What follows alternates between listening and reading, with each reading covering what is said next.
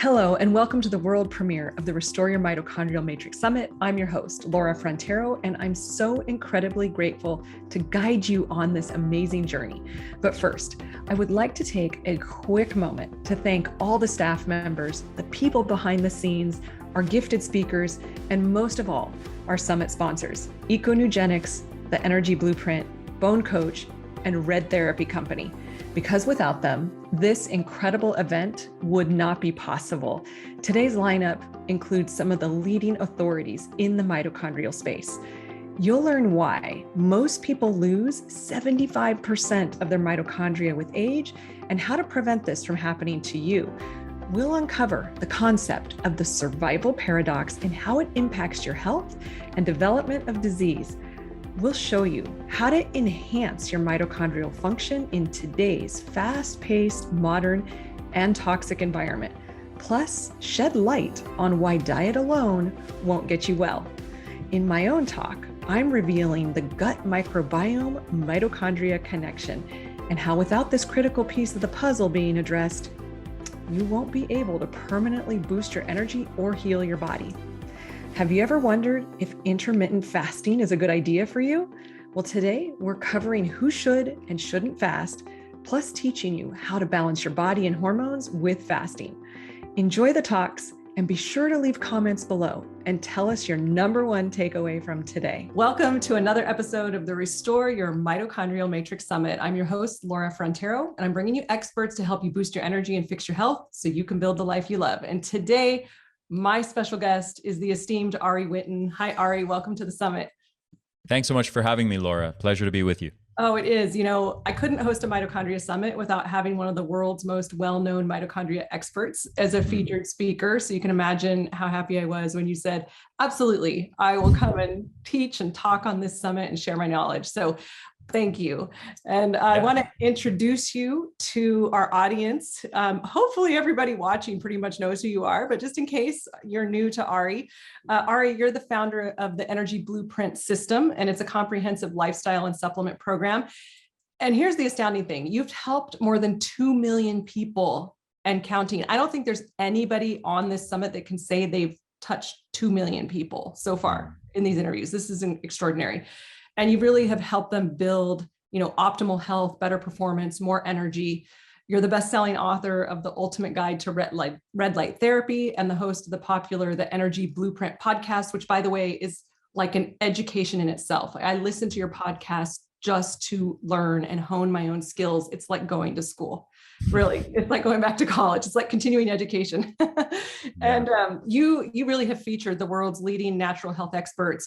We can find your podcast programs and supplement formulas at theenergyblueprint.com. And one more thing, you have a new book that just came out, Eat for Energy. And this is how to beat fatigue, supercharge your mitochondria, and unlock all-day energy. So this is super exciting. And we're going to dig in here. We're going to talk all about the role mitochondria play in producing and enhancing your energy. But real quick, before we get into that, can you just tell us, how did you get here? Where did you come from and how did you end up landing here? Because I know you were talking about mitochondria before it was even popular to talk about mitochondria.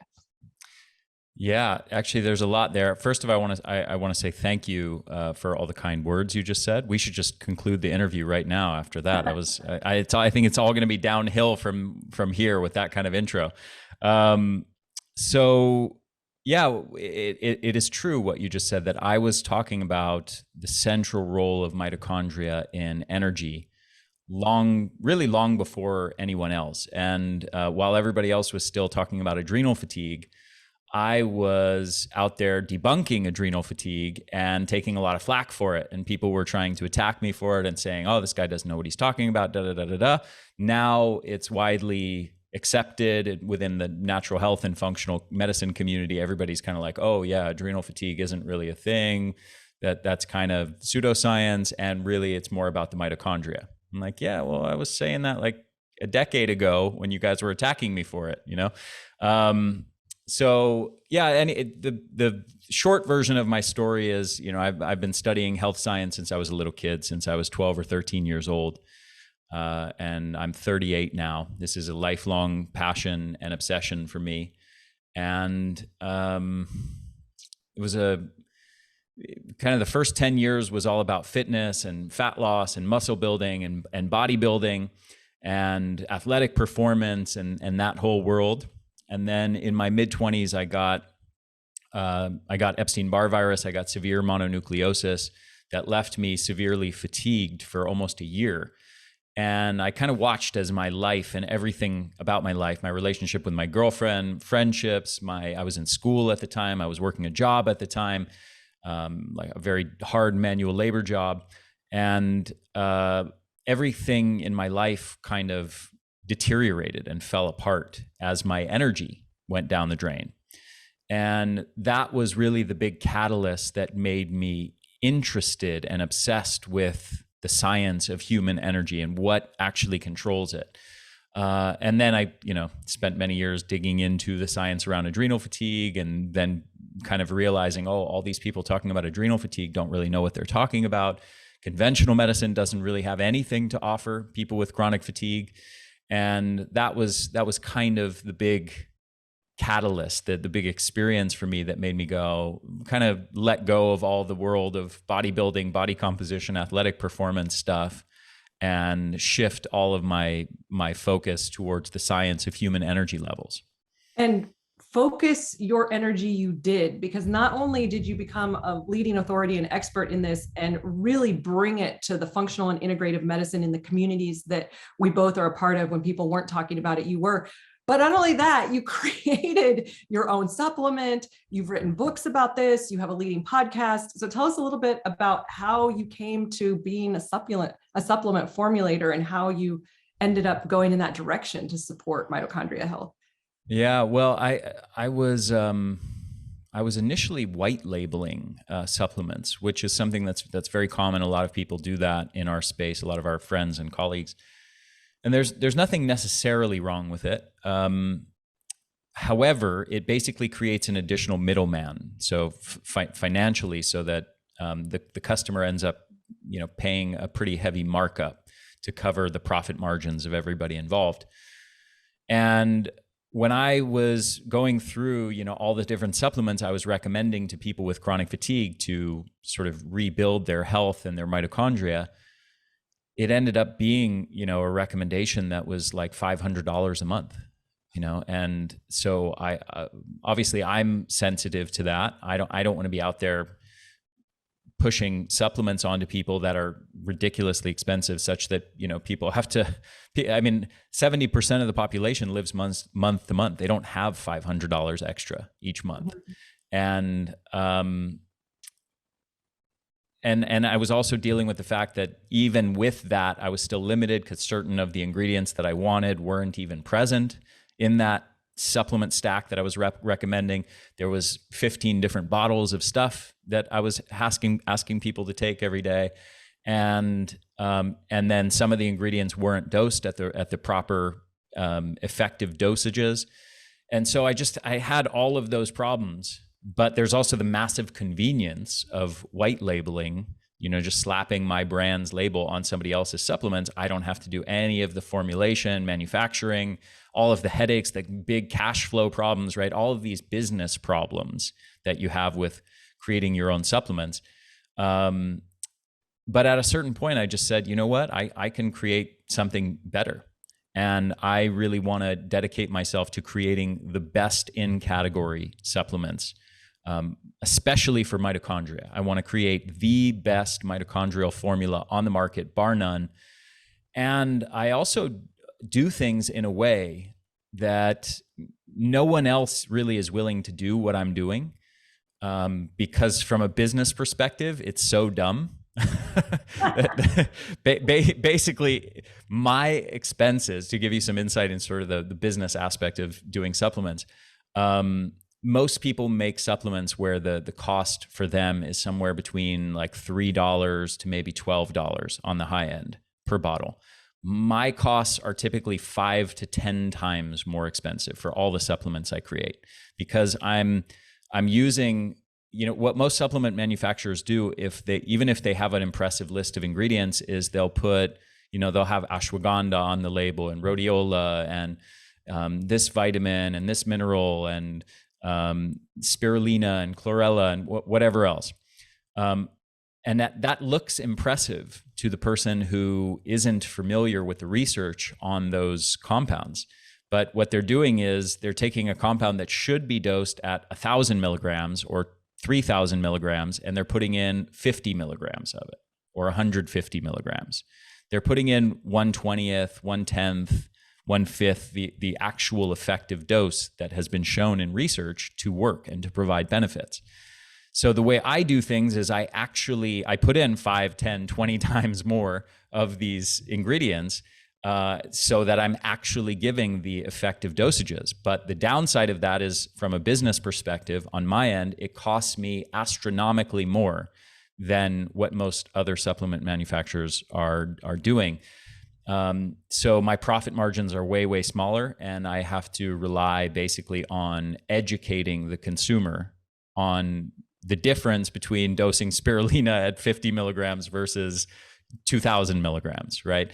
And just as one example of 80 examples. But yeah, that's sort of fundamentally what drove the whole thing. Is I wanted to create a supplement that didn't just make me money and is yet another one of the millions of supplements that people buy and take based on hype and promises and big claims, and then they notice nothing from it.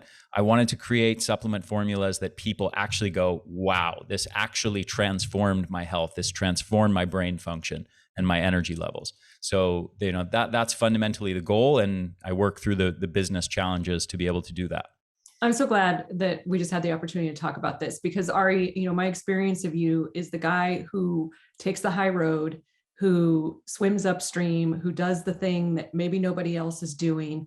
And I'm sure at the end of the day, you lay your head down with absolute peace of mind, knowing you gave your best, you did your best, you're helping absolutely the best possible way that you can. So I just want to acknowledge you for that.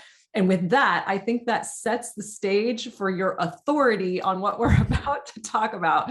Now that everyone listening says, wow, I trust this guy. This is amazing that he's doing this. So thank you for explaining that. I don't think most people understand what the supplement industry is actually like and how unregulated it is and how crazy it is. And I mean, people, just on a side note, all the time when I'm asking people to take a supplement and they're looking at the bottle and they said, but you're telling me to take so much more than's in here. It's like, that's right, because what's on that label is not a therapeutic dose. And based on your labs and your symptoms, that little tiny dose is not going to help you. You're literally wasting your money. So yeah, we got to give you higher dosing. So that's really important. So thank you for sharing that. All right. So we're going to dive in and we're going to talk, we have a lot of people talking about why the mitochondria produce 90% of the body's energy, but we don't have a lot of talking about how mitochondria control whether or not to produce energy. So I want to you have like a deep granular knowledge of this. So can you speak into that a little bit? So we know mitochondria produce energy, but tell us a bit more. Yeah. So you teed that up for me very nicely. So the way we were all taught about mitochondria in high school and college biology courses is they're the powerhouse of the cell, quote unquote. And the way that they're typically taught about is basically as these sort of mindless energy generators. They just take in the carbs and fats that we consume, and they pump out energy in the form of ATP, adenosine triphosphate. And it's true, of course, that they are our cellular energy generators. And as you said, they provide virtually all of the energy for virtually all of the trillions of cells in our body, from our brain to our liver, to our intestines, to our muscles, to our hormone producing glands, pretty much everything. The exception of like red blood cells, for example, don't have mitochondria, but 99% of the cells in your body do. And that role as energy generators is incredibly important, of course. And if they're not producing enough energy for one reason or another, and there are a few reasons why they might not be, then the function of all of those tissues that are depending on mitochondrial energy production suffers. So if it's your brain, you start to get brain fog, you might have depression and anxiety, which have been linked with mitochondrial dysfunction. You might have other brain-related symptoms, brain-related fatigue, things like that, difficulty concentrating. If it's your heart, you can have cardiovascular problems. You can have problems with fitness. Same if it's your muscles, you have similar problems. If your hormone-producing glands, the mitochondria there are not producing energy adequately, then you are probably going to not have optimal levels of hormones. There are many, many different consequences of that. So this role in energy generation is incredibly important. But here's the part that has not been well understood. Because what most people think of when they think of mitochondria is, again, these mindless energy generators. And basically what we have to do to get our mitochondria functioning is take a bunch of, acetyl L-carnitine and CoQ10 and B vitamins and alpha lipoic acid, and voila, our mitochondria can function better. Except it's not quite that simple. And the reason why is that mitochondria actually have a second role that has only been discovered really in the last decade or so. We've known about mitochondria for about 100 years, but it's only in the last 10 that it's the science, some specific researchers like Robert Naviaux, who runs a lab for mitochondrial medicine at the University of California, San Diego, have built out an understanding of mitochondria as something more than just mindless energy generators. And this second role that they have is actually as environmental sensors. Mitochondria are essentially like the canaries in the coal mine of our body. And they are constantly taking samples of the environment, of what's going on in the body. And they're basically asking the question, are we under attack? Is it safe to produce energy? And what this means, in other words, is mitochondria essentially have a dual role. They can either be in energy mode or defense mode, where they're orchestrating a shift of the cell's resources towards defending against a threat. Now, those two roles are mutually exclusive. So to the extent they are picking up on threats and dangers that are present in the body, and they can pick up on virtually every type of stressor you can think up, from poor nutrition to poor gut health to psychological problems to psychological stress, I should say, to sleep deprivation, to environmental toxicants, to light deficiencies and toxicities, to you name it. Basically every type of stressor those mitochondria can sense. And to the degree, and pathogens, I should also mention, viruses, obviously, given what's been going on in the world the last couple of years, to the degree that they are sensing the presence of threats or stresses present, they turn down the dial on energy production and shift resources towards cellular defense. So our energy levels are fundamentally a reflection of the degree to which our mitochondria are either in energy mode or defense mode. And this is really important. And I want to make sure that we really highlight this. So I think most of us would think, okay, I'm under attack by an infection of some sort, a virus, a bacteria. Therefore, my body should be producing more energy for my immune system, for nutrient absorption, for, hormone production.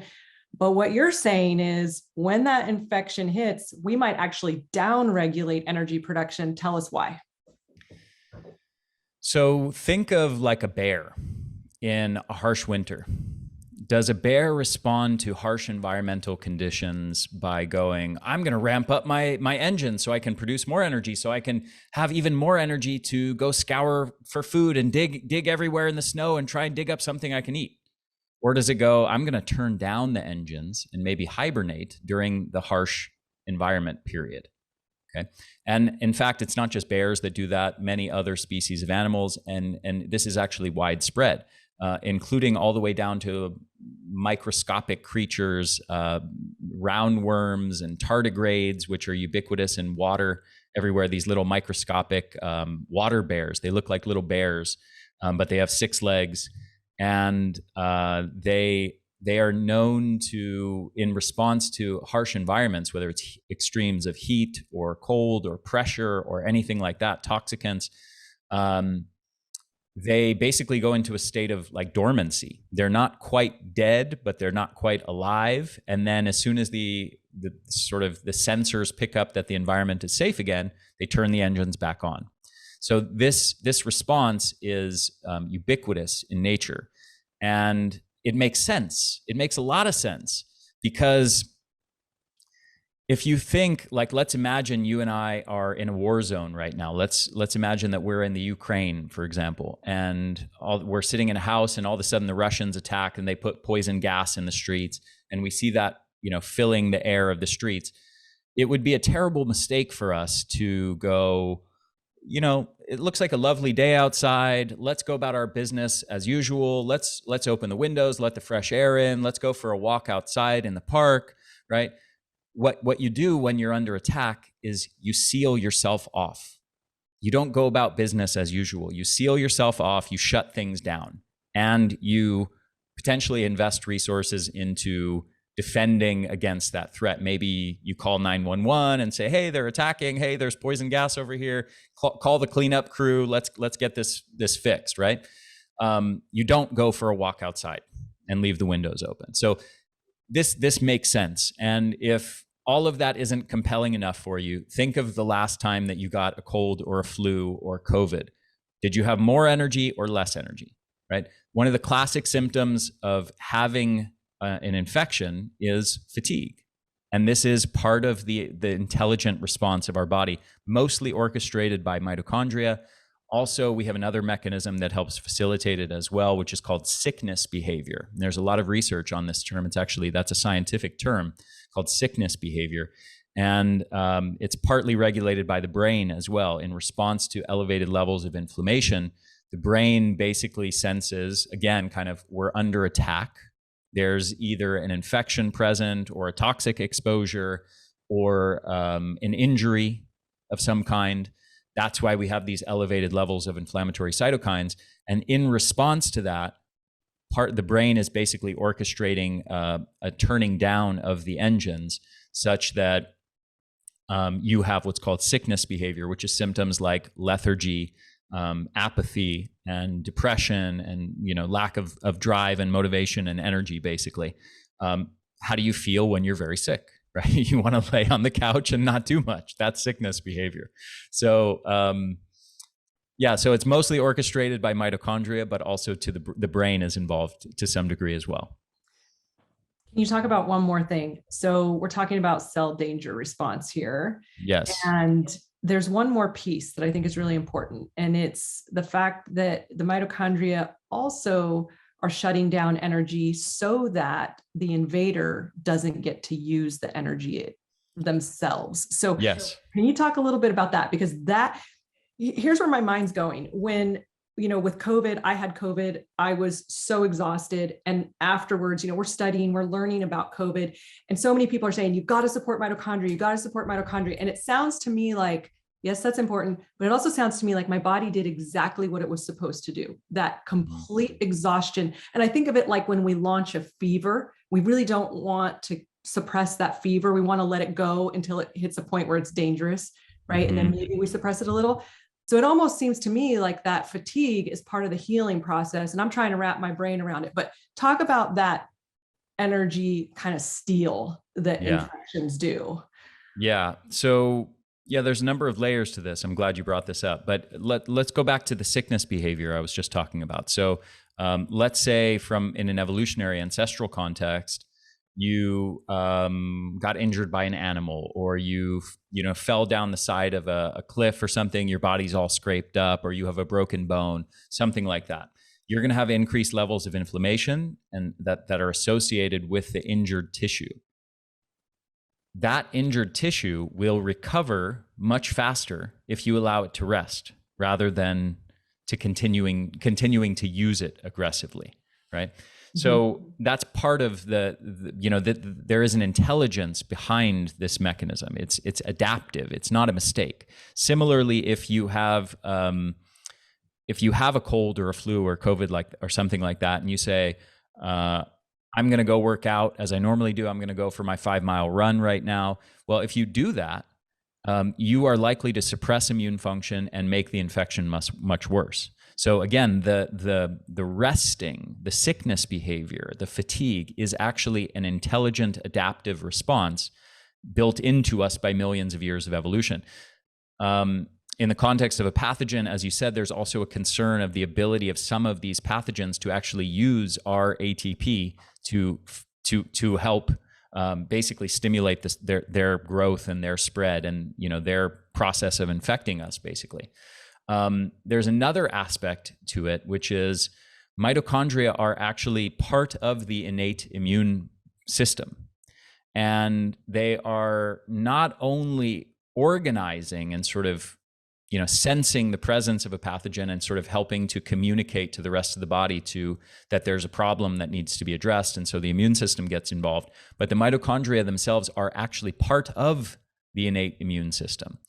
And this is likely why, just as a side note, why children typically fight off COVID much, much easier than older adults do. Their innate immune system is way stronger. Their mitochondrial networks are way stronger. So the mitochondria actually start intentionally producing lots more free radicals. They become less efficient at producing energy so that they can throw off more reactive oxygen species and free radicals with the intention to actually damage any pathogen that might be present in the cell. So that's part of our immune defenses, is actually to sort of kill anything that might be present in the cell by the mitochondria producing energy less efficiently and throwing off more free radicals. Wait. So you're saying we can't demonize all free radical production. You're saying, how did you put it, that this is an intelligent adaptive response? Yes. And actually, there's a lot more to that story if you want to dig more into that and kind of. Sure. I mean, we're just going wherever we go here. And I think, if people are really paying attention here, this is mind blowing. This is literally turning upside down everything you think you know about what you're supposed to do with energy production and when you're sick. And I mean, we'll get into how to support your mitochondria here and what you recommend, but I think unpacking this is really key. Yeah. So I agree totally. Here's another cool layer to the story. I always like when this comes up in interviews. It was thought for many, many years, kind of people were operating in this simple paradigm. And I would actually still say there's a huge chunk of people still operating in this paradigm, even though it's been very thoroughly debunked in the research. Still, a lot of people are unaware of it. Basically, the paradigm is free radicals are bad, antioxidants are good. And there's a long history here. There's something called the free radical theory of aging by a researcher named, I forget his first name, but Harman was his last name. It's often called in literature Harman's free radical theory of aging. It was a very popular theory of the aging process to explain why we age for decades. And it was extremely well studied. And at the end of it, basically, there were lots of experiments that essentially proved the theory wrong. Here's an interesting aspect. Well, there's two layers to this story that are very interesting. One is you can do experiments where you give lots of antioxidant supplements and you see if it extends lifespan. You give people or animals lots of vitamin C and vitamin E and vitamin A and things like that, and you see if it reliably extends longevity. And the vast majority of those studies show the answer is no. On the other hand, there are many studies where they use methods that increase free radicals. As an example, exercise increases free radicals, creates a big spike in reactive oxygen species. But there are other ways of doing that too. Heat stress, cold stress, hypoxic environments, certain kinds of... Intermittent fasting. Intermittent fasting, yeah. Certain kinds of phytochemicals, and a number of others, even weird things like radiation and so on have been studied in animal models. And they create a big spike in free radicals, but when they're applied in the appropriate dose, they actually extend lifespan. So something which increases free radicals extends lifespan. Okay, so those are the two lines of evidence that ultimately sort of debunked this free radical theory of aging. But there is something to the theory, and I'll get there in a second. So One of the other interesting things is maybe about 15 years ago, there were a number of researchers who basically sought to study exercise. And they basically said, well, we know exercise is amazing. It has all these incredible benefits. It helps lower and prevent many different types of diseases, cardiovascular diseases, lung diseases, brain diseases, all kinds of different diseases. It's so beneficial. But the big problem with exercise is that it creates a whole bunch of free radicals, these damaging free radicals. So what if we do the exercise, but we give people antioxidant supplements before and after the bout of exercise to neutralize all those reactive oxygen species? Then we can get the benefits of the exercise without incurring the harms. And they did those studies and they found something remarkable that they didn't expect. The antioxidants canceled out the metabolic benefits of the exercise. So basically what has been discovered since then is what we now know is that reactive oxygen species, as you said, are not all bad. And in fact, they are vitally important signaling molecules for mitochondria. And what they do is they signal the mitochondria to adapt to that stressor.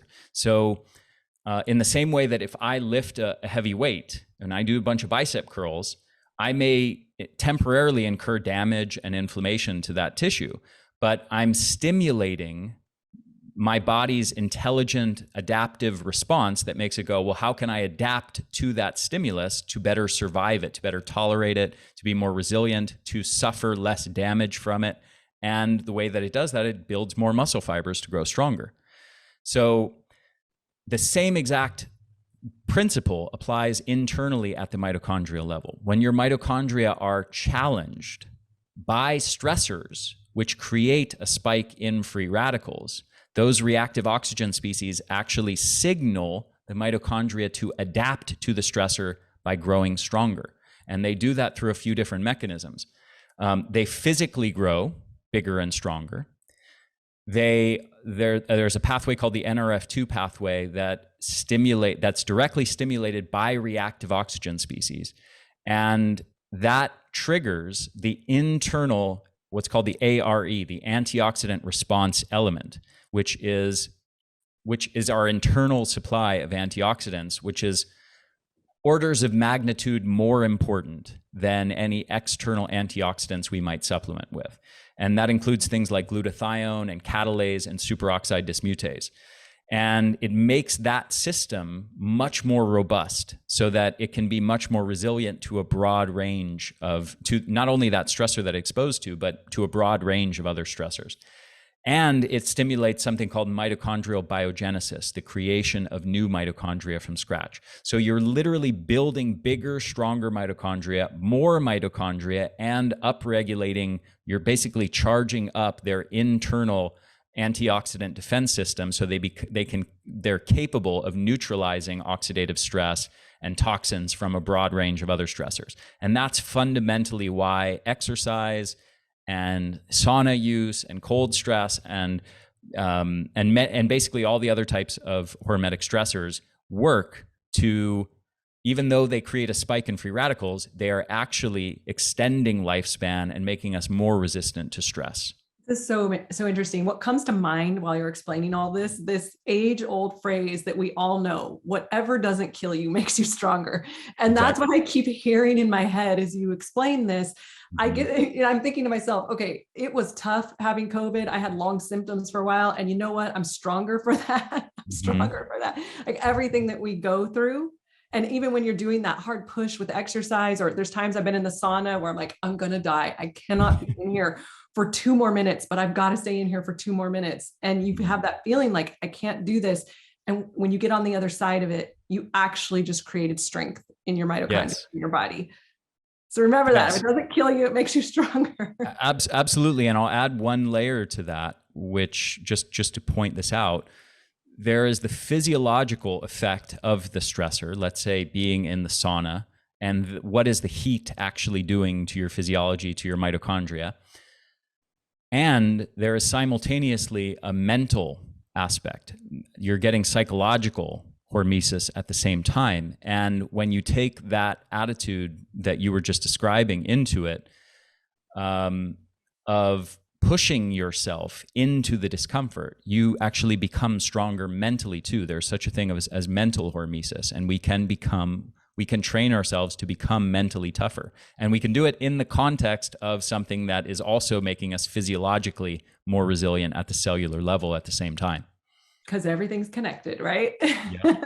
It's so good. All right, one more thing. I mean, I could talk to you for hours, and we can't have an hours long interview, but there's one more piece that I would love for you to touch on, because it's not easy to find information on this. And that is the connection between your mitochondria and your gut health. And I find that people don't talk a lot about that. Right? We talk about the mitochondria being highly concentrated in the brain and your heart and their liver and all these vital organs. And somehow, I don't know if there's just isn't a lot of research on the gut and mitochondria, or if it's just not understood, but I know that you know something about that. Yeah. So, the gut is connected to pretty much everything. And I would say the thing that gets more publicity, is more widely known, is that there's a gut-brain axis. And, there's a ton of research around that. What goes on in the gut has a huge impact on brain function, neurotransmitter levels, how much inflammation is in the brain, and so many other aspects. There's also a gut-skin axis, a gut-lung axis, a gut-immune axis, and there's a gut mitochondria axis. And there's plenty of research on this. And we know there's a lot of different layers to this, but we know actually from research done on those with people with chronic fatigue syndrome that they have consistently lower bacterial diversity, and they have higher amounts of bacteria that are associated with endotoxin producing bacteria, which are lipopolysaccharide. It's basically a type of toxin that's on the bacteria themselves. So certain types of bacteria that have this toxin, people with chronic fatigue have more of it.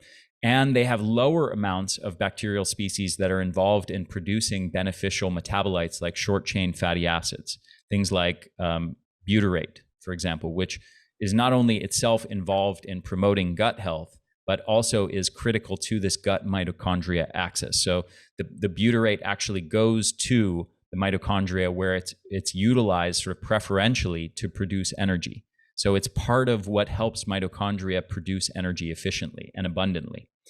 And if you have a microbiome in your gut that is deficient in that, you're now deficient in short chain fatty acids, and so your mitochondria are going to not produce as much energy.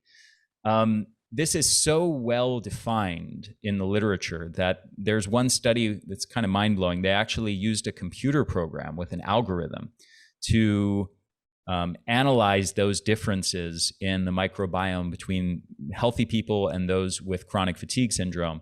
And they found that purely based on microbiome analysis, no other biomarkers whatsoever, no blood tests, no hormones, no nothing else. Purely based on gut microbiome, they can detect with 90% accuracy who has chronic fatigue syndrome. So that tells you, that the gut is playing a pretty massive role in this issue. So, fundamentally what's going on is various kinds of toxic exposures, combination of poor diet, psychological stress, could even be things like physical overtraining, though that's not the main cause for most people. It's more like poor diet, alcohol consumption, antibiotic use, other kinds of prescription drugs and toxic exposures, sleep deprivation and psychological stress, some mix of those kinds of variables, ultimately sort of disrupts the microbiome diversity and causes some of those changes in the microbiome that I just mentioned. That in turn affects the integrity of the gut lining.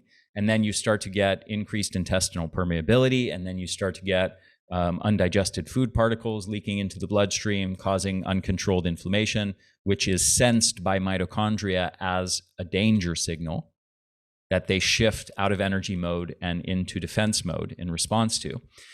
There's also some from that LPS, the endotoxin on that bacteria. Now you have LPS leaking into the bloodstream as well.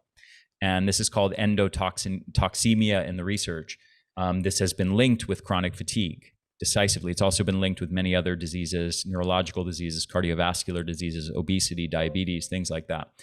And the endotoxin, the LPS itself, is also causing damage directly to mitochondria.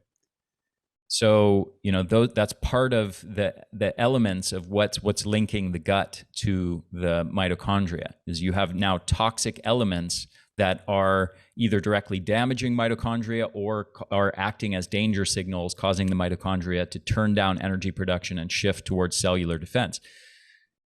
I mentioned earlier kind of this ancestral context of this intelligent adaptive mechanism of mitochondria to turn down energy production and shift into cell defense. If you've got an injury or an infection, like an acute injury or an acute infection, this is completely a very, very intelligent response to respond this way. But if you now have a chronic source of inflammation, whether it's from chronic, if you have poor gut health and now you've got chronic endotoxins leaking into your bloodstream and undigested food particles, if you're overweight, you now have adipokines, inflammatory cytokines, constantly being produced by the excess body fat itself. You have insulin resistance, constantly creating hyperglycemia, which is also damaging the mitochondria. We in the modern world, we have these constant trickles that never end of danger signals to our mitochondria. So we're constantly shutting them down and forcing them to respond to threats. So the gut is a huge piece of that. One other piece that I'll mention as far as gut health that's really cool is some of these bacterial species are critical for transforming certain compounds. So they'll take certain phytochemicals from the foods that we eat and transform them into other molecules that have certain effects on the mitochondria, creating like an active metabolite that is active in a different way than the original chemical from the plant. One of the best examples of this is elagic acid. There's a compound in certain foods. It's not found in a whole lot of foods. It's found in small amounts in certain berries, and it's found in much larger amounts in pomegranates and chestnuts. And this elagic acid gets converted by specific species of bacteria in our gut into a compound called urolithin A. And urolithin A, it turns out, is basically the most powerful promoter of mitophagy that's ever been discovered. Mitophagy is basically, if people have heard the term autophagy, this is autophagy at the mitochondrial level. So this is basically our quality control process for mitochondria, where every night we want to be breaking them down, the mitochondria that are dysfunctional and have damaged parts in them. We want to be identifying those, chemically digesting them, and rebuilding new healthy mitochondria every night. And that's related to what's going on in our gut. Our ability to do that depends on producing the right metabolites in the gut so the mitochondria can get those signals to do that well.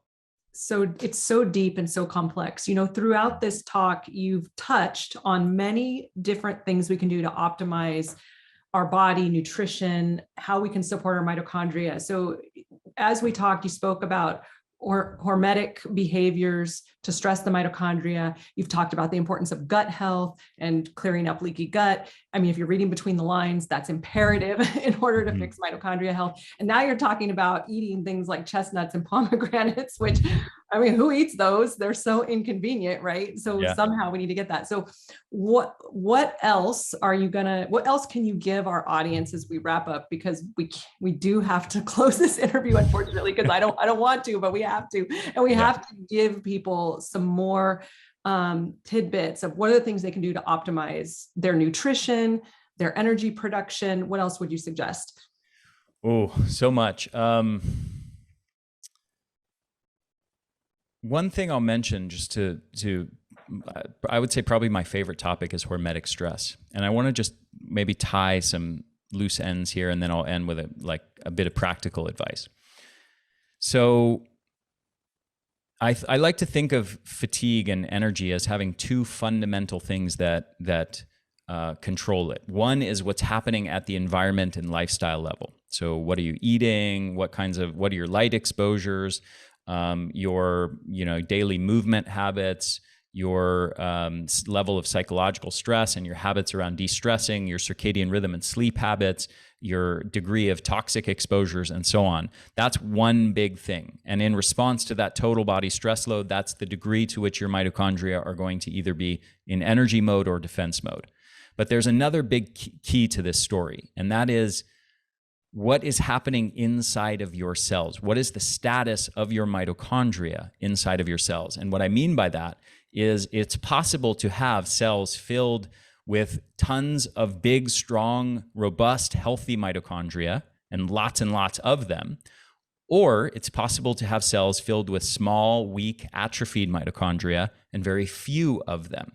And to give you some specific numbers, it's been shown in research where I love this type of study. It would actually be a very useful type of diagnostic test if they integrated this into clinical practice. But it's painful, and most people don't want to do it. They take a big hollow needle and they jab it into your thigh and they pull out a chunk of muscle, and like a biopsy needle, and they put the tissue under a microscope and they literally count the number of mitochondria in the cells. And it's been shown in several studies that on average, mitochondrial capacity, the number of mitochondria per cell, declines by about 10% with each decade of life, such that the typical 70-year-old has only about 25% of the mitochondrial capacity as a young adult. They lose 75% of their mitochondrial capacity. Now, people listening to this might think, well, that really sucks that we lose so much of our mitochondria as we age. Here's the good news. When they look at 70-year-olds who are lifelong athletes and exercisers, they have the same mitochondrial capacity as a young person.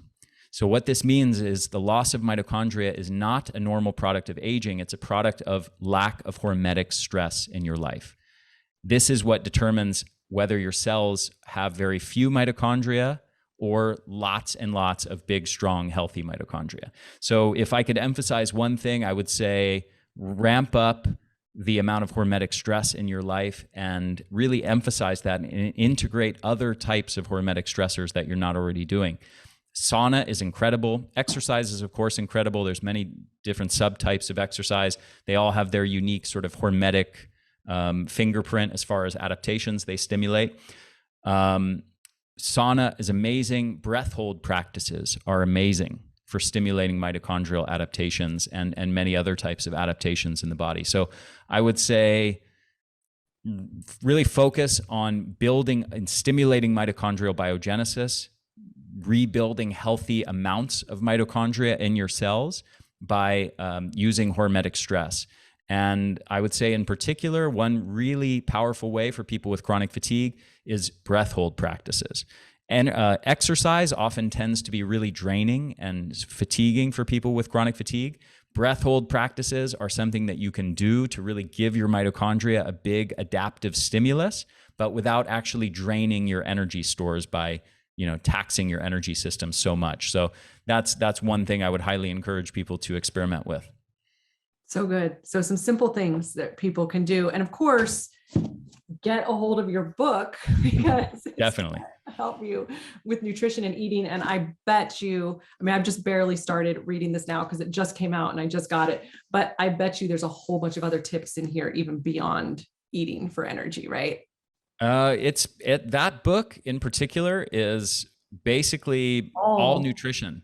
So wow. it's I've been studying nutrition for like 27 years. That book is basically the distillation of everything I know about nutrition as it relates to ramping up energy levels and mitochondrial health. It's tons of good stuff. Yeah.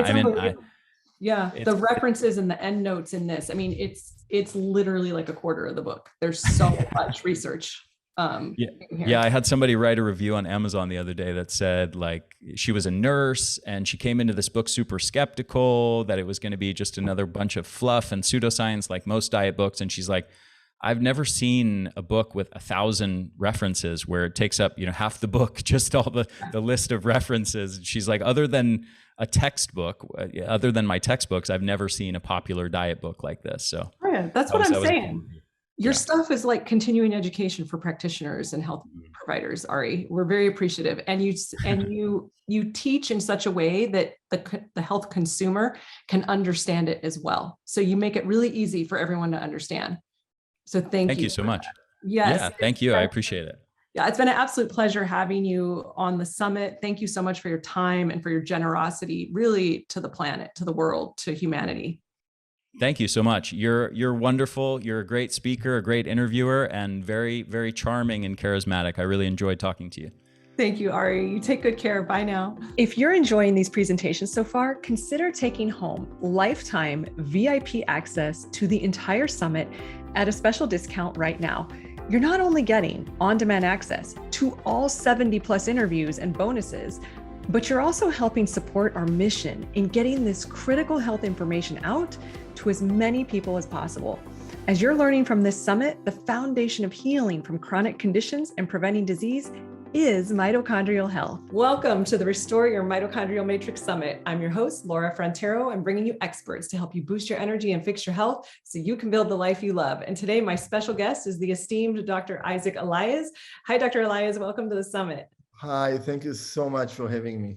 It's wonderful to have you here. Your work in your life has taken you in so many directions, and you've done such important work in the world. And we're going to touch into that today. And you're an expert in the field of integrative medicine. You focus on cancer, detoxification, and complex conditions. You wear a lot of hats. You're a physician, a researcher, a best-selling author, an educator, a mind-body practitioner. That's a lot.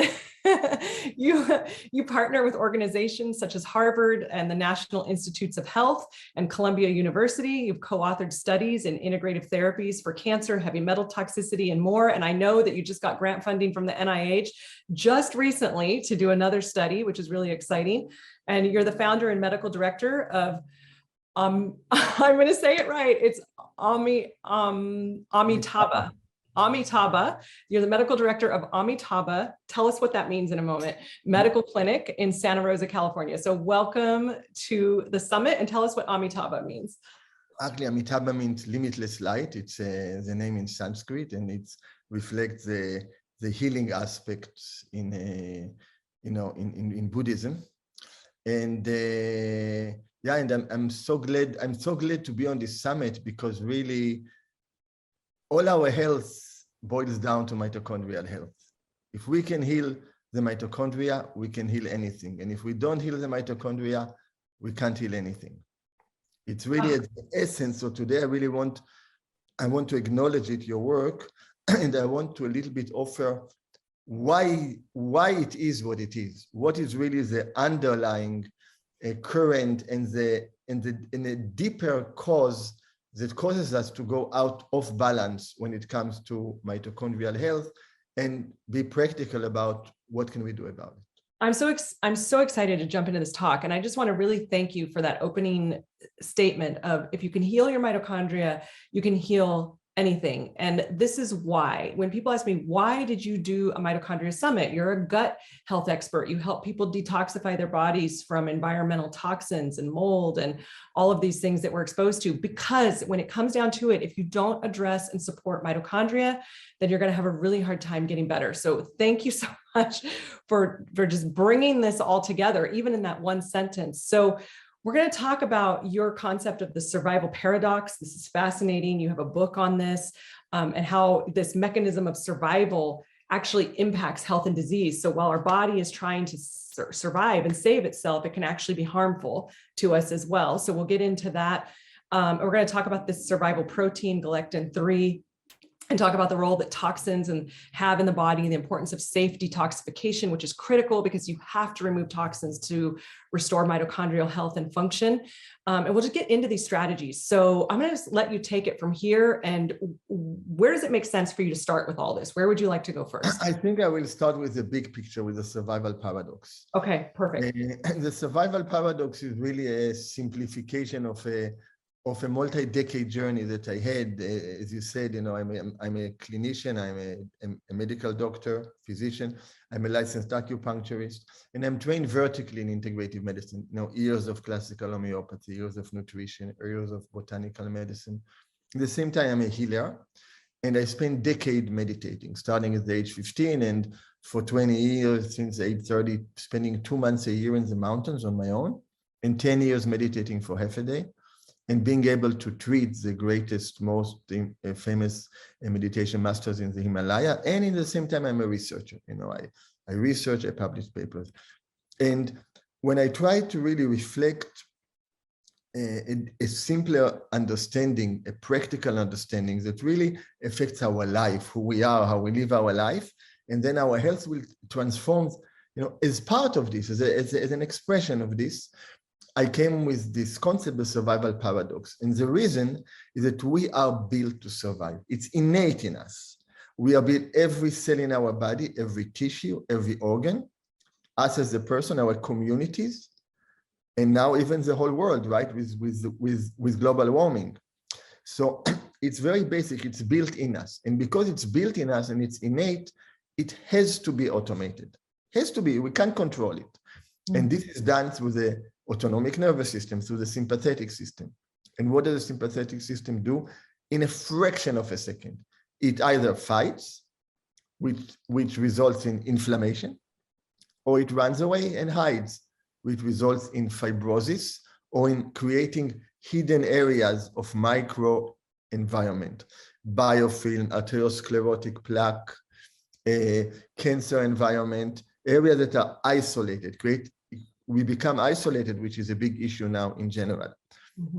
So this is our response. And then within minutes, we have a biochemical response led by a protein called galectin-3, which I will talk more about later, which I've been researching since 1995 and made the key discoveries in inflammation and fibrosis. So real quick, Dr. Eliaz, you said within minutes, our body responds. Right. Minutes. This is your body is so smart and so reactive that within minutes, you're already responding. Biochemically already. Yes. No, yeah.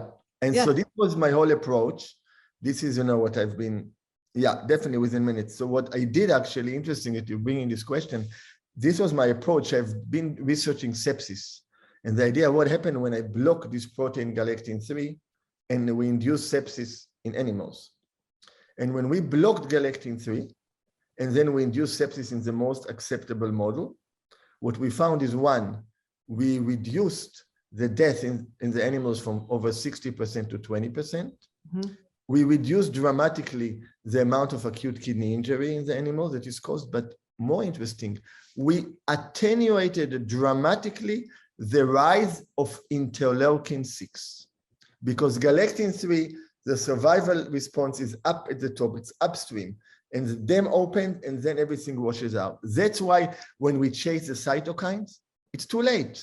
It's too late. It's like we have to shut it at the dam level. So for example, in our studies, we showed that galectin-3 after the induction of sepsis will rise, maybe will double, maybe triple.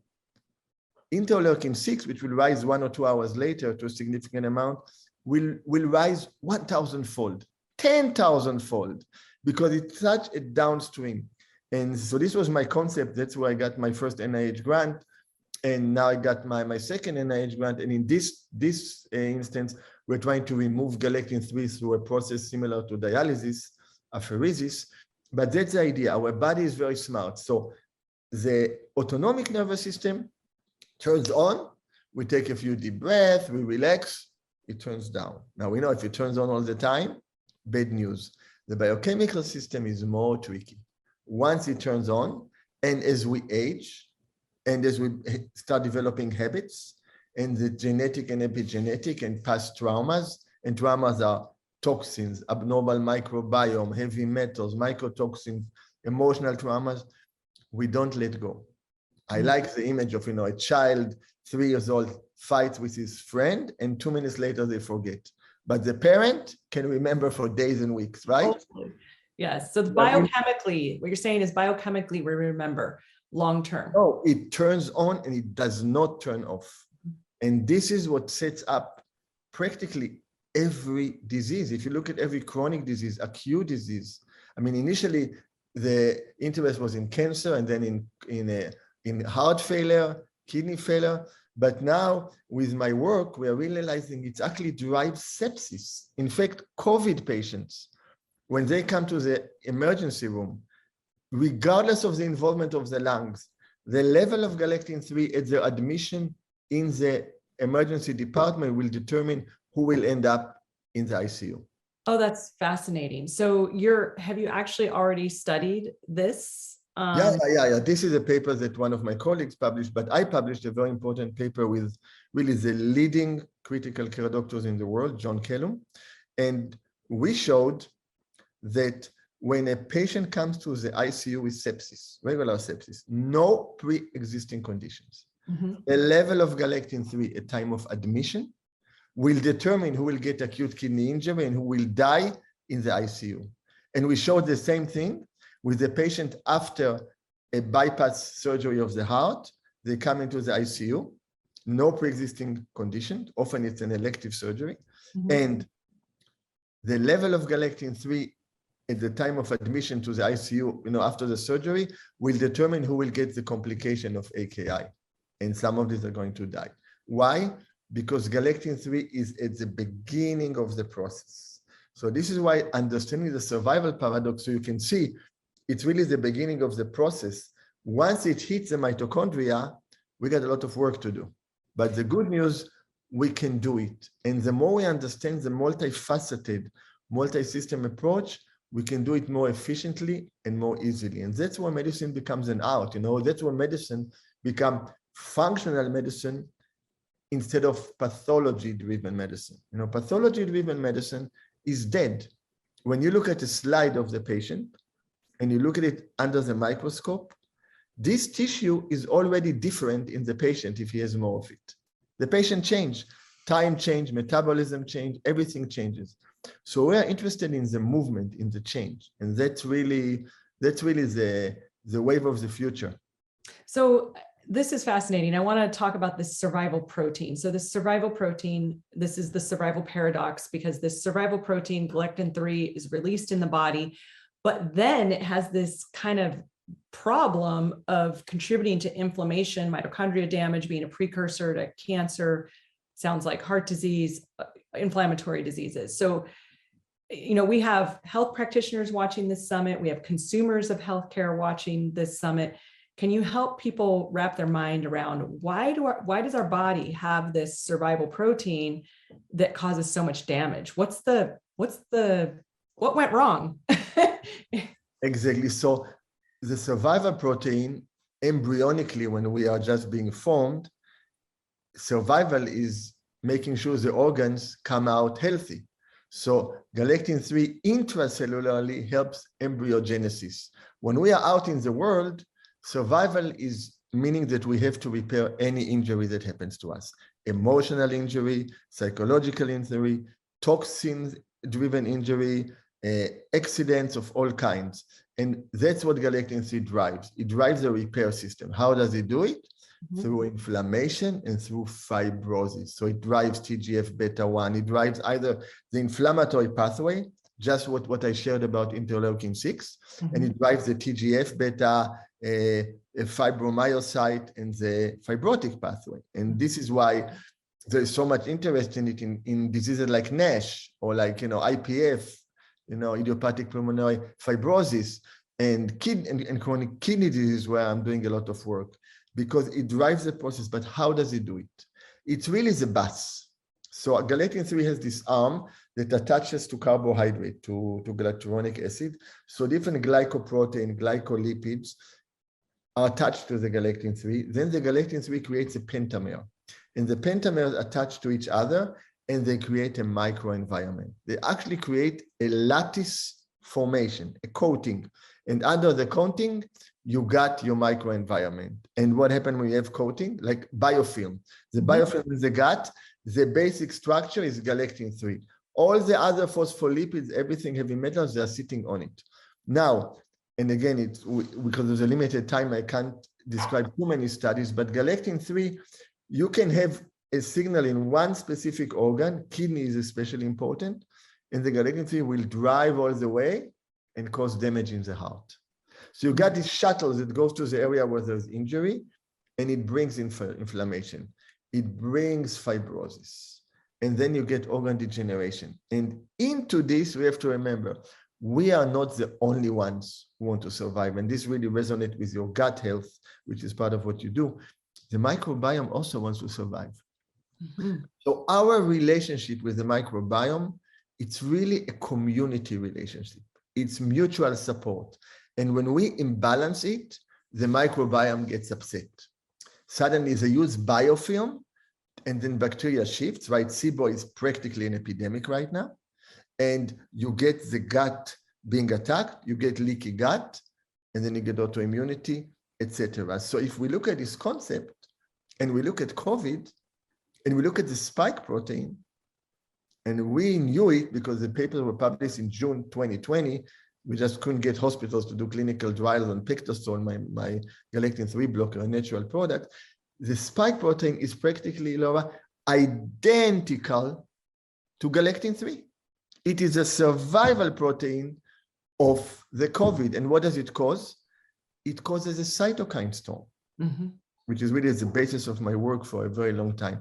So the idea is that when we regulate this response, when we need the repair, it will always happen when it's needed because the galectin-3 will be expressed. It's galectin-3 creating this ongoing damage that eventually doesn't. So cytokine storm is the first step.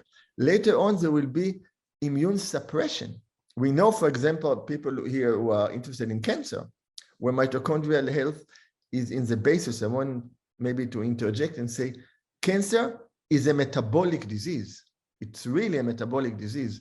So if we look at immunotherapy, if the patient has high levels of galectin-3, they will not respond to PD-L1 inhibitors.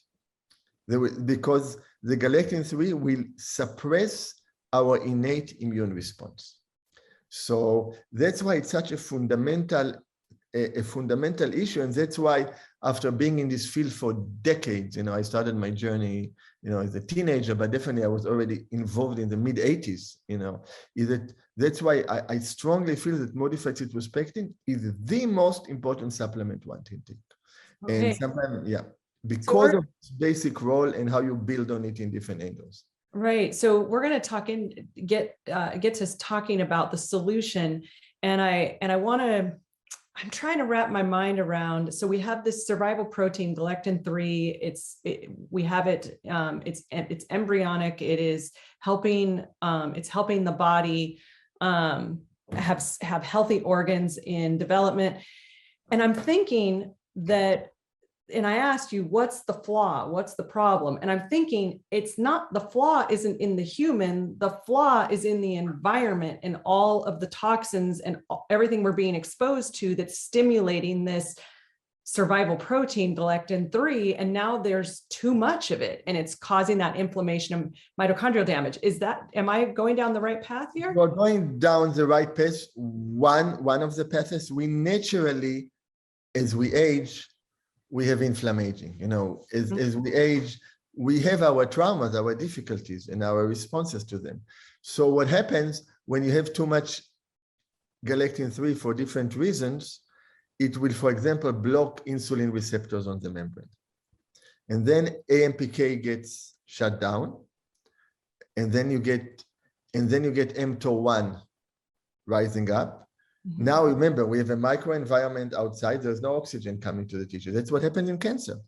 You get HIF, hypoxia-inducing factor, rising, and AKT. These are different pathways. And then it stimulates PDK, pyruvate dehydrogenase kinase. PDH gets blocked, no mitochondrial function. So what drives this, it's survival, right? Because glycolysis produces energy 100 times faster. That's what we need when we can't take a deep breath, right? It's an emergency, but at a very heavy cost, extreme inefficiency, 1/18 of the efficiency, and lactic acids and byproduct, and worse hypoxia. And this is really the Warburg effect. Really, that's how the cancer survives. But that's also how autoimmunity happens. That's how different metabolic diseases happen. And that's why if we can open the mitochondrial to function normally, of course, you need the cofactors, the lipoic acid and the B1. But if we can get to a place where we can take a deep breath. I often ask my cancer patients, try, and when I do healing, just to connect, and they connect to the place where, why they couldn't take a deep breath, why the cancer cell felt like it's under danger. If we look what is a cancer cell is a cell that lost its understanding that it's a part of a bigger community, that there is mutual support, and decided it doesn't want to go into apoptosis like every other cell. It decided to survive. And then it identified with its survival. And then what happened when we identify too strong? We become aggressive. And there's a metastatic process. And what it's driven, the more imbalanced the metabolic process, the more aggressive the cancer, right? So you can see again how metabolic function is at the basis of this. And the solution has to involve understanding the mitochondria, but also understanding the cell, understanding the membrane, understanding the extracellular space, and understanding the relationship between the 50 trillion cells in our body. Okay, one more question, and then I promise I love questions like this. So the discussion. Why? So you mentioned when people walk into the emergency room with COVID or people are admitted to the ICU, you can predict what the outcome is going to be based on this galectin-3 levels. So here's the question. Why some people have higher levels than others? What is going on there? Okay. So it's not necessarily that even low levels of galectin-3 can be damaging. So people will have different levels of galectin-3 based on the metalloproteinases in their body, MMPs, and it's different genetically. So galectin-3 can appear as a monomer. So then it will look like you have more. And these monomers, this single protein, which is about 30 kilodalton, can penetrate into small places, and then it will create a pentamer and will get things worse, for example, bone metastasis. And some people will have lower levels. But the importance of checking galectin-3 levels, we'll be jumping, but it's practical, especially for the doctors in the audience, is that you don't decide if to use modified cytospectin based on galectin-3, because the survival response is universal to us. That's why you look at studies, you can see that MCP is synergistic with chemotherapy. So with so many things, you do it because if you are supposedly healthy and you have a high level of galectin-3, you know something is going on. That's one. And the second thing, if you have more galectin-3, you need more modified cytospectin. So a cancer patient, if they have over 17, 18 nanogram ml of galectin-3, 15 grams is not going to be enough for them. They need 20 grams. And for people who are relying on galectin-3, you cannot rely on the standard in the lab, because the standard in the lab were done based on congestive heart failure. And these patients have kidney failure, so their levels are higher in the blood. Anything about 12, 13 is already a problem. Okay. So now that we've established that it's the problem, and thank you for entertaining my questions, because I'm so curious about this. I mean, this is really interesting, because I tell you, we didn't learn about this in the Western world when I was working, and I certainly didn't learn about this in the functional world either. This is a whole new concept. And I think it's probably new to a lot of people watching as well. And I'm sure they're thinking, oh my gosh, they're having questions right now. So at the end, we'll make sure people know how to learn more about this too. So now let's talk about what to do about it. So if you've established that this survival protein, this galectin-3, is damaging, and it's predictable that it's going to be damaging as well, and it's hurting the mitochondria, it's driving chronic disease, it's driving faster aging. So what do we do about it? So that's why the beauty of this talk, that there are practical solutions. There's no need to just create fear about it. Yeah, there are solutions. So on the simplest level, I mean, Pectasol modified cytospectin is a bona fide galectin-3 inhibitor with close to 80 published papers, practically all of them showing results from cancer to really in multiple issues, multiple conditions. So that's why it should be a part of our regimen. For example, if you look at centenarians and you compare them to people who are 70 or 80 years old, centenarians have a lower level of galectin-3 compared to 70 and 80. And remember, the 70, 80 have a few people who are going to make it to be over 100 years old. So that's the basis. But then on a bigger, on a more holistic approach. And for me, I truly feel fortunate because I happened to start researching galectin-3. I understood it as really not only the survival protein. When something creates a coating, it creates separation, it creates isolation between us. And that's why it's really damaging for fibrotic type heart failure. So it's about melting this separation. How can we connect? How we can snap away from the survival paradox? So the first thing is behavior. Behavior is like, where can we catch ourselves and not respond in a survival mode? And in my book, The Survival Paradox, I tell, I describe the galectins, I describe the survival concept, and it is a paradigm shift because, as we all know, we always blame inflammation for everything for a good reason. But inflammation is not the cause of any disease. It's a result. What drives inflammation is a survival drive. So it's like a new paradigm shift. And then today we are looking how it affects the mitochondria specifically. So now when we really have this understanding, we can see what can get us out of the survival response. So in the book, like I mentioned, I go through all the different conditions after I explain the physiology.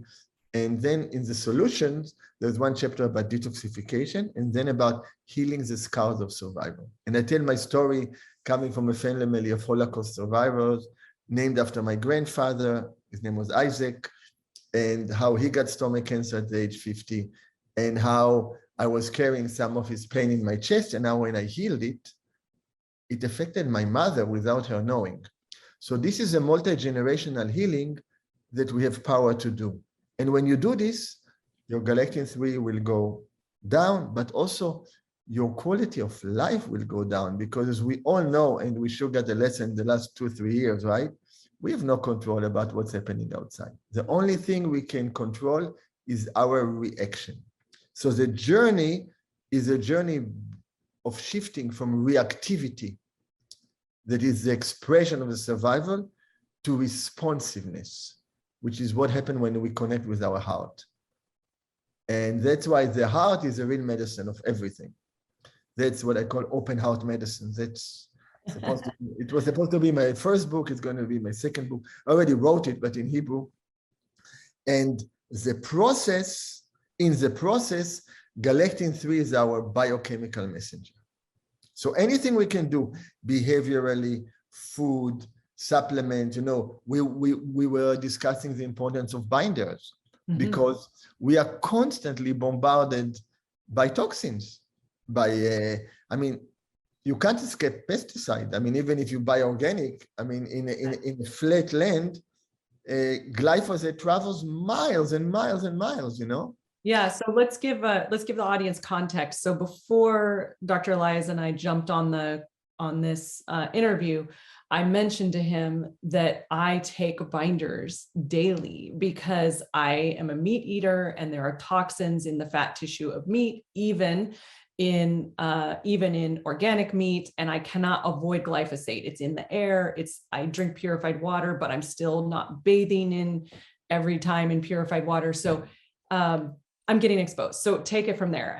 We cannot avoid toxins. Right. And so it's important for us to understand also we can't isolate it. So we all are exposed to heavy metals.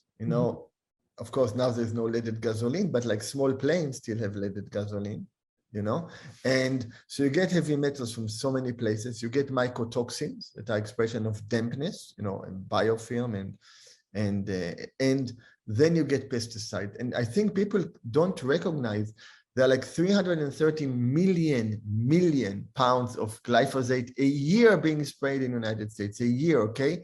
So, we live in California, it's a little bit cleaner, but people in the Midwest, like next to a cornfield or a soy field. And what happens, so if you look at glyphosate, and then there's like glyphosate formulation. The formulation can be more toxic than the glyphosate.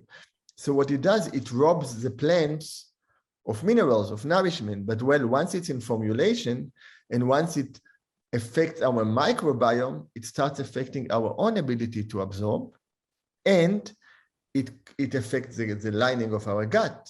And then because it's so similar to glycine, it can exchange and mimic glycine in the brain, in connective tissue, in detoxification pathways, and it really increases the likelihood of chronic kidney disease. So that's only one pesticide. And of course, we have all the industrial toxins. You can live in the most pristine, expensive areas. I work with people from the South Bay, from Silicon Valley. Very affluent area, to say the least. But the planes are flying above it to SFO.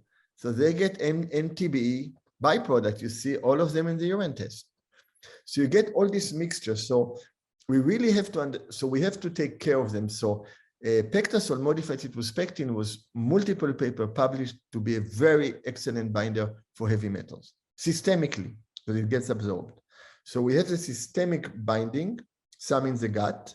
Also, it binds to some mycotoxins, but we have to prevent reabsorption.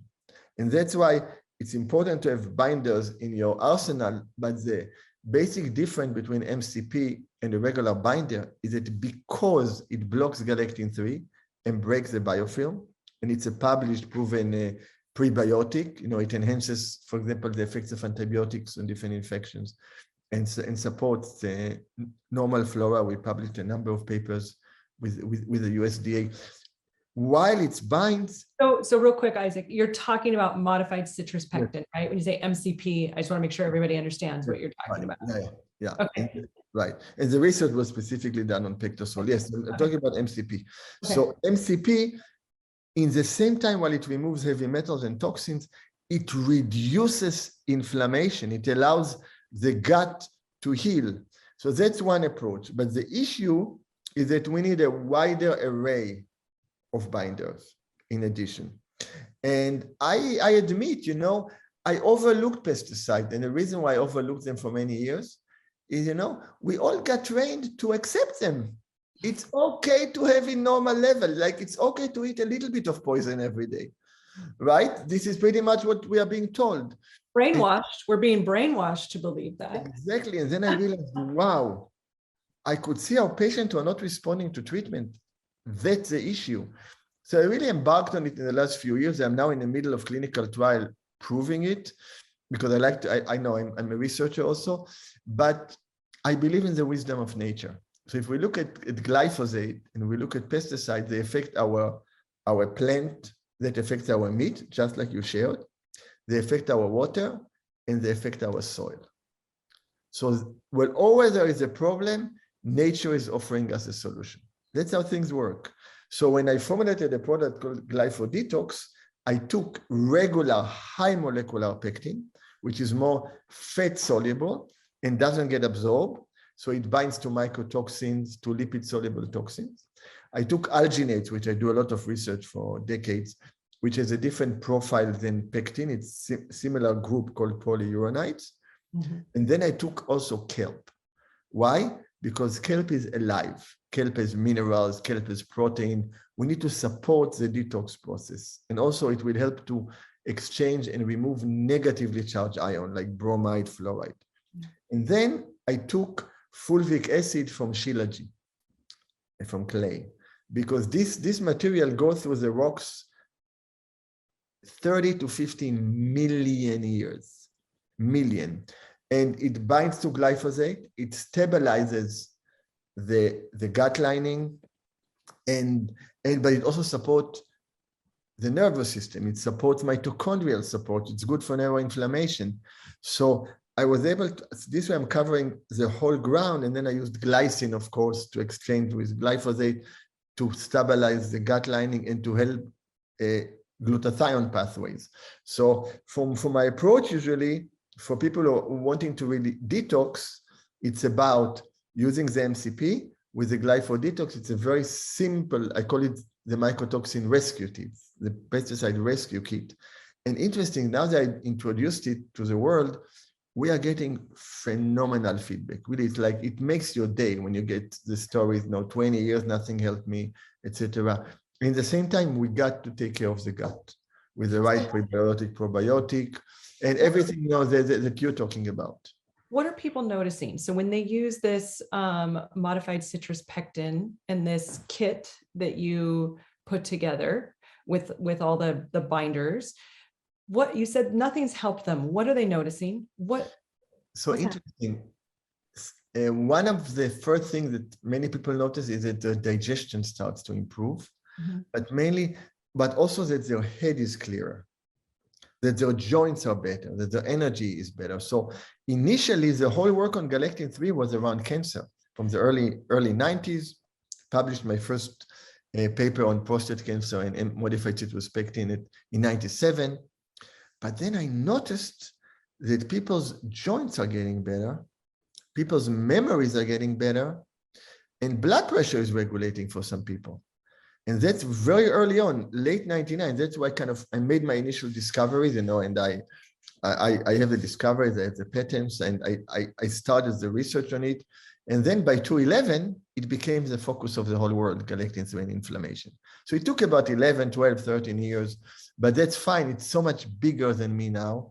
All the papers are published by independent now, most of them. I do my research. It's much bigger than me. And like, we say in our field, first they ridicule you, then they fight you, and then they say it's self-evident. So now I'm at the self-evident phase. But for me, this symbolizes our need to move from struggle, from fighting, from survival into harmony and mutual respect. And this is really why I'm now making it a mission. People who know me say, Isaac, my God, you are the best kept secret in town. I was too busy meditating or treating people or doing research. And I'm not shy about talking, as you can see. Now it's about me sharing, in my 60s, it's about sharing my heart and sharing these decades of knowledge, because we are using medicine to change the way we live our life. And from your perspective, mitochondrial function is the essence, because if we look at us, we are one organism. We have, let's say, round up 50 trillion cells. Not too many doctors know this. I checked it. I didn't know. You know how many reactions every cell has every second? No. Take a guess. I think it's in the hundreds of thousands. You are smart. Up to 1 million. Every second. So you got 50 trillion cells, million reactions a second, and we are still functioning. Truly a miracle. And then 50 to 100 trillion organisms in our gut, also helping us. And all of 6 is working together. Now, each cell has a boundary, right? Each cell decides what comes in and what goes out. And we'll talk a moment about it, because it really relates to understanding of detox and transformation. But within the cell, the smallest independent organism is a mitochondria, which is also the oldest part of the cell. The mitochondria decides where it's going to take stuff for energy. Is it going to be through sugar, through the PD8? It's going to be through lipids. So the mitochondria itself has its relationship, which is affected by our genetic, by our epigenetics. So when we are balancing our mitochondria, and often in my book, I relate to those organs, of course, but to cells is like living creatures. They have feelings, they have emotions. When the mitochondria is happy, it will take its time. But when we go into crisis, it will go into glycolysis. And if the crisis is long-term, it will go into ketosis. And that's why you and I discussed before this, and we agree. Ketogenic diet is not a long-term solution, because if it's an alternative long-term survival solution. If it was the best thing to do, the body would have done it all the time, So the mitochondria contains this ability to change everything for us. But in order to change it, we got to think so much bigger than the mitochondria, and we have to understand the mitochondria is the energy production reflection of who we are, how we live our life, how toxic is our environment. Toxins of all kind, And and the only thing we cannot control what happens on the outside. The only thing we can control is our reaction. If we are in a reactivity, we're in a survival mode, there is no way the mitochondria is not going to function well. So MCP will happen on one level. They've shown, for example, the patient after myocardial infarction who immediately listen to music or meditate, their galectin-3 goes down and they have less damage in the heart. And even 6 weeks later, when they meditate the same meditation, galectin-3 goes down. So this shows us right? The biochemical relationships. So yeah, of course we want to block it. That's easy. But we also want to see how in our life we can shift from survival to harmony. And when you're ready, I will share the secret for this. Well, definitely tell us the secret. What is it? So if we look at our body, every organ in the body, every cell has its own boundaries. It takes in nourishment and it releases toxins. There's only one organ in the body that functions differently. That organ that is part of its survival takes the toxicity from everybody. All the difficulties from all the organs. It doesn't say only from the liver, only from the kidney. It's our heart. It takes all the dirty blood. It connects with the universe with the breath, because our drama is insignificant for the infinite space. And you know, it's interesting. The molecule of air in our mouth or our nose, just as we breathe it here, it's connected with the whole universe, practically, you know, think about it, amazing. We let go of what we want to let go. We take oxygen. There is an exchange in the lung that is serving the heart, and then the heart gives without discrimination. You know, the aorta is a stiff artery, as we know. It doesn't decide blood will go only up or only down. It goes everywhere. And who does the heart nourish first? As part of nourishing the whole body, it nourishes itself through the coronary arteries. So this is self-nourishment, self-love is part of loving others. Not narcissistic, because interesting enough, one more thing, and I always like to, it's like this, when this physiology occurred to me a few years ago, it was like, oh my gosh, the heart is the only organ that nourishes itself after it finishes its work, you know, think about it. We could have had the coronary artery in the right atrium, right? When the blood comes in, or in the left atrium, for example. No, we get the supply only when we are done. So the heart is a selfless organ. And the selflessness of the heart is its survival role. That's why it's a transformative organ in so many traditions, religion, belief system, etc. And it's happening anyway physiologically, even if we are not following it and we are reactive. But because it's physiological, it's easier to connect with it through meditation, through different methods. And this is open heart medicine, is connecting with who we really are. And when we connect, things change. You know, I just had an experience. I'm right now in Hawaii because I got COVID in Israel 45 minutes before starting to teach a retreat to 250 people for 7 days. So I recovered quickly. I even was able to join the retreat, but it affected my blood pressure, you know, up and down and really crazy numbers, double medication. So, you know, I came here and I'm still working, but for 3 days, I just connected with this letting go. My blood pressure now is normal, better than it was before this whole thing started. Why did it happen so quickly? Because I'm just more trained in connecting with this infinite healing potential. The infinite healing potential in our body is sitting in our mitochondria. That's where we can decide if we're going to open up, tell the PDK, the HIF, the mTOR1, just relax, it's okay. Mitochondria opens up. It affects every cell. That's why I started with this statement, because it's not just it's a very important statement for people to understand. It's all mitochondrial health is the root of everything. And it stems from understanding that we have to shift from our survival drive. So talking to you is like speaking to an expert in biochemistry and mind-body at the same time. Biochemistry meets mind-body medicine, which is rare. You don't meet many people who can speak so expertly and eloquently on both sides. So thank you for marrying all that and bringing it back to the fact that we have the ability to heal. We have the ability to heal ourselves. And that mitochondria is the root of that. Now, I know that people want more of you through this interview. I know like we could talk for a whole nother hour and just keep going longer and longer, but maybe we'll have to do a second interview to keep this conversation going.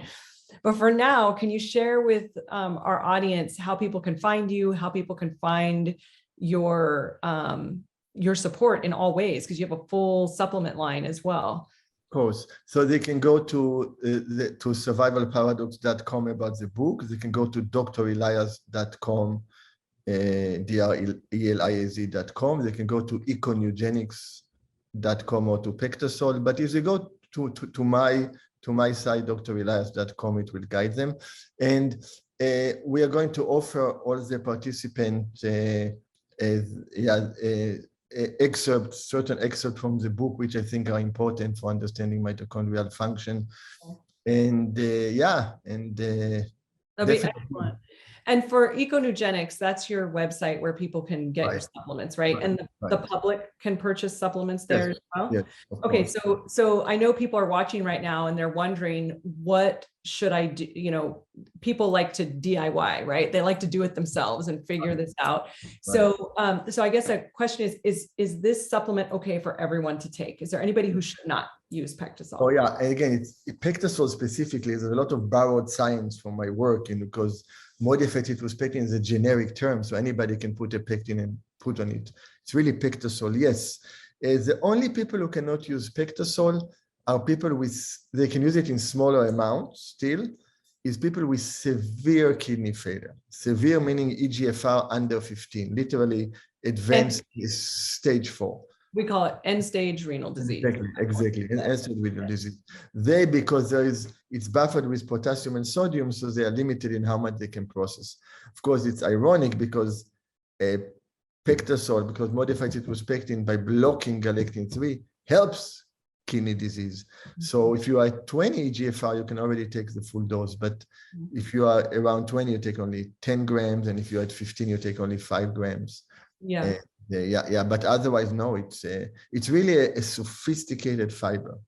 Okay, so pretty much we established most of our audience is going to be okay, unless you are on dialysis or knocking the door of needing dialysis. Talk to your nephrologist, right? Of course, we always say a disclaimer, any supplements you're going to take, talk to your health practitioner first, but we've established that this is a very safe product, Pectasol products. Wonderful. Well, thank you so much for being here, for the work that you do, and congratulations on your upcoming study with the NIH. Do you want to share real quick what that's going to be about? Yeah, well, it's really a large animal safety study to show that the galectin-3 apheresis is safe. So we have to develop the regulatory column and show, and then we are on to human clinical trials. Excellent. Well, congratulations on that. I can't wait to hear more. I hope you stay connected with me. And we will, because we really resonate in our understanding and you know the dynamism of transforming our health. You know. Yes. Well, thank you so much. Thank you. It was great. Yes. Thank you for having me. You take good care. Bye now.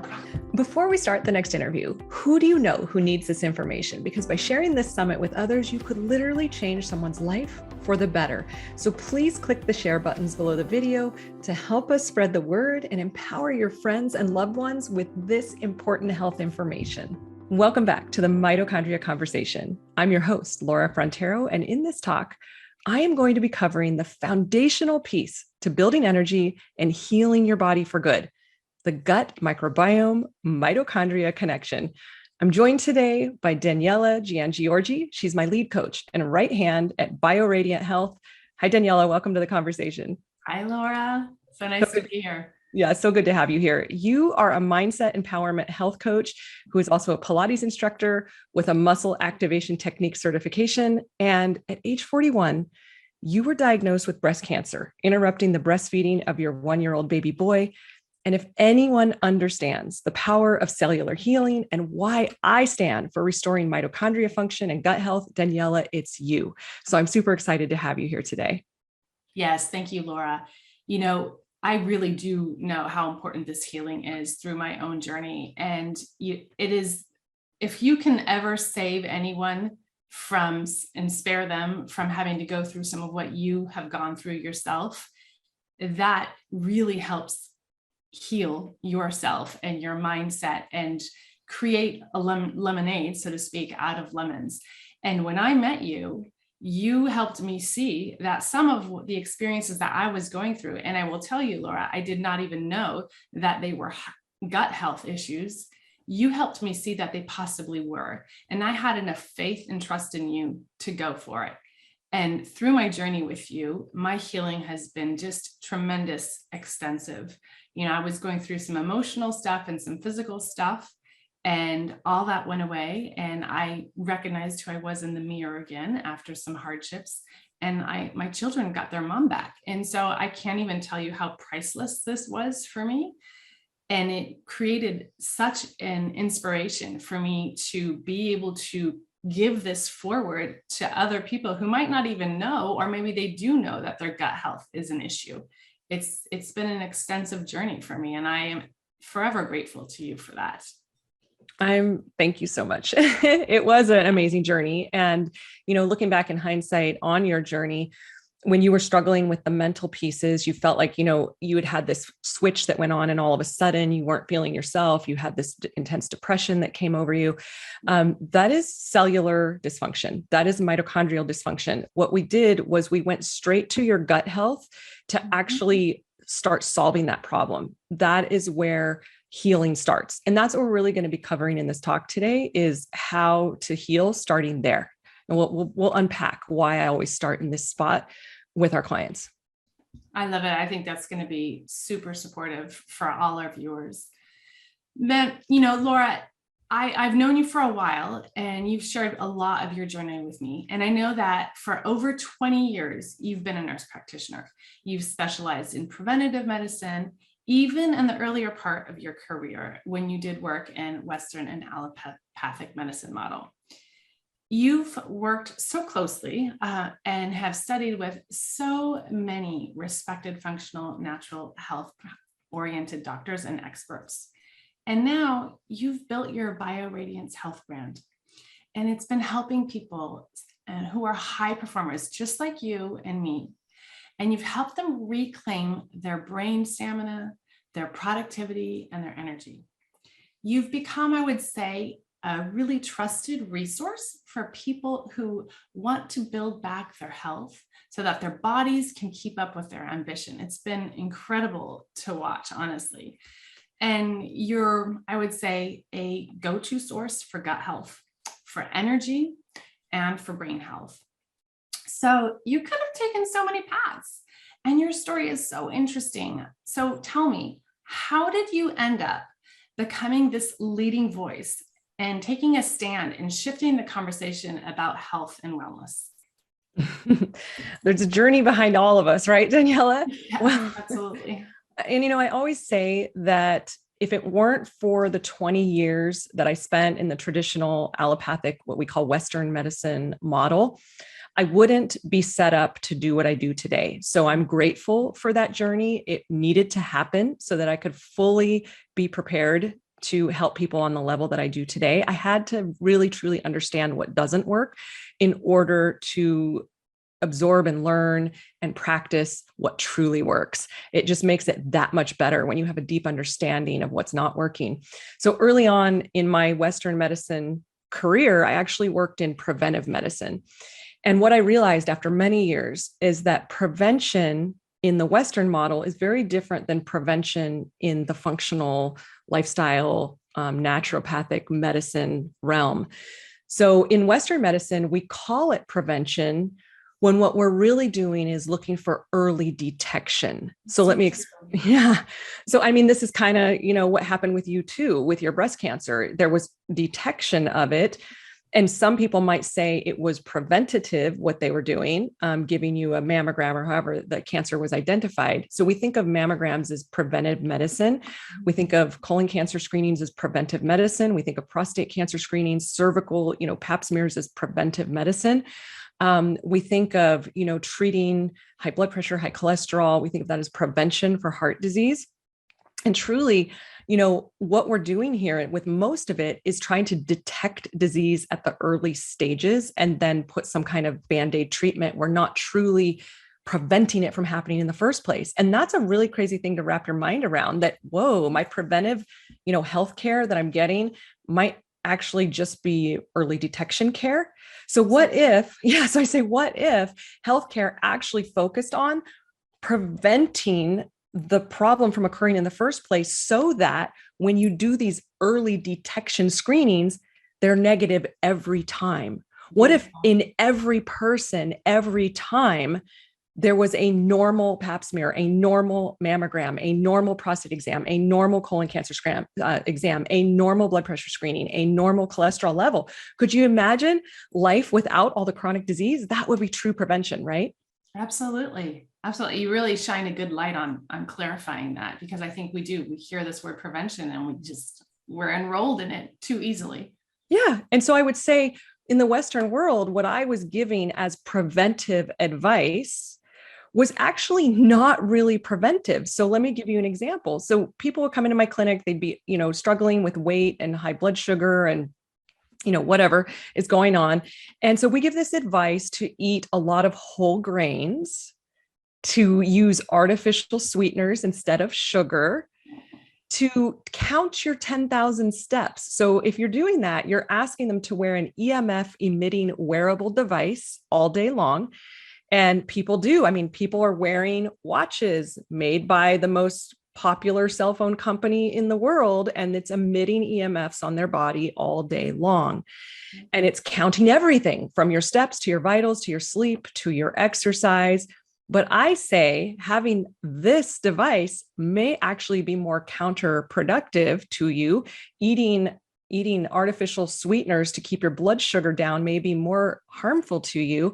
And eating a lot of whole grains might actually set you up for inflammation and a lot of problems down the road. So we gave a lot of health advice, like counting calories, exercising more, without much really behind it. We never taught people how to get better. We never taught people how to be accountable, how to actually eat healthy. I would tell people as they were walking out the door, eat your vegetables, exercise more. But I wasn't telling them what kind of exercise to do. I wasn't definitely not talking about the importance of stress reduction and mindfulness and sleep and trauma release and drinking purified water and eating organic food and breathing clean air and changing your body products to non-toxic ones and, getting on some kind of a preventive detox protocol, because we're always have this onslaught of toxins coming into our body at all times because we live in a fast-paced first world culture. Absolutely. So these are not the things I was talking about in preventive medicine at all. And I will say one disclaimer about devices, because people are probably saying, what do you mean don't count my steps? So there are a few devices like the Oura Ring, for example, that you can wear it and you can actually shut off the EMF emitting portion of it, and it collects data, and then you can hook it up to your, good. You could hook it up to download the information later. But so, yeah, if you can get a device where it's not emitting and constantly conversating with a server, sending data nonstop, and have it send data later, that's fine. So I just want to say a disclaimer there before people think, what are you talking about? I have an Oura Ring. Yeah, Oura Rings are good. And, Laura, just piggybacking on what you're saying, I have an experience that completely highlights everything you just shared. When I was cleared from having cancer and that diagnosis, I was ready to go. I was cancer free.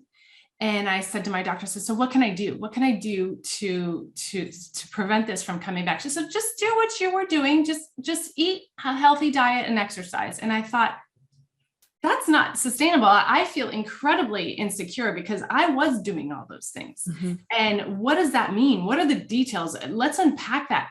But there is nothing post-cancer. There is no protocol that's set out. And so for me, you give me, having had the experience of working with you creates this amazing space of security, a path, a protocol, something empowered to guarantee that I will be here tomorrow. And not just that I will be here tomorrow, but that I will be thriving and happy and, energized. And so this is sort of my second home in my care post-cancer. And I'm sure if there are viewers that have had cancer, they're probably nodding their head like, yes, that happened to me too.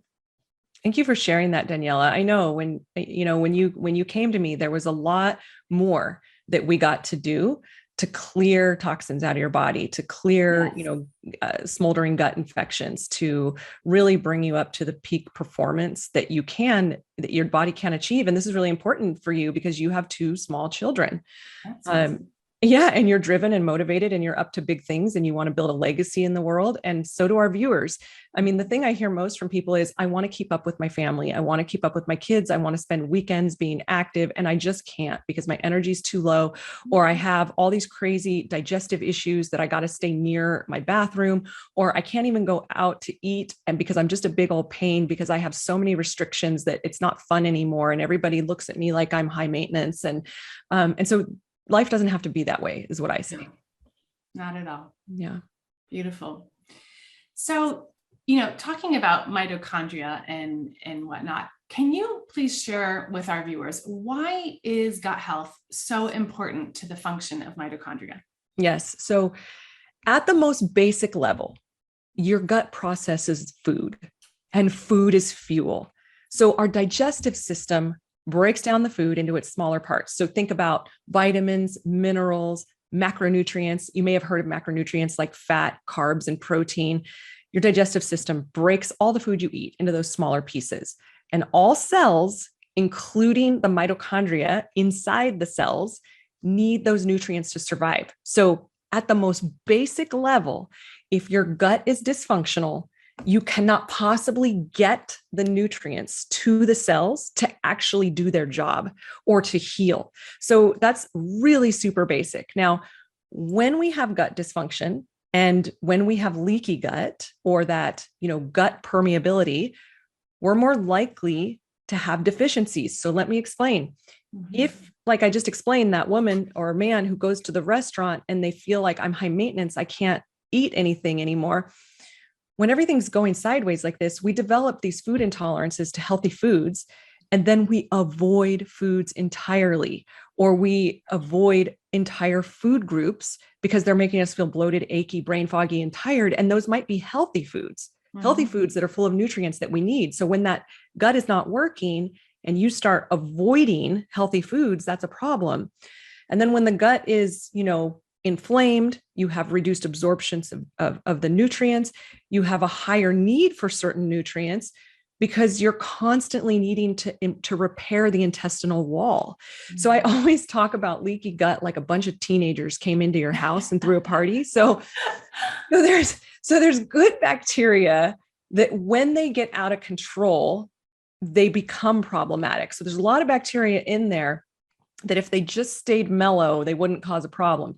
And it's kind of like when you have 2 teenagers hanging out at your house together, they're fine. But if they invite each 20 of their friends to come hang out at your house, they start having a party. So they eat all your food, your floor gets dirty, they knock stuff off your shelves, they knock the screen door off its hinges, they might accidentally punch a hole in the wall.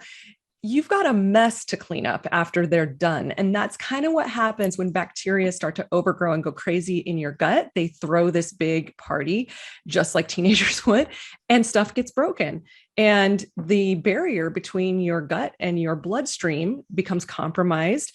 And then particles of undigested food can leak through, toxins from your food that, if you've got pesticides and herbicides in your food, or even toxins coming into the body that eventually make their way to the gut, it leaks out into the bloodstream and causes a problem. So that's why, gut dysfunction is so critical. Now, what I want to explain next is how there's a domino effect that happens here. So when you get this increased permeability, dysbiosis, teenagers having a party in the gut, and the party might include some bad kids too.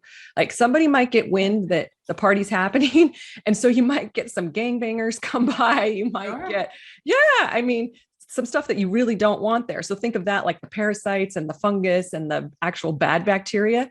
So when they come in, what happens is, first off, you have these minor changes where your immune system overactivates and inflammation goes up and you get this increased absorption of toxins, like I just explained. And then the minor changes lead to big major changes. So now the word's out that a party's happening in your gut and the whole neighborhood's showing up. And now what happens is you've got toxin overload, you've got leaky brain, and you'll hear people on this summit talking about the gut brain connection and leaky brain. So listen to Peter Kahn's discussion, for example. This blood brain barrier that we have becomes disrupted. You get hormone dysfunction, brain neurotransmitter imbalance, and mitochondria dysfunction and shutdown. And then you feel the symptoms. So as the cascade goes, now you feel fatigue, brain fog, poor brain stamina, moodiness, anxiety, depression, irritability, difficulty sleeping soundly. And then that sets you up for chronic disease down the road. So we have a name for mitochondrial dysfunction. We have several names for mitochondrial dysfunction. And those names are cancer, heart disease, autoimmune disease, diabetes, Parkinson's, Alzheimer's. You catch what I'm saying here. At the cellular level, this is mitochondria dysfunction, and we label it all of these big names. And then the Western medicine model comes in and they slap Band-Aids on it. They don't actually prevent it from happening in the first place. Such a good analogy. I always appreciate your analogies. They're so tangible. They're so easy to access. They make so much sense. I'm hearing you say this and I'm thinking, oh, I had that mitochondrial dysfunction. And then I had the disease from that mitochondrial dysfunction. But it all kind of further up the river, so to speak, that source is the same source, Yeah. I want to explain real quick. I want to explain one more thing to you. Yeah. Your gut is made up of three main things. So the community of bacteria that live inside of us. So those are the healthy commensal bacteria. And then you have your immune system. And most viewers here, I'm sure, have heard that, 70 to 80% of your immune system is in your gut microbiome. That's that whole thing where Hippocrates said all healing begins in the gut because immune system is in your gut. And then the third thing is you have this neurological brain system, which I just alluded to, and that regulates everything and helps your microbiome communicate with your body. So here's the thing. Those three pieces are so vital and important to mitochondria because our mitochondria are stimulators of the same immune and neurological systems that interact with your gut. So I'll give you an example. So when we get food poisoning, it's the communication back and forth between the mitochondria and the microbiota, the gut, that regulates the body's immune system response. So your gut says, hey, we got a problem over here. The mitochondria are then messengers. They send signals to your immune system to get working. And so what's happening here is two different sets of organisms, bacteria that live inside of us and with us, and mitochondria, which are actually technically derived from bacteria. And there's thousands of them in some of our cells. Some of our cells have thousands of mitochondria per cell. And you're going to hear all about this on the summit. So I'm not going to get into the deep, nitty gritty about that. But these bacteria and mitochondria are communicating back and forth to keep everything going smoothly and healthy. So what goes wrong is what I just explained when we first started talking is that gut imbalance, the dysbiosis. The party gets thrown in your gut, the teenagers go crazy, the bad guys show up, and everything goes haywire. Absolutely. My goodness.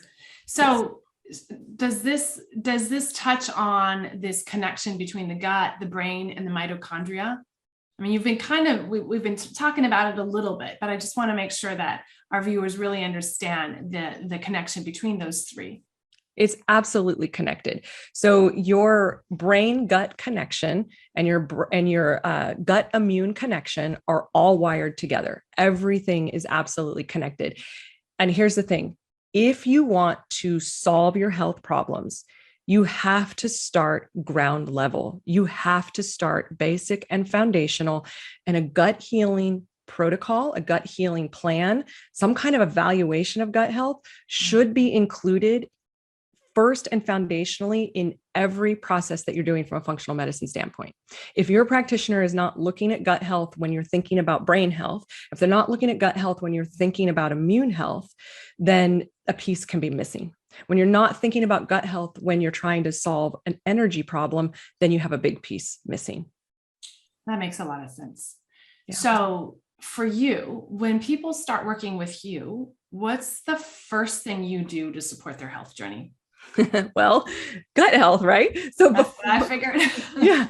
So before we can do, and that's a great question, because people get caught up on, well, I should do this first, or I should do that first. So this is a very relevant question. Mm-hmm. So before we do any kind of detoxification, people will do toxin tests, and they'll find out, oh, I have a high level of environmental toxins in my body. I might have pesticides, herbicides, or I might have heavy metals, or I might have mycotoxins, mold toxins, or, so we do this kind of testing in our clinic, and we find this in people all the time. But first, we have to set people up for success to remove those toxins. So before we can do any kind of rebalancing, resetting, and detoxification, the first thing we do is take you through a gut restoring journey. And so, like I said, it's like getting your house in order before you can remodel the kitchen. So you want to have the cupboards and the countertops that are full of clutter fixed and handled before you can simultaneously install new cupboards and countertops, right? If you don't clean that up first, there's no way that you can successfully create a new space, a new journey in your health, reset. You can't do that if you haven't cleaned up at the ground level first. So you have to clean that up before your contractor can do the job, right? Yes. So your healing journey is the same. You can't fully restore your mitochondria energy production, your brain stamina. You can't get rid of irritating chronic symptoms like pain and eczema and bloat and headaches until you repair your gut health, which also restores your immune function and allows your mitochondria to do their job. It's the foundation, the beginning of all healing. I'm so glad you do it that way. Really. I mean, I see people, that are interested in working with us, and they say, oh, I want to get a food sensitivity test. And I say, I hear you. And let's back it up, because in everything that you shared with us just now, and just the experiences that I've had with our own clients and their success, it really is that foundational source of that gut healing. And I always think of it and express it as like it's Grand Central Station. If Grand Central Station broke down, think of everything down the chain that would collapse. But if that's fixed, think of how we could support all these avenues, your brain, your mitochondria, your toxicity, how imperative that is. I want to say something about food testing. I'm glad you brought this up, because a lot of times people want to go straight to food sensitivity testing. And I will tell you, I could make a lot of money selling food sensitivity testing right out the gates, and then creating programs based on that. But that doesn't actually serve you best, because when you haven't done the gut work, I guarantee you're going to have a lot of food sensitivities. So it makes sense to do the gut work first, and then maybe 3, 4, 5 months down the road, then do a food sensitivity test and see what's left. How much more work do we need to do? Because if you start with that, you're going to be so disempowered and sad, because you're just going to see all these things that you can't eat. Yes. And then you're not going to know what to eat. So let's do some work on fixing that house that had a party in it. Everything got damaged. Let's clean some of that up and see if some of those food sensitivities resolve, and then do food sensitivity testing to see what else is left over. And then that can be, so if you do it in that order, when you have food sensitivities, they zap our energy, right? So if you do that gut healing first, and then look for the food sensitivities, and then remove those things out, then you can heal inflammation, and you can heal even further, and you can boost energy up even higher. There is a right way to do things. And this is really important for people to understand. If you are searching out on the internet and trying to piecemeal this all together by yourself, and I acknowledge you and commend you for being here on this summit, because you are learning. And the thing is, you want to work with a practitioner who can actually have you do these in the right order, so that it takes less time, costs you less money, less effort, and less heartache, and less frustration. Because there's nothing worse than trying to piecemeal it together and then coming up, hitting a wall. I tried this and then I hit a wall, and I tried this and then I hit a wall, and I felt better for a little while, but then I went backwards. So it doesn't have to be that way. I'm so glad you're saying this, because how are people supposed to know otherwise? I mean, really, truly, I would think they would be thinking they're doing themselves well by creating this investment on starting with the food sensitivity. So this is critical information for people to know. And that's why I loved working with you personally. And that's why I love sharing this information with people, because it doesn't have to be that hard. It doesn't have to be that grueling. It gets to be easy. And when you have an expert such as yourself with this guidance, or any other expert who knows this, they can help make every effort, all your investment, whether it's financial, time, energy, I even call this investment of hope. It can make it efficient, and it can make it worthwhile and less grueling. It just doesn't have to be so hard. It doesn't. I love that. I love that. Easy. Easy, right? Get to press the easy button, Laura. That's what we do. We do easy around here. Yes.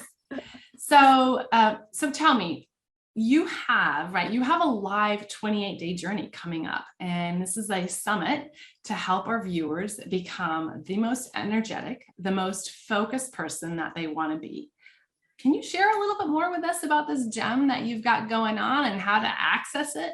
Yeah, this is really special for our summit viewers. This was actually born out of creating this summit, and knew that, whoa, once we do this, we have to have a place where people can really get support and help. So yes, this is a guided journey, and it includes 2 live group coaching calls per week with me over 28 days. And that means you have 6 touch points with me. So as you implement the strategies that I teach during the course, you're fully supported along the way. And so this is kind of what you can expect during our 3 weeks together. I'll coach you, on what steps you can take to wake up each morning feeling purposeful and energetic. I know that is number 1 on my priority list, that I wake up each day clear and ready to, tackle my vision. And so I kind of created this program for what would be most important for me in a program. And I want to wake up feeling like that. And for me, sustained focus when I'm working on important tasks is really important. So we're going to focus on that. Like, how do you keep that brain stamina going? You want to be able to keep up with your family mentally and physically. So we'll focus on that. You'll know what foods to eat and which to avoid in order to maintain those maximum energy levels. You'll know what products to keep in your home, and those products that might contribute to your long-term success, and those that might actually cause a problem and hurt you. There's some things lurking around in your home that are actually causing, energy and cellular decline. You'll understand the role that sleep plays in their cell recovery process, and will help you build a personalized plan to get the amount of sleep you need. And you'll have a clear understanding of, supplements. So supplements are huge. So many people, I'm sure, viewing this summit right now take supplements. So we're going to help you understand supplements and which will support your energy and how long you should take them. So if you happen to live in the United States, the program will also include an optional curated supplement protocol to speed up the process for you, so that you're feeling that purpose and energy and you get fast results, and it'll set you up foundationally to have permanent results. That's really important when I'm working with people, that they get permanent results, not just a temporary fix. It'll set the foundation basically for long-term healing of your inflammation, your leaky gut, your chronic symptoms. And everything I do is with the purpose of permanency, not temporary hacks. We want you to, have long-term success here. So you can actually go to easyenergyreset.com to learn more and get access. And we'll be launching that after the summit wraps up. Great. So easyenergyreset.com. Yeah. That's wonderful, Laura. Well, thank you. This is such a wealth of information. I really believe it's going to be hugely supportive to our viewers. And it's just such an honor to work with you, to support these clients, to educate, to empower people, and to help them feel their best for the long term, like you just said. Thank you so much, Daniela. And for all of our viewers, I want to thank you for being here, for being a part of this summit, for spreading the word. Make sure that you're sharing this summit with your friends, your family members, your colleagues, your coworkers. There's a wealth of information here. And I would suggest to you, as you go through these, talks, really find your path. Find the people on here who resonate with you. Find the people who you know that you can trust and that you want to work with. And that is the goal of this, is that you're empowered and you find your path after watching this summit. So beautiful. Yeah. So take good care, everyone. Bye now. Are you enjoying the Mitochondrial Matrix Summit so far? We'd love to hear from you. So please let us know in the comment section below about what you've been inspired by and what has moved you or helped you see things in a new light. I look forward to reading all your comments. Welcome to another episode of the Restore Your Mitochondrial Matrix Summit. I'm your host, Laura Frontiero. I'm bringing you experts to help you boost your energy and fix your health so you can build the life you love. And today I have such a special guest for all of you. It's Dr. Tom O'Brien. Hi, Tom. Welcome to the summit. Thank you so much. It's a pleasure to be with you. Thank you. Yes, so much. Well, think most people watching probably know who you are, but let me introduce you just a little bit in case we have some newbies with us. So Dr. Tom, you're an expert on food sensitivities, environmental toxins, and the development of autoimmune diseases. That's really a big one. You've written a lot of books about this. You're considered a Sherlock Holmes for chronic disease. And not only that, you hold teaching faculty positions with the Institute of Functional Medicine and the National University of Health Sciences.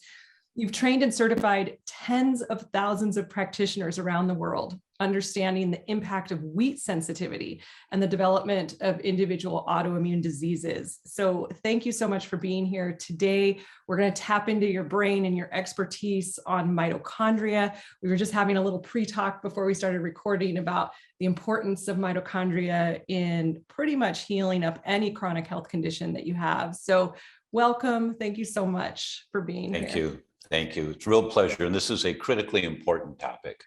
It is. It is. Now, I know that you come on Summits a lot to talk about autoimmunity and wheat and gluten and all of that. And we can touch into all of that. But would you connect the dots right now for the audience on mitochondria and why this is important to get healthy? And, you know, if you have symptoms and you're trying to figure this out, why is this such a critical part of the big picture?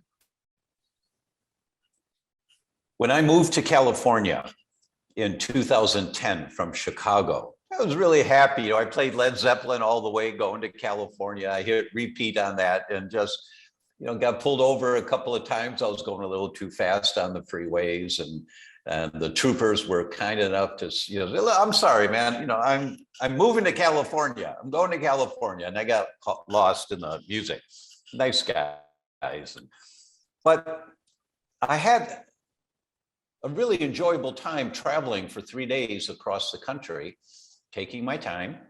And I had a nice car. You know, I drove an Acura SUV. It was a comfortable car. You aren't going anywhere. You know, if you want to go from one place to another place, if you want to go from dragging thyroid problems, you know, I can't think very well, and you want to get to really good brain function, adequate thyroid function so that your energy's up there. You aren't going from here to there unless you got a good engine in your car. You aren't going to get anywhere, right? I couldn't walk to California. I needed a good car to get there. Mitochondria are the engines in every cell of your body. So for your cells to work better, I mean, obviously, if you've got a health complaint, something's not working very well. And if you want it to work better, you've got to have enough energy, and that you have to point in the right direction. You know, you got to steer where you're going, meaning the food you eat and the supplements, or if necessary, the medications. You have to steer in the direction of what you want, but you got to have enough juice in the engine to go. That's your mitochondria. That's the bottom line, as far as I can tell, about mitochondria. I love this analogy. It's so much better when we speak in analogies. I remember biology class, and it was really fun to dissect stuff. And once we got to the Krebs cycle, my brain shut off, and that gets yes. But if the biology teacher just could have spoke about it in these kind of easy to understand terms. So what I'm hearing you say is this is a really important part of the big picture. Yeah, it is. It's a critical part. Critical. It's not the whole picture, but it's a critical part of the picture. I'll give you an example. You know, we eat meat in our family on occasion, maybe once a week or so, red meat. And so I found an organic rancher here, very proud of how he raises his cattle, and shows me pictures of the grass and what type of grass it is they plant for the cattle and all that. And when he's going to harvest an animal, I buy the heart of the animal. And then I ask him to weigh it. And then I want the same weight of ground meat of the animal. And I want him to grind it together and then put it in 1 pound packages for us. And I buy like 30 packages at a time, something, 20, 30 packages. Well, why would I do that? Because I don't like the taste of liver very much, or kidney or any of that, but heart. When you mix it with ground meat, It is delicious. It tastes like the highest quality hamburger or taco meat or meatloaf. It's like, wow, that's really good. It doesn't have any distinctive weird flavor to it. And the heart is the portion of meat that has the highest concentration of mitochondria of any tissue in the body. And so when you eat, protein, and if you're eating meats, I want to include high concentrations of mitochondria because we have a young boy now, and I want to make sure we're giving him the most potent food that we can that's safe and healthy for him. So I'm thinking about my mitochondria in the food that I eat. And of course, in the supplements that I take, it's a component that you always want to keep in mind is fueling the furnace. You want to make sure that you're putting enough fuel in the furnace so that it can function for you the way you want it to. Thank you for breaking that down and making it so simple. So it's really important, not only, are we eating organic produce, it's important what kind of animal we're eating as well, if we are meat eaters. And I'm with you. I don't love the taste of liver either. So this is a brilliant idea. Yeah, now those of us listening and viewing have to figure out, how do I get in touch with a butcher and get my own portion of the cow? It is possible. I bet in your area somewhere you can find this same scenario. You bet. Yeah. Just go to the farmers markets, look for someone that's got organic meats, or ask the local organic farmers, hey, is there a rancher around that's organic and avoids antibiotics and all of that? And it may take a little bit of footwork, but you'll find them. Yep. And you can go in with another family or friends on buying an animal, and everybody gets a coffin freezer in their garage, and there you go. That's right. That's exactly right. That's a smart way of doing it for a family. Yeah. Very smart. Probably saves a lot of money as well at the end of the day. It does. Yeah. It does. So when we're thinking about mitochondrial function, tell us about the big kahuna. What is that? What is that? And why do we have to keep that in mind? That's one of your terms, big kahuna. Yes. If you are watching this summit, if it likely means there's some aspect of your body function that you'd like to see function better. Maybe it's your brain, maybe it's your gut, maybe it's your energy, maybe it's your thyroid, but you want your body to function better, and you're learning that the furnaces in the cells of that tissue are a critically important component. And they're like they're a biomarker. And what's that? It's a geek term, it's a good Scrabble word, but it's a geek term. And what it means is the gauges on the dashboard. When we had a 1986 Chrysler minivan, and we were coming back from summer vacation. We lived in Chicago at the time, and there was a 90 day, 90 degrees temperature and 90% humidity, one of those hot, humid August days in the Midwest. So I had the air conditioning on, the kids in the back seat playing a game, listening to some soft music, driving 70 down the highway, just cruising, having a good time. But my temperature gauge on the dashboard started moving. Now, there's two ways to measure the temperature in the engine of a car. Some cars have a hot light that comes on, says, you're overheating, you're overheating, you're overheating. And you could pull over really quick, or you're going to blow out the engine. Other cars have a temperature gauge, and you can see the temperature gauge climbing towards the red zone. So I'm watching this thing as we're going down the highway, and it's moving every little bit. I'm hoping it's going to stop where it is, and it moves a little bit more. And I'm, oh no. Finally I say, oh no. My wife said, what's wrong? I said, the temperature gauge is going into the red zone. The engine's about to overheat. Oh my, I said, we're okay, we're okay. So what did I do? I turned off the air conditioning to take a load off of the engine, rolled down the windows because it got really hot without the air conditioning. So now we've got the wind coming in, and it's loud, and all of that, and turned off the music, and we made it home. We didn't get stuck in Gary, Indiana, because I observed the biomarker before it was too late, you're overheating, the engine's going to blow up if you don't pull over really quick. So what's the big kahuna when you've got a health condition that something's not working the way you want it to? It doesn't matter what it is. The concept is the same. The National Institute of Health just revised their statistics. It used to be 8 out of 10. Now is 14 out of 15 of the top causes of death in the US, meaning what's very likely to take you down at some point.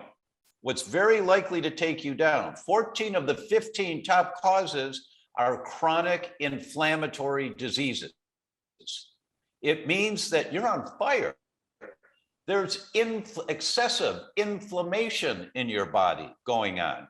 And we know that goes on for years, where you feel fine until you don't quite feel so good anymore. And things just on occasion aren't great. And then it's more often, now it's constant. And now you get diagnosed with something. It's inflammation. So mitochondrialopathy, a dysfunction of the mitochondria, is the result of a chronic inflammatory condition in your body. You don't take a pill to fix the mitochondria. You have to stop or reduce the inflammation. Now, inflammation is not bad for you. Excessive inflammation is bad for you. That the immune system is designed to protect us. It's the armed forces in your body. It's the Army, the Navy, the Air Force, the Marines, the Coast Guard. We call them IGA, IgG, IgE, IgM. You know, there's really technical terms, but it's just the armed forces. So it's there to protect you. So the question is, when it's activated and there's excessive inflammation going on, the question is, what's it trying to protect you from? And you have to put some time into learning what it is about your current lifestyle. Not intentionally, you think you're doing good, but well, here's the result. Something's not working very well right now. You think you're doing good, but something's stopping you. Something's not functioning properly, which means chronic inflammation has been going on for quite a while. So this is a big one. I'm so glad you're bringing up inflammation. This is the big kahuna. It's the big underlying reason that so many people can't heal. It's the reason, as you've mentioned, taking CoQ10 isn't going to solve the problem because you're not solving the inflammation problem. So can you go into a little bit what's causing the inflammation? What are the hallmark symptoms of inflammation? How would somebody know that they have it? What are they looking for? If 14 of the 15 top causes of death are chronic inflammatory diseases, the only one that's not is unintentional injuries. You get in an accident. You know, aside from that, every other condition is a chronic inflammatory condition. What that means is when you don't function well, when you don't feel well, when something's not working the way you want it to, it's a chronic inflammatory condition. It's pretty safe to just assume that across the board. And we know that these autoimmune conditions like MS and rheumatoid, scleroderma, Sjogren's, alopecia, losing your hair, psoriasis, eczema, Alzheimer's, Parkinson's, these autoimmune conditions go on for decades. There's biomarkers, temperature gauges that you can identify that are out of balance years and years and years before you get a symptom. This is the world of what's called predictive autoimmunity, that you can do a simple blood test and you can identify, wow, my brain's on fire. Wow, it's really on fire right now. Well, I feel fine. And although, yeah, I forgot where I parked my car in the parking lot yesterday. Yeah, my keys. Every once in a while, I'm looking for my, you start to realize, wow, my brain's not quite as sharp as it used to be. There have been these incidents going on. And you do a simple blood test and you see that you've got 18 different markers of inflammation in your brain. It's going to freak you out.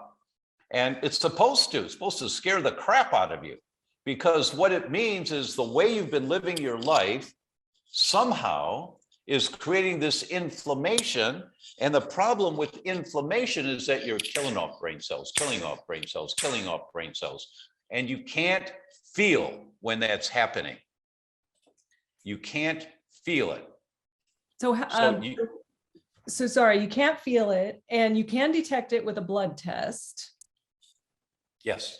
So if somebody doesn't have a practitioner who knows which tests to order or how to get them, what do they do? Well, two things. If you take the time, you can read my book, You Can Fix Your Brain. I mean, I went around with Rodale Press for 2 weeks on the title. They had all these different titles. No. You can fix your brain. It's that simple. And so if you take the time to read the book, it all makes sense. It all does. But if you don't, and it's also audio, if you like to listen while you're walking or exercising or something. But once you get educated enough to understand what questions to ask, you can order the tests on my website. I make it available to the general public. I always recommend you download the information and take it to your doctor and let them order the test so that they start to learn about this. Mm-hmm. But it's a major undertaking to learn about a test that looks at 53 different markers of inflammation in your brain. It's going to take them 6 months to really dial down a complete understanding of the test. And here's an example, and it's the kind of thing, Laura, that you're well familiar with. 2 decades ago, we were talking about AGEs, advanced glycation end products, that when you burn meat, like on a barbecue, or you burn dough, like bread, and it rises and you get this hard crust, advanced glycation end products, that they accelerate the aging process if you get too many of them. I mean, we learned that as nutritionists a long time ago.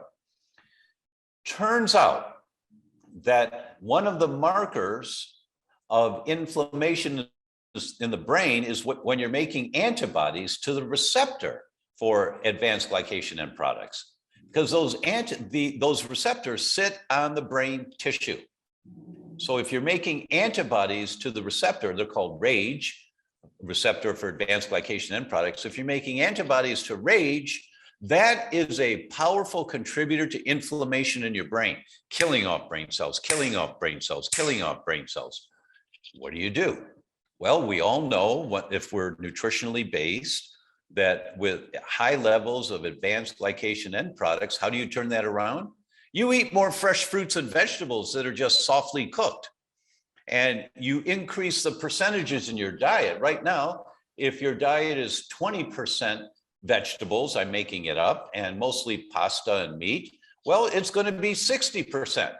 And you may transition over the course of a month or two, but you're consciously working on finding ways that you enjoy having vegetables at breakfast, or fruit and vegetables at breakfast and at lunch and at dinner. And you make it a part of your life, and you look for the recipes, and how to do that. There's lots of sources out there for that kind of thing. But when you've got elevated antibodies to RAGE, you've got too many advanced glycation end products causing inflammation in your brain. And so there's things to do for each of the markers of the test is called the Neural Zoomer Plus, because you zoom in on the problem, the Neural Zoomer Plus. It's remarkable. I think everyone will benefit from doing a test like that, because you see how much inflammation is there in your brain right now. I'm so glad you're bringing this up, because I think most people are not aware of this test. And like you said, you can get it straight from your website. I'm familiar with the lab that offers this test as well, and they've got some wonderful technology of zooming in and looking several different tumors. Mayo Clinic has published 5 papers that I've got, and there may be more, but I've got 5 of them, on the exceptional accuracy of this technology. They don't do that for laboratories. You can't buy off Mayo Clinic to write a nice report on your technology. You can't do it. But they've written 5 papers since 2016, With this current viral epidemic, the tests for that, and others say, wow, this technology is the best we've ever seen. We get very accurate answers when you do these tests. So every person that talks to me, what do I do? I don't care what their symptoms are. They're going to do the Wheat Zoomer and the Neural Zoomer Plus. Those two tests to begin with, because they're excellent markers of inflammation in the brain. Now, how important is it to focus on the brain? Blue Cross Blue Shield came out with a study 2 years ago, and they said that in 4 years, between 2013 and 2017, in that 4-year period, there was a 407% increase in the diagnosis of Alzheimer's in 30 to 44-year-olds. 407% in 30 to 44-year-olds in 4 years. We have a huge problem in our culture right now that is burning out our mitochondria. And the primary source of the problem is the amount of chemicals that we're all exposed to every single day and that have gotten stored in our body. They're called endotoxins. That means toxins that are inside your body. Exotoxins are toxins outside your body. Once again, good Scrabble words. But endotoxin is what's already inside, like mercury. If you have silver fillings, the mercury in silver fillings, that's an endotoxin because it leaches a little mercury every time you chew, just a little bit, not a dangerous amount, but it accumulates. So I'm really glad you brought up toxins. We're doing a lot of talking about toxins. And of course, I wanted to pick into your brain about this because here's, it took me a while to figure this out. The journey of learning, integrative and functional medicine is a big one when you come from a Western medicine background. And so in the beginning, I thought, okay, I'm going to help people clean up their gut microbiome.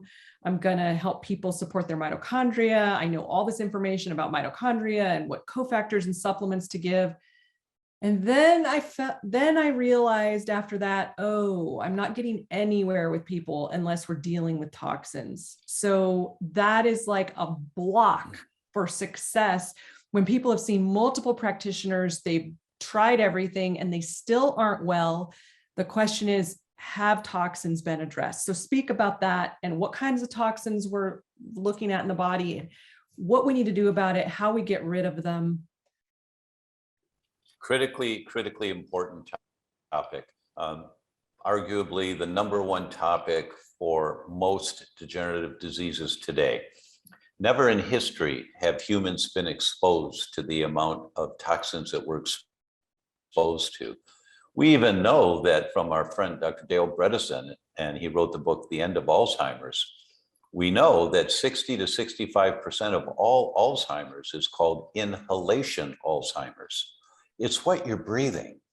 You don't realize that your sofa is outgassing flame retardant chemicals into the air because you can't smell it, you can't see it, but it is. Or the plastic blinds on your windows are outgassing phthalates, plasticizer chemicals into the air. They do. Or that the plastic containers you use to store leftover food, next day the food has got those phthalates, those chemicals like BPA in the chicken, and then you eat the chicken.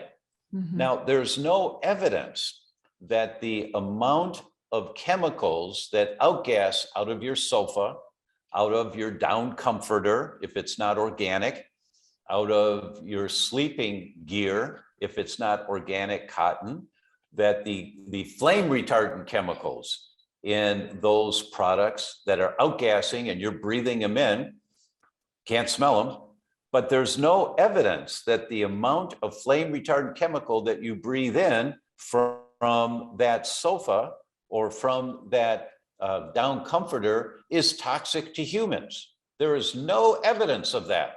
And that's how they get away with this, is that they paid off the senators and the representatives to pass the legislation called the Toxic Substance Control Act, which regulates all new chemicals introduced into the environment. And you have to prove that the amount of chemical that you're exposed to is toxic to humans. It is not, but they accumulate in your body. These chemicals accumulate. You don't get more fat cells after the age of 2 or 3. They just get bigger and smaller. Well, what are they getting bigger with? These toxic chemicals that the brain says, get this off the highway. Get this stuff out of the bloodstream. Get it out of here. And so it gets stored, it gets thrown into storage. And so they accumulate over the years. Now, give me a little girl, 5 years old. She starts painting her 10 little fingers and 10 little toes once a week with nail polish, and the phthalates, the plasticizers that harden the polish, they are in your bloodstream in 4 to 5 minutes after you apply them on your nails. But there's no evidence that the amount of phthalates that leach into your bloodstream is toxic to humans. But give me a little girl that does that for 20 years. Now she's 25 to 30 years old, married, want to have her first child, and hopefully she has a healthy pregnancy and a healthy delivery. But let's take a look. Chicago, 2016, 346 women in the 8th month of pregnancy, they measured the number of phthalates in their urine. That's the plasticizing chemicals. And they divided it into fourths. The women with the lowest amount, the next, the third, and the highest amounts.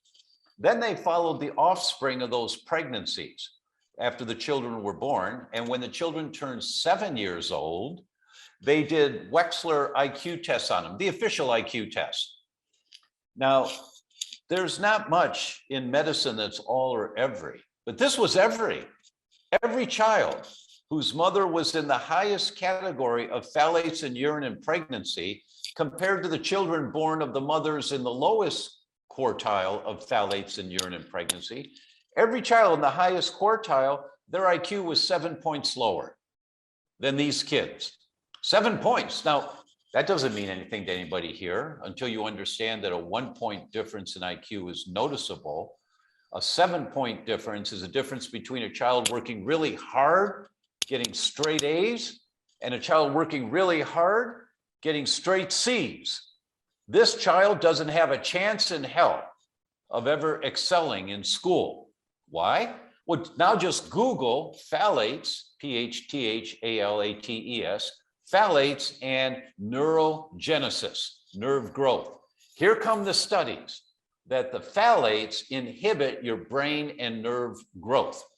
So mom, who started nail polish when she was 5 years old and eating out of Tupperware containers and getting all the plasticizers in the air that accumulate in her body for 20, 25 years. So her urine was in the highest amount of phthalates in urine. And with her current diet, because she stores food in plastic wrap and whatever other there are many contributors, but she doesn't know. She thinks she's living a healthy life. Now she has a baby and that baby's brain never develops properly in utero. That's the kind of stuff we're up against. I'm going to give you one more study and then I'll pause. This was in the Journal of the American Medical Association. And the editors of the journal wrote a comment saying, this is an elegant study with sophisticated biomarkers. And as you know, Laura, you don't see the editors of the Journal of the American Medical Association giving out stamps of approval like that. That is extremely rare that that happens. So what's the study? They looked at couples at assisted fertility centers. And they divided them into 2 groups. They found the couples that were eating completely organic, and they found the couples that were not eating organic, regular, conventional fruits and vegetables. Once again, they put them into fourths, the lowest amount of fruits and vegetables, the second, the third, and the highest amount of fruits and vegetables. And then they compared the 2 groups of highest amount of fruits and vegetables. Those that were eating conventional, bought at the local supermarket, and those that were eating organic. If you were eating conventional vegetables, you had an 18% less likelihood of successful pregnancy, of getting pregnant 18% less likely, which is huge. And these people are spending tens of thousands of dollars. But this was the kicker. If you got pregnant, you had, and eating conventional fruits and vegetables at the highest amount, living a healthy lifestyle, conventional fruits and vegetables, you had a 26% less likelihood of a live birth. The miscarriages and stillbirths, 26% more than the couples eating organic. That's murder. Excuse me, but that's just unacceptable by any standard. And any healthcare professional says, well, that's too bad. Yeah, you really should eat organic, Mrs. Patient. And then you walk away making a lame comment like that. Shame on you, that you're the ones that, but these aren't healthcare practitioners, these are general public. But this is how I am on stage. You know, I'm going to Dublin in 10 days for a couple of talks, and then in London for 4 talks. And this is how I am. It's like, shame on you. Get these studies, read the studies, and never again say, well, you really should eat organic, and then forget about it. Sometimes you have to give this terrifying data to people to move them off the fence. And I'm so glad you're bringing this to light. I can tell the passion with which you're speaking. I mean, let's face it, Tom, you've had a full career. You don't need to be doing this anymore. And here you are, still traveling the world teaching, still coming on summits and teaching, because somebody has to carry the torch for this. Somebody has to empower people to speak the truth of what's happening. And toxins are destroying our longevity. They're creating illness in our young populations. The life expectancy is going down. The difficulty getting pregnant is going up. I mean, this is a huge problem. And I know we're on a mitochondria summit, but it's all related. It's all related. So basically, with what you just said is, we're all being exposed all the time.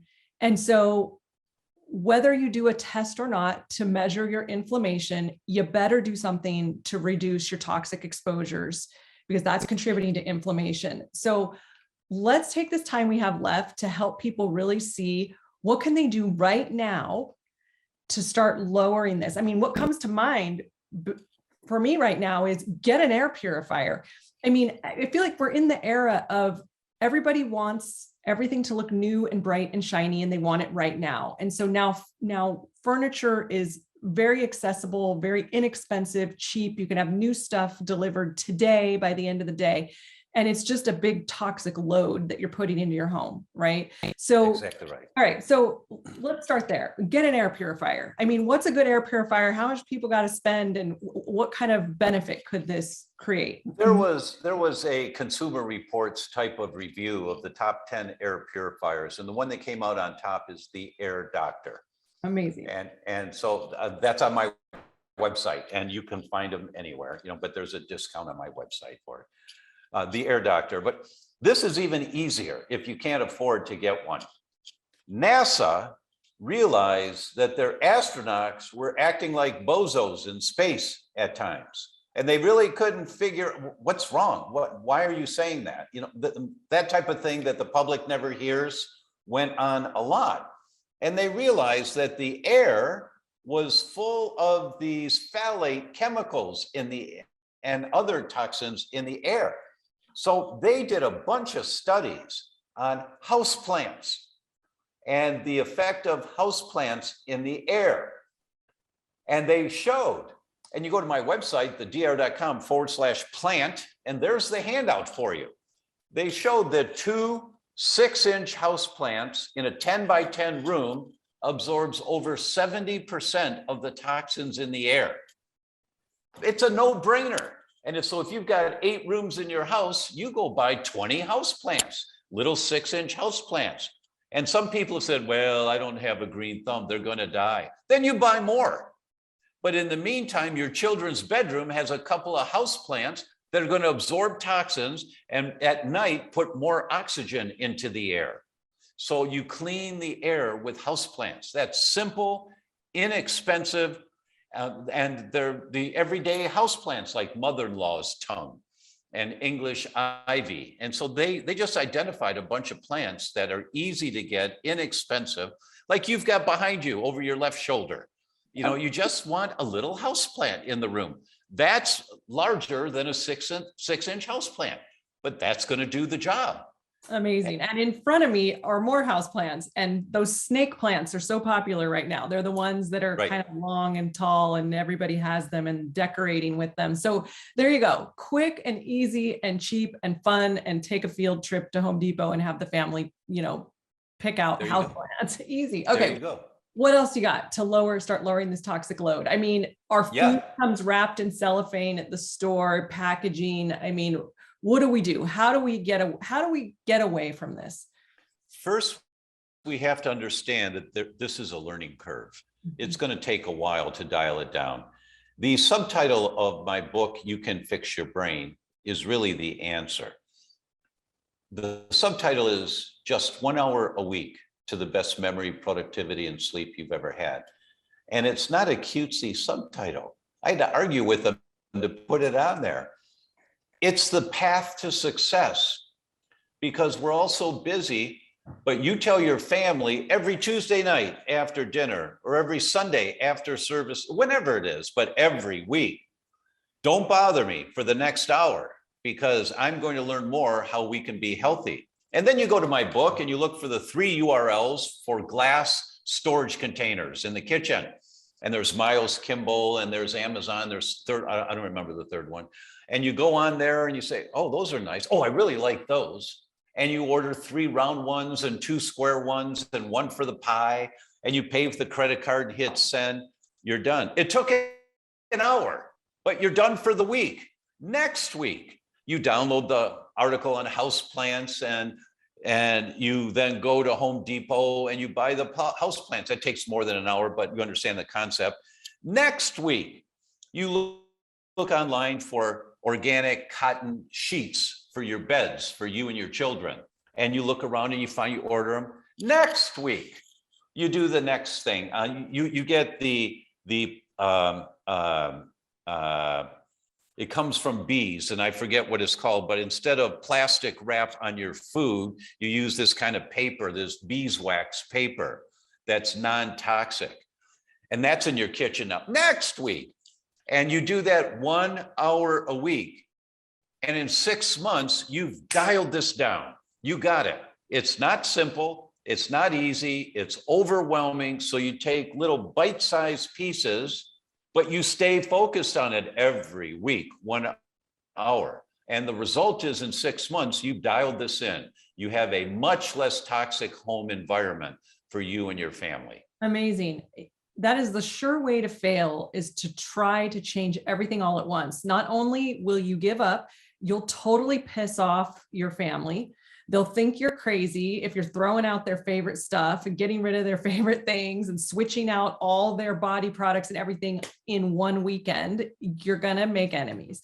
So make it a fun thing for everyone. Get everyone involved. Hey, this week we're going to switch out, sippy cups and what we eat dinner off of or what we cook with. Come on, help me pick something out.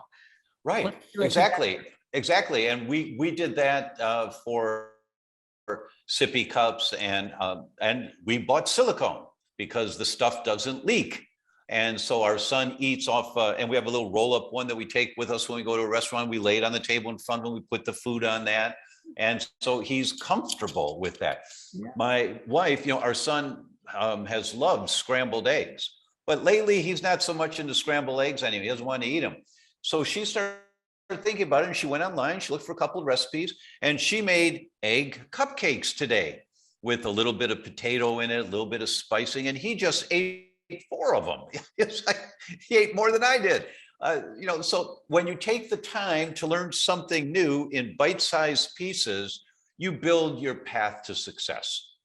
Yes, this is the key. These are really great. I think it's giving people hope. I mean, we are going to be exposed to toxins. This is what's happening right now. I mean, we're in the plastic age, right? Anthropologists say, 1,000 years from now, they'll look back and they'll see the plastic age, the plastic in our environment.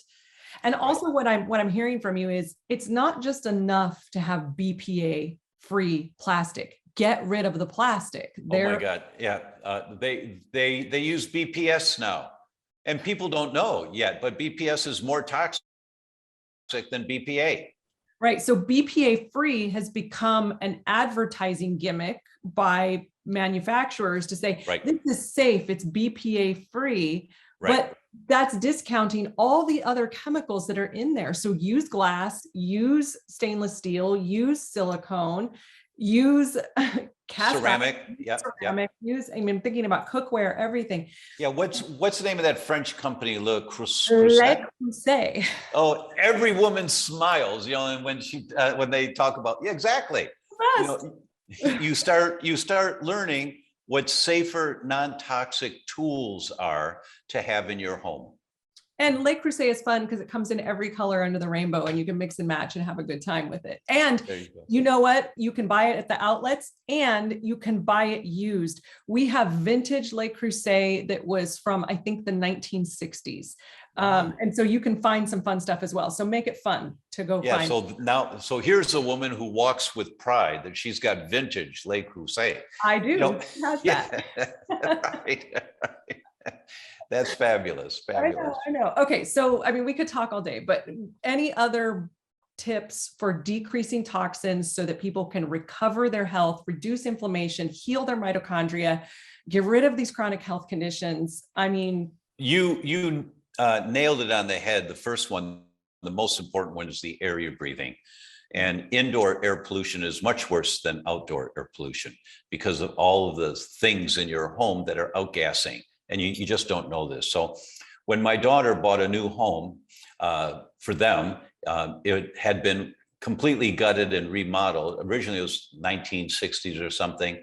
But 3 years before she bought it, they had completely gutted it down to the beams and put new floors, new wiring, new everything. And I just went, oh, because the building materials today are so much more toxic in general than the building materials 30 years ago. So what did I do? I bought 3 air doctors, because it's a 3-story, the basement, the ground floor, and upstairs, 3 air doctors, and had them shipped to her house, because my grandkids are not going to breathe that crap, right? And so air is most important. That's where you start. And if you can't afford an air doctor or an air filtration system, then get houseplants. So that's most important. Next, water. Most important nutrient that we take in is water, somewhere between 1/3 to 1/2 ounce per pound body weight. If you're exercising a lot and sweating, it's closer to 1/2 ounce, or if you're doing saunas regularly, closer to 1/2 ounce, but minimum 1/3 of an ounce per pound body weight. So if you weigh 120, that's 40 ounces of water a day, not apple juice, water.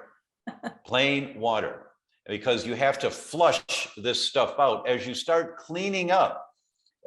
When you take fish oils as a supplement, the fish oils, those good fats, push out the bad fats that are making up the membranes of your mitochondria and the membranes of your brain cells. You push out the bad fats and replace them with the good fats, so the brain cells start working better.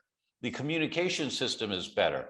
The same thing is true with water when you use clean water. And so the healthiest water you can get is your tap water in a city after it's gone through a good filtration system. That's the safest water you can get, because all the other bottled waters are in plastic. It's hard to get glass containers for water. Yeah, we're not talking your refrigerator filter. We've got all kinds of different purification systems that we use, but at the absolute minimum, something like a Berkey, which is easy, inexpensive. You can get fancy reverse osmosis. You can distill water and restructure it. There's so many different things you can do, but get those chemicals out, because your municipal water is still full of chemicals.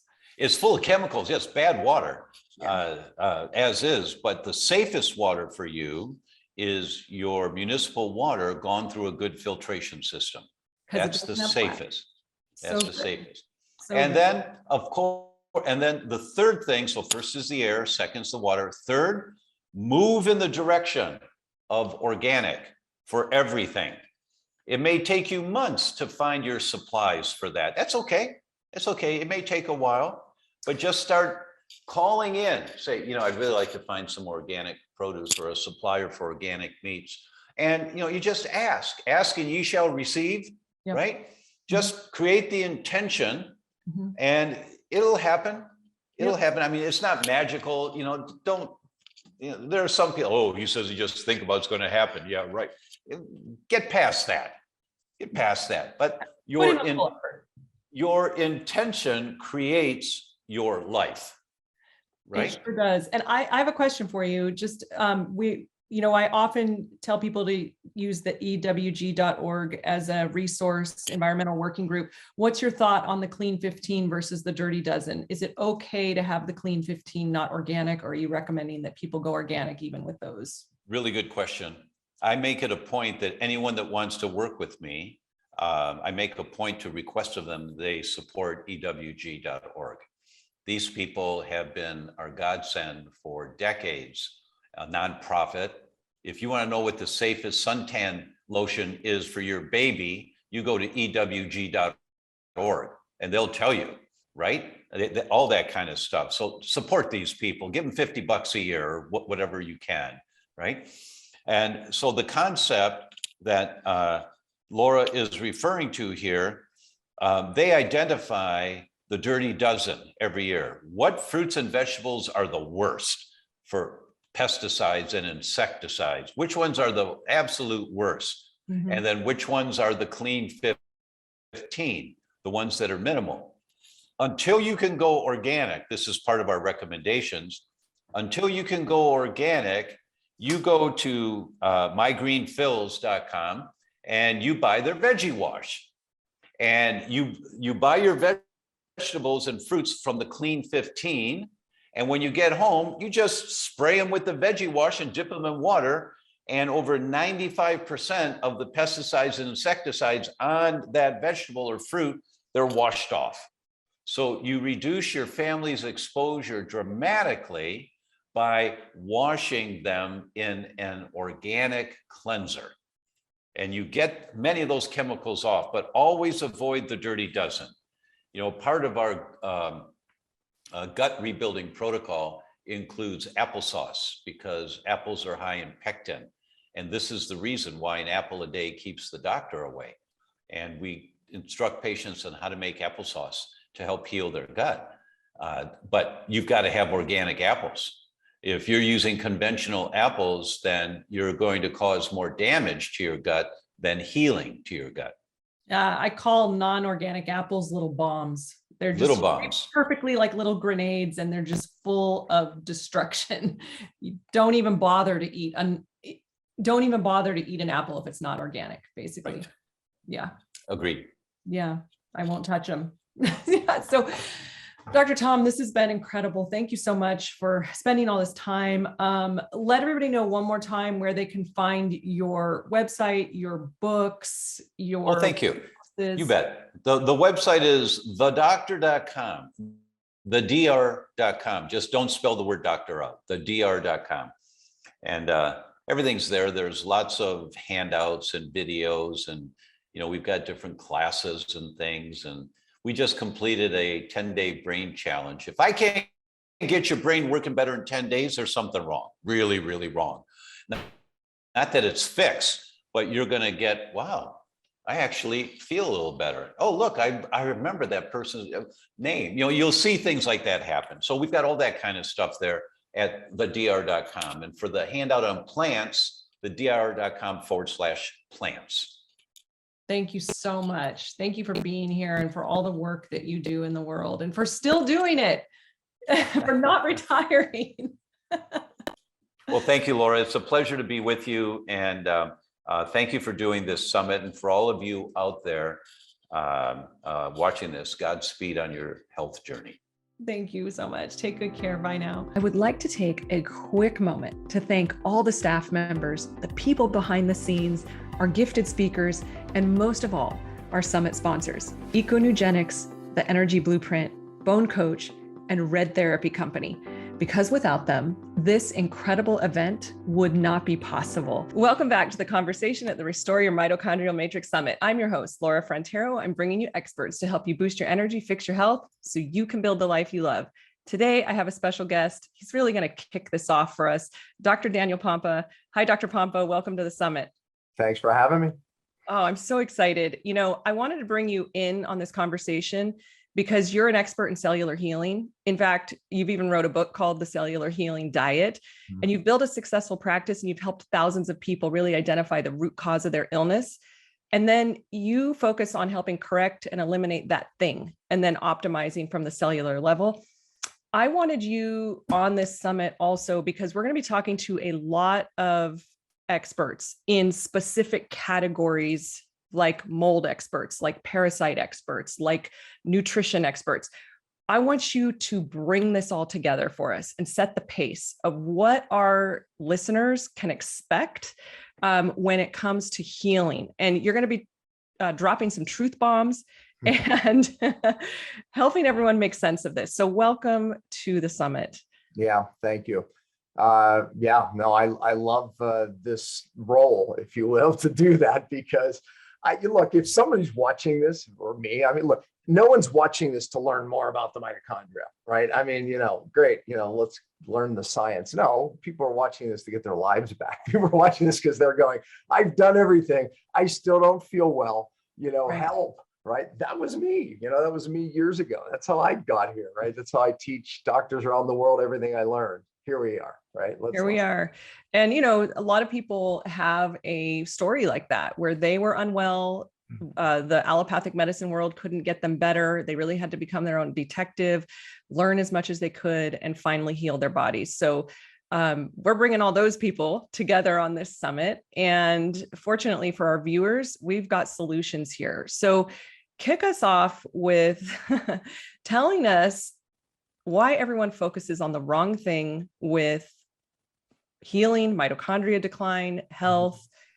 Where are we going wrong? Well, first of all, Dr. Google could be the big answer, right? Meaning, first of all, things get stuck on the internet and in our space, and I could speak to directly, right? And it just doesn't leave. So the myths around detox, the myths around, you can just go diet and, this diet, that diet, right? There's so many myths because it just doesn't leave the internet, and then it just doesn't go away. I've been teaching doctors for almost 20 years about detox, and I can tell you, I field the same questions about the same myths that I have 20 years ago that I do today, because it just doesn't go away. So therefore, in our space, it leads people into these traps, bad roads, whatever it is, instead of to the truth. So summits like this, I feel always, are where people really can land in a better place and bypass all the myths that are out there. So share us some of those myths. I know that people want to know what is on the internet right now that's not true. Oh my gosh. Okay. So let's start. We can start with diet, right? This diet is the diet, right? People just camp in their diet because here's why, because it helped them, right? So I switched to a plant-based diet and I got my life back. I'm a vegan now. I'm a vegetarian. Paleo is the way to go, right? And I believe their story. It's true. When they switch their diet, they do in fact feel better, get better. But here's the problem. The myth is this is the diet. The myth is this is the diet I need to stay on the rest of my life. And I can tell you right now, it's the biggest mistake you can make. Now, I can present a lot of science around that, and it might bore you to death, or we could just go, well, let's look at every healthy ancient culture that's ever been on this planet. And I can tell you this, not one of them have been a vegan, vegetarian, paleo, keto, meaning they're forced into dietary change. Diet variation is something I've been preaching and teaching for a long time. And in the short of it, it's this. When you switch diet, that's the magic. It forces, it's called hormesis. I won't get into the science of hormesis. Oh, we have hormesis experts. We're just listen. Right. Listen So to Ari Whitten. Listen, like there's people on here that are talking about hormesis. So we got that covered. okay, so it's just we create a stress like exercise. You don't get stronger in the gym. It's the adaptation to the stress of exercise, hormonal adaptation, microbiome adaptation. All the adaptation is the magic. Diet is no different than exercise or anything else. Or hot, cold baths, all of it. You'll have people talking about all of it. All of it's great. It's only great if you adapt. Hot, cold is only good if you adapt. If you don't adapt, it's horrible. Exercise. If you don't adapt to exercise, you've overtrained and you actually caused harm. No different. Diet change, you adapt to the change of the diet. Your microbiome changes. You can't fix a microbiome. Here's another myth I'm going to go into by just taking bacteria and pills. You can't do it. You have to stress the microbiome. It gets stronger, it adapts, it creates diversity, and thereby you create a hormone optimization. So the point is, diet change is the key. That's myth number one. And I started into myth number two. I got things. I got to say something here. So I'm so glad you just said this, because people live and die by their diet. Carnivore is the best. Vegetarian is the best. Vegan is the best. Paleo is the best. You should eat this. You should never eat that. And this takes a lot of stress off our viewers right now. Like, oh my gosh, you mean to tell me there's no one right way to do this? And I can actually listen to how my body feels.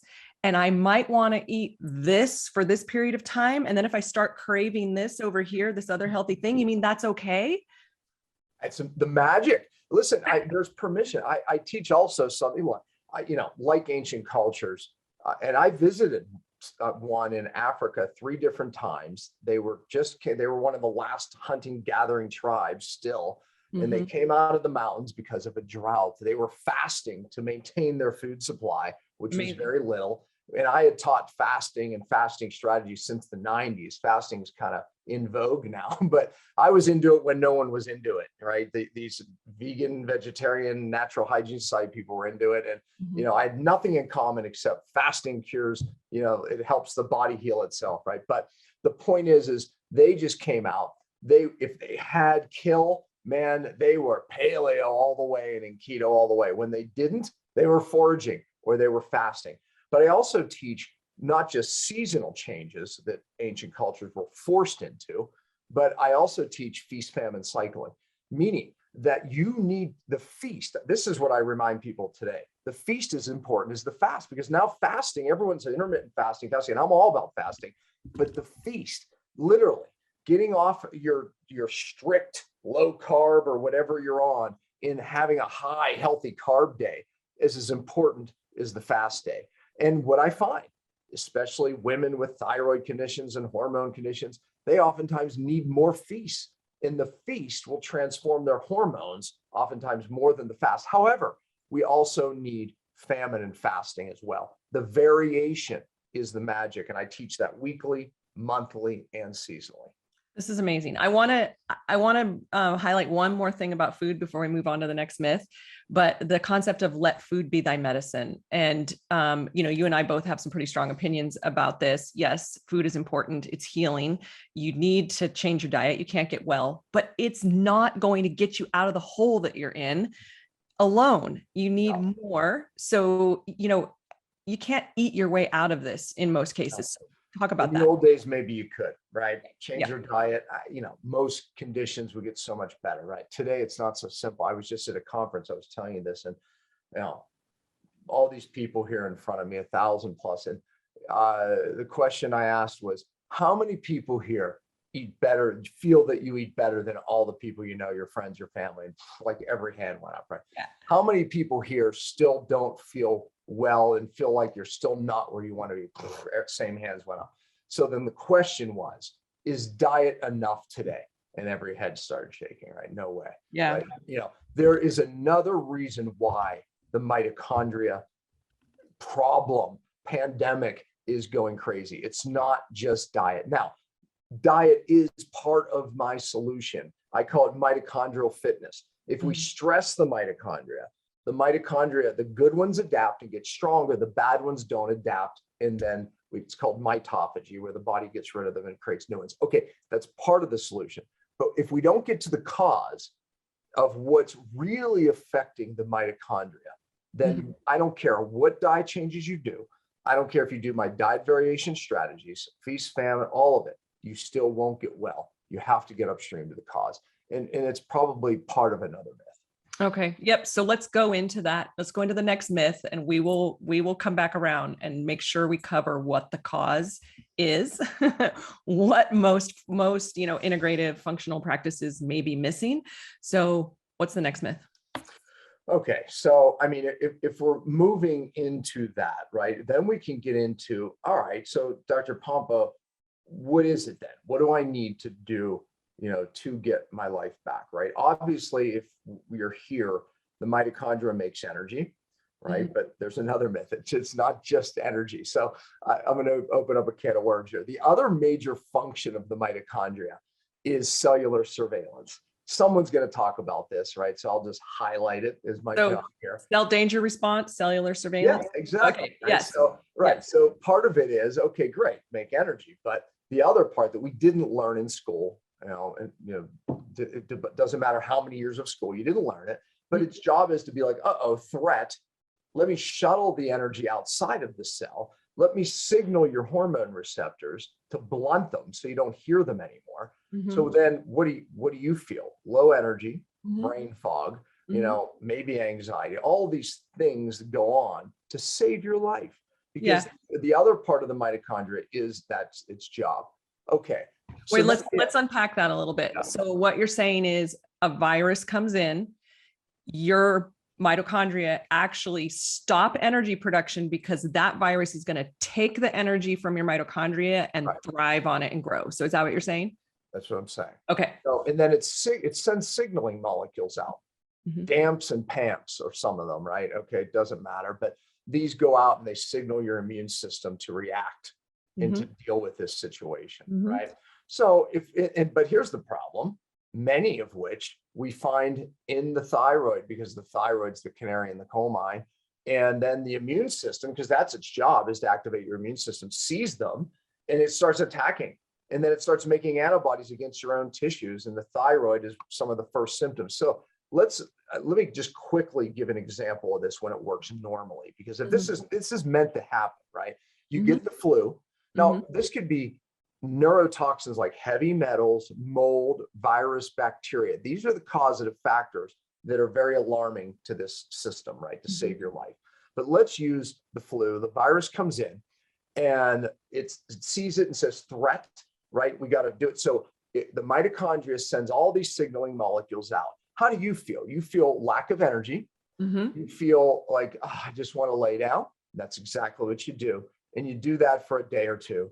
And the threat's gone. It upregulated your immune system. Your immune system beat it back. Inflammation comes down. Brain fog goes away. Energy comes back. Great. All is wonderful. Okay. But then what if it stays locked in this response, right? Because it still feels a threat. And who does stay locked in this response where their energy's still down? They have brain fog. They have anxiety. They're not sleeping. Their hair is thinning. Okay, well, something just happened in the last 3 years called COVID. This is such a weird virus to your immune system. It was a very big threat because it's a man-made virus, and it was like, oh my gosh, what is this? But yet I had COVID, you probably had COVID, pulled out of it, no problem. Right now, we have an untold number of people who are in post-COVID. So I've named it, I call it post-COVID stress response. PCSR is really what's going on with all these people who go, I don't feel great. Long COVID then, post-COVID stress response. AKA long COVID. But the reason I named it PCSR, post-COVID stress response, because they're in a cellular danger response. So why did we come out of it and they didn't? Here's why. Because no one really evaluated where their stress bucket, physical, chemical, viral, emotional, whatever it was, how full it was. And when their body saw this incredible threat, it went into the post-COVID response, right? It went into this, I'm going to save your life. The problem is it had such a high level of other toxicities, emotional, physical, chemical, that it's now stuck there, still trying to save your life. Literally at the cellular level, your mitochondria is shutting down. Your mitochondria is sending energy out of the cell where you don't have it to function, and it thinks it's doing the right job. So now we have more of an epidemic of people. And by the way, Google it for fun. Who is most affected by this cellular danger response post-COVID? So PCSR, women under the age of 50. What do they have in common? They're already stressed in their thyroid. Well, what do thyroid people all have in common? It's not a bad diet. It's toxins. The thyroid's the canary in the coal mine, very sensitive to the overload of toxins in the body. The first gland and organ to actually, start to give you symptoms. There's estimated 27 million thyroid cases in this country. Here's the problem. Half of the real number, only half is diagnosed. So double that number, because thyroid conditions, you go 10 to 20 years not being diagnosed with the symptoms of thyroid problems, which are really neurotoxic issues: thinning hair, no energy, brain fog, constipation. And you think, maybe it's my thyroid. You go to your doctor, they do the blood test, you're okay. No, you're not. Your thyroid was not functioning but it didn't show up in your blood test, which it won't for probably 20 years. Let's call this myth number 3. Okay. So myth number 2 is mitochondria only produce energy and that's it. And there's more at play. So let's move into thyroid here. We have a couple thyroid specialists talking on this summit. And this is a myth that your thyroid level, when you go to your doctor and your TSH is normal, that everything's okay. So keep going. Okay, so the TSH is the gold standard of how we diagnose somebody. By the way, before 1971, you know how they actually dealt with thyroid cases? They would say, oh, Laura, okay, so we're going to try this. And how are you feeling? I still don't feel good. And they would adjust what they're doing based on how you feel. Yeah. It doesn't happen that way anymore. They base it on one thing, the TSH. Yep. By the way, there's not one study that actually links TSH levels to normal thyroid function. That's the crazy thing, because it doesn't. There's so much more to it, right? So we have that problem right there. We're basing everyone on, TSH levels, healthy thyroid function. No, because here's the problem. Let's say finally, after 20 years of having thyroid malfunction, finally your blood work is off. So you go to your doctor finally, and he goes, oh, here, we found your problem, because now your TSH is, whatever the number is, right? Let's say it's 12, it's out of range. Then he gives you T4, which is the inactive thyroid that needs to be converted to T3, okay? Because there's a problem there potentially. But he gives you T4, and let's say he gives you Synthroid. It makes your TSH levels better. So you come back and he's like, success. You must be feeling wonderful. And you go, no, my hair's still thinning. My skin's still dry. I still can't lose weight. I got this fat. So the fact is the symptoms didn't get better, but your blood work did. Okay, there's 2 reasons why. Maybe the T4 didn't convert to T3, because it has to convert to T3. Then the T3 attaches to the cell and makes you feel good. Just keeping it simple, right? That's how it works. If it can't convert, it doesn't matter that the T4 level went up and made your TSH levels look normal. You have to convert. Oh, where does most of that conversion happen? Your liver and your gut. So what affects the liver and the gut? Toxins. Toxins block that conversion. So who's getting to that problem? Okay, another problem. What if it does convert? Then the thyroid hormone, that T3 that it converts to, the active form, it still has to attach to a receptor on your cells and dock there and get its message in the cell. And then it gets its message in the mitochondria. Everything's wonderful. You're burning fat, you feel good, brain fog's gone. Yeah. But what if a toxin is making its way into the membrane? That's where they go. The membranes of your cells are fat, and it drives cellular inflammation, and that blocks your hormone receptor. Yeah, that's called hormone resistance. A good example is insulin resistance. Plenty of insulin, plenty of the hormone in the blood, maybe too much, but the point is it can't get its message in the cell. You don't feel good.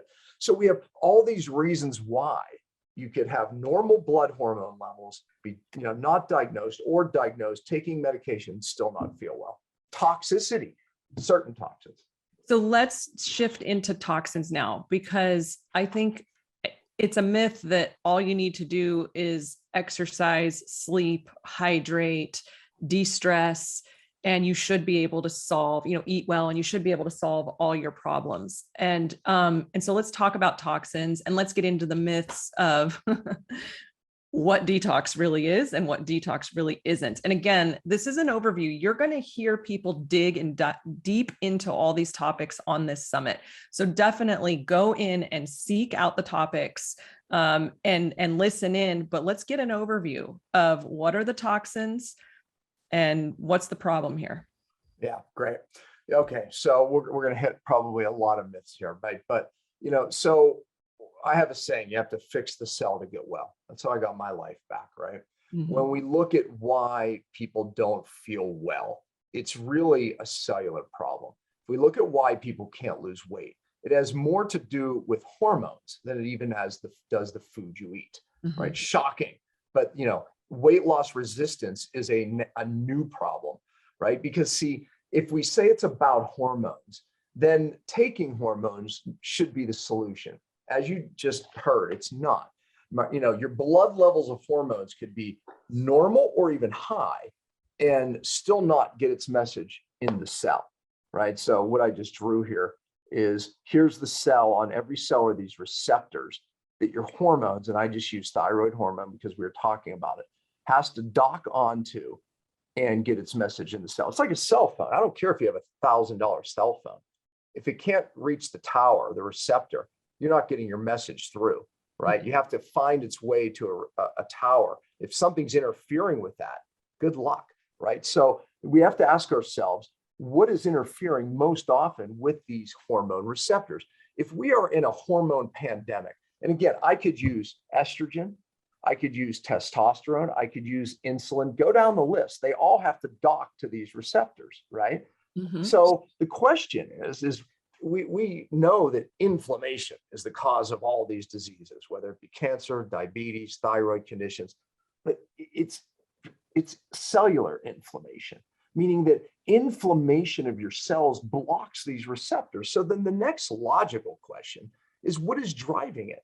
Yeah, elevated glucose can drive it, et cetera, from a bad diet. The number one are the specific toxins that make their way to the cell and drive inflammation. So cellular toxicity is the problem for why we have a hormone epidemic. And then, of course, these toxins end up. So when your cells are inflamed, you can't get good things in and you can't get bad things out. Now, why is that a problem? Because now the perfect diet, your supplements, the nutrients are having trouble accessing the mitochondria and other things that are in the cell that make you feel well, right? So what ends up happening is you can't make enough energy. Your mitochondria is not getting the fuel because of an inflamed cell membrane. Oh, and by the way, the mitochondrial membrane is even more fragile than this fatty membrane out here. So it's affected. But here's the bigger problem. Toxins start building up in the cell, and now they can't get out. And so now you're basically making toxins in your cell. So when I said you have to fix the cell to get well, more specifically, this is where real detox is. You have to detox the cell to get well. I've spent 20 years educating doctors more myths. Just by doing a sauna, just by doing what I call poopers, colon cleanses, etc. It's not real detox. Real detox is here. And it's not that those things are bad, but if you don't fix this, you don't really detox. So what are the toxins that are in there? Give us like a quick list. And we've got an expert talking about all these toxins on the summit. So you're going to hear people talk about, plastics that, mimic hormones, right? that we call endocrine disruptors, right? Which they are. I call them obesogens, right? Mm-hmm. But let me focus on three that other experts will unravel. Okay. And there's a lot of myths around these three. First of all, most practitioners, even in functional medicine, if that's the word we're using, or alternative medicine, still miss. But the bigger issue is how to actually get rid of them. Okay. Heavy metals. I think everybody watching this at some point has thought they may be having a heavy metal issue because they are nasty meaning they get into your nerves and your brain, which is the biggest nerve of all, neurotoxins. Heavy metals are typically either tested incorrectly or definitely detoxed incorrectly. because people go, oh, I did a heavy metal detox. Oh, you did. How long did you do it for? And I would ask, what did you do? Right. Well, yeah. Oh gosh, long time, 3 months, 6 months. Okay. It took me years to get inorganic mercury out of my brain that accumulated there from two major sources, three. My mother, who had a mouthful of amalgams. The DRAS study is a study that showed that, ladies, the number of silver fillings in your mouth that contain 50% mercury is proportional on autopsies, pretty accurate, into the baby's brain. So if mom had 8 fillings on autopsy studies, they would see a certain proportion of mercury already in the brain, not just in the brain. You know where they find most of it? The pituitary hypothalamus. That controls your thyroid, your adrenals. When I was sick, I spent years chasing my adrenals and my thyroid, trying to help them, never to truly get well. Till one day I realized the problem's here. I just didn't know what. Mm-hmm. I also wore contact lenses. The saline solution all the way to the early 90s had mercury in it. So I was putting mercury in my brain via my eyes. My gosh. These fillings gas mercury vapor into the brain, crosses the blood-brain barrier. So no wonder I couldn't fix my hormones or endocrine system. Now, when you detox mercury, you have to get what's here. And that's part of what I teach, right? Because you're not going to do it just by a sauna. And here's a big myth. Chlorella finds mercury in a petri dish really well, but when you put it in the microbiome, it doesn't. So another myth that out there that, chlorella is the metal magnet. In a petri dish, yes, but not with the microbiome. Mm-hmm. So it's not necessarily what you think when it comes to detoxing heavy metals. What's the next toxin? Exactly. Mold is a major nasty that causes hormone disruption, drives massive cellular inflammation, blunts hormone receptors. I didn't write leptin on there, but leptin's a hormone that, tells your body to start burning its fat source and controls appetite. Most of the receptors are in the hypothalamus, which I said that's where so many neurotoxins affect. So we have to deal with mold correctly. Here's the big problem, like mercury. I tested my home and my home's fine. You did an air test, which is, inaccurate up to 99%. So forget about that test. And then it's like, and then I thought I had mold and I did this urine test for biotoxins. Sorry, that's typically food-borne molds and really isn't a reflection of your mold load. So not good there. And then I did some detox. Not so simple, because biotoxins are in your membranes, into the deep tissue. We have to detox right. And I'll just give the third and we can go on from here.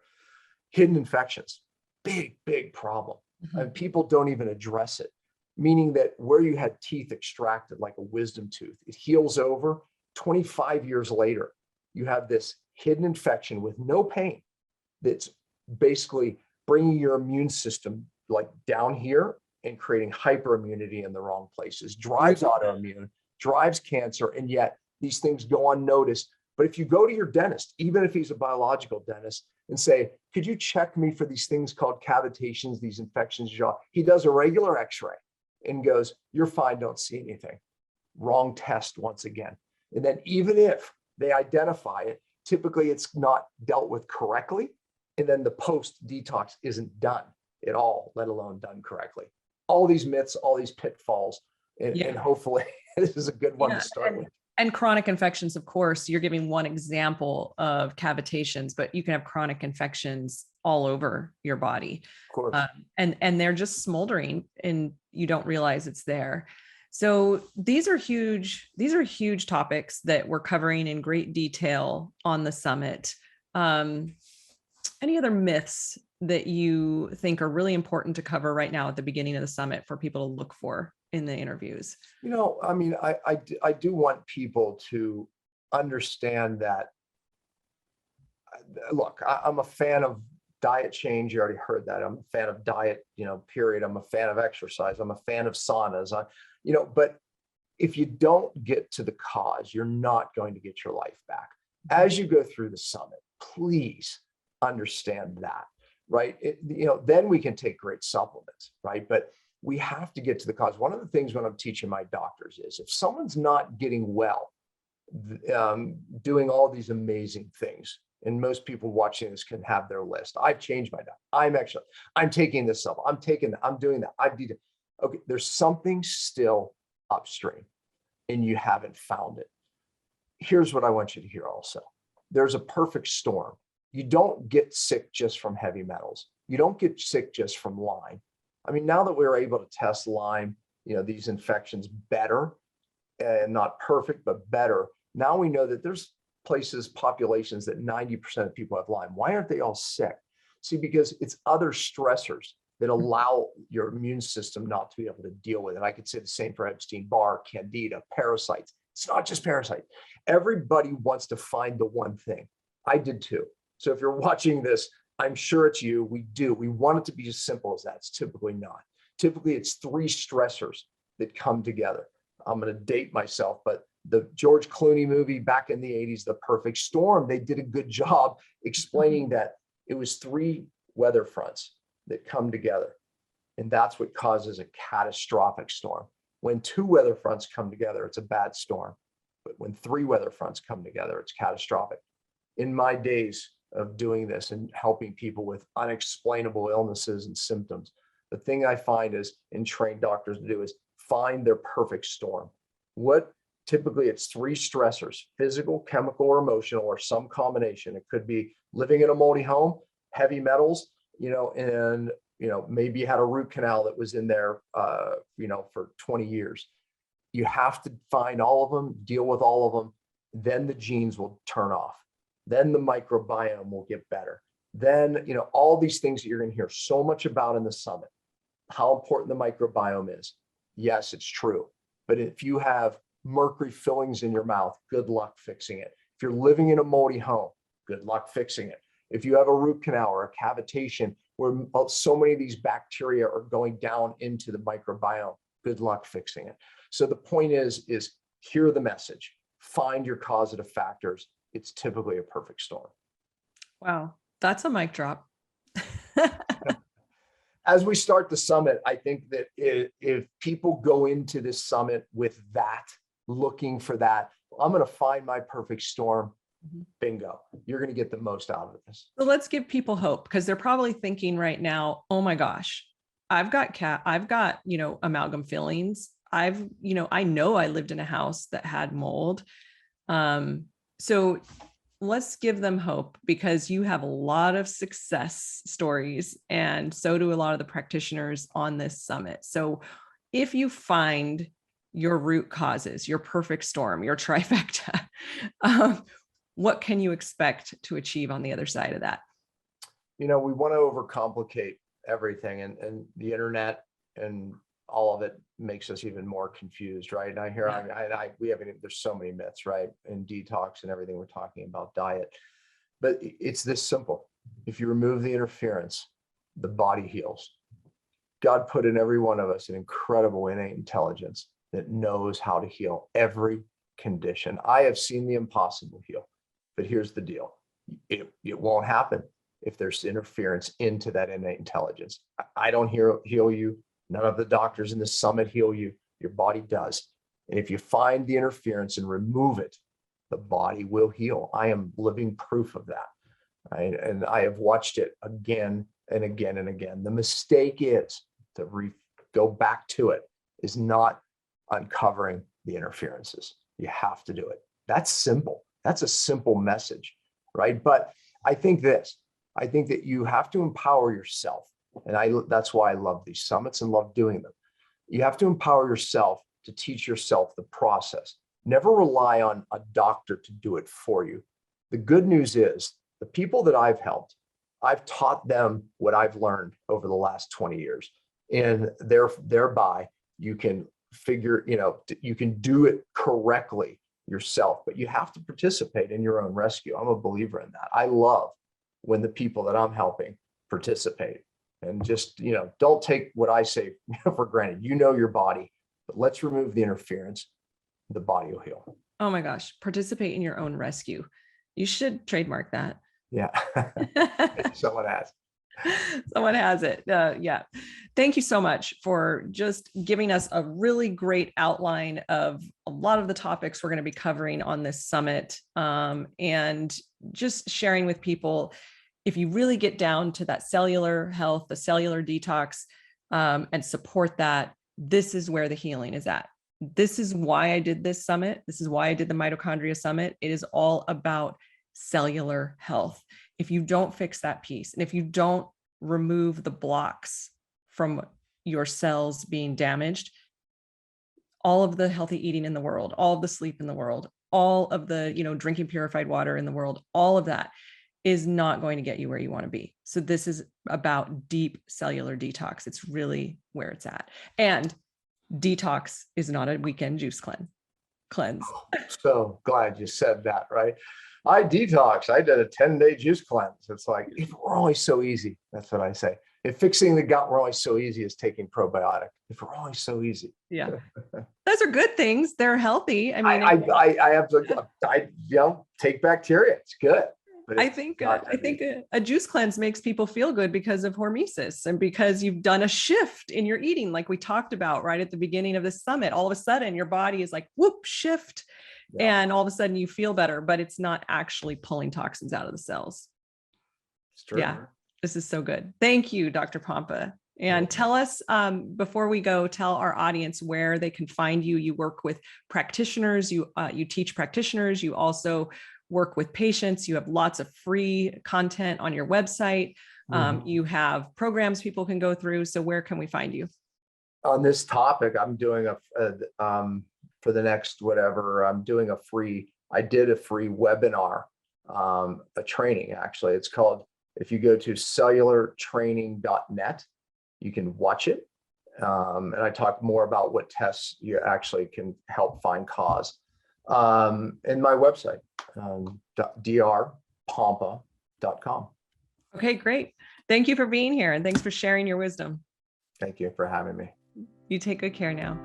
Before we start the next interview, who do you know who needs this information? Because by sharing this summit with others, you could literally change someone's life for the better. So please click the share buttons below the video to help us spread the word and empower your friends and loved ones with this important health information. Welcome back. You're watching the Restore Your Mitochondrial Matrix Summit. I'm your host, Laura Frontiero, and I'm bringing you experts with fresh ideas and proven methods to help you boost your energy and fix your health so you can build the life you love. And today, my special guest is Kashif Khan. Hi, Kashif. Welcome to the summit. Hey, how are you doing? Pleasure to be here. Great, great. I'm so glad to have you here. You have such an interesting thing that you do, and I can't wait to jump into this. Kashif, you are the CEO and founder of the DNA company. And this is where personalized medicine is being pioneered through the human genome. And as I understand it, you actually dove into the field of functional genomics with the DNA company and noticed that your own genes had a particular sensitivity to pollutants, which got you thinking of your own family's genetic pathways and what led to their challenges and the opportunities to reverse chronic disease. Is that right? Yeah, I mean, I grew up around illness. I actually grew up in poverty because my dad was so sick. He couldn't work, right? He had chronic diseases from the time I could remember. And I just thought that was normal. He had cardiac disease. Yeah, then my grandmother was sick. My uncles were addicts and depressed. So just a whole mess around me, right? Wow. So this is fascinating that this is what got you into DNA. And yeah, it led me there. I mean, I didn't come from the industry. I didn't come from the science side. I was running a PR and marketing company in Toronto, and I helped startup companies grow. And I just got sick myself. And I learned from my own journey of being failed by medicine and only ever treating symptoms and not understanding why. My biggest question is why? Why does this stuff happen? Yeah. Why do we get sick when I wasn't born sick? I didn't have these problems last week. Now all of a sudden I have them. What changed? And it was my genome that sort of helped me unpack and understand root causes. And I'm not talking about genetic conditions like sickle cell syndrome, like diving deep into cellular function and truly understand what's going on. And I was able to resolve everything. That's so incredible. So today we're really going to get into why do we age at different rates. We're going to talk about how genes drive cellular function. We're going to talk about the science of genetics and longevity. So why don't you start by really telling us the story of how the DNA company was formed? What happened there?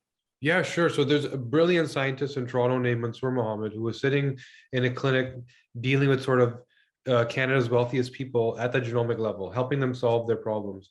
A lot of it was wrapped around breast cancer at the time. And so I, like I said, had issues myself. I had, skin issues, migraine issues, which was probably the worst of it, digestive issues, even mental health issues, sliding in and out of depression. And all of this stuff kind of seemed like it didn't add up. Like, why all of a sudden? I've been healthy my whole life. Why all of a sudden? What's going wrong? And so I learned through him and another friend named Bryce, who was a functional medicine practitioner, that what I was doing to ask, sort of clinicians, doctors, like, how do I deal with this, which was a pill for this, a scan for this, literally an MRI to figure out why you get migraines. This type of behavior was only ever masking the symptom. And so when I discovered in my genome that I was literally, forget about SNPs or variations that you hear about, like mutations that people talk about, I was entirely missing very specific genes that instructed core detox processes. So that innate cellular health, like the beautiful thing that you just said about, the energy that you can derive from having healthy cells, like it's kind of the message I got from you, that's what I was missing. My cells were under heavy load and pressure of all the environmental toxins, the food I was eating, everything that I was doing wrong, because I didn't know what the right choices for me were. Once I unpacked that and understood how I was wired, what to do about these genes that I was missing, what to do about other genes that were overcompensating, all the symptoms started to go away.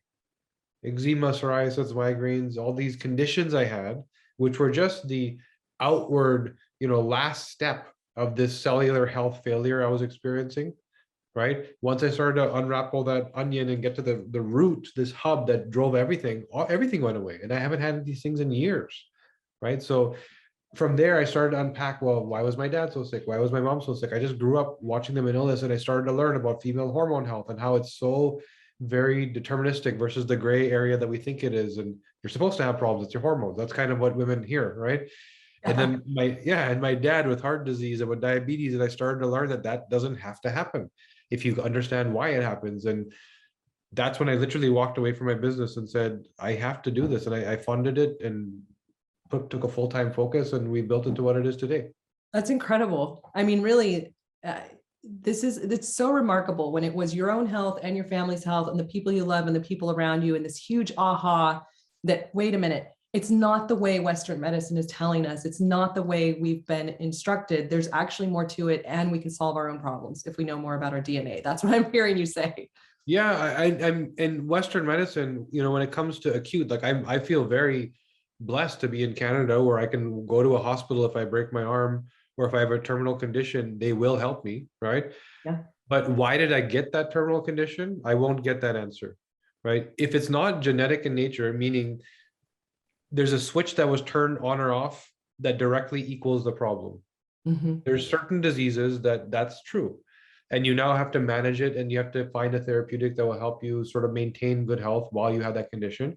But that's a very small slice of healthcare problems. 90%, according to the CDC, the Center for Disease Control, says that 90% of America's $4 trillion healthcare budget is spent on chronic disease.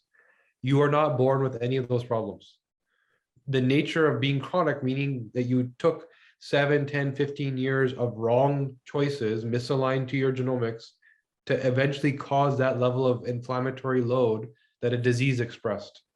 Which disease depends cellularly where you're doing wrong, or if it was driven by hormones, if it was driven by toxins, you can try to figure out which disease, but you didn't have it. It wasn't innate. You weren't born with diabetes, right? It's something that happens over time from making poor choices. So once I understood that, that's when I understood that not that Western medicine was failing, but it was taking that acute toolkit and applying it to chronic disease, when we have to look at chronic disease in a very different way. We have to ask why, and then not treat it, but prevent it or reverse it, which you can do.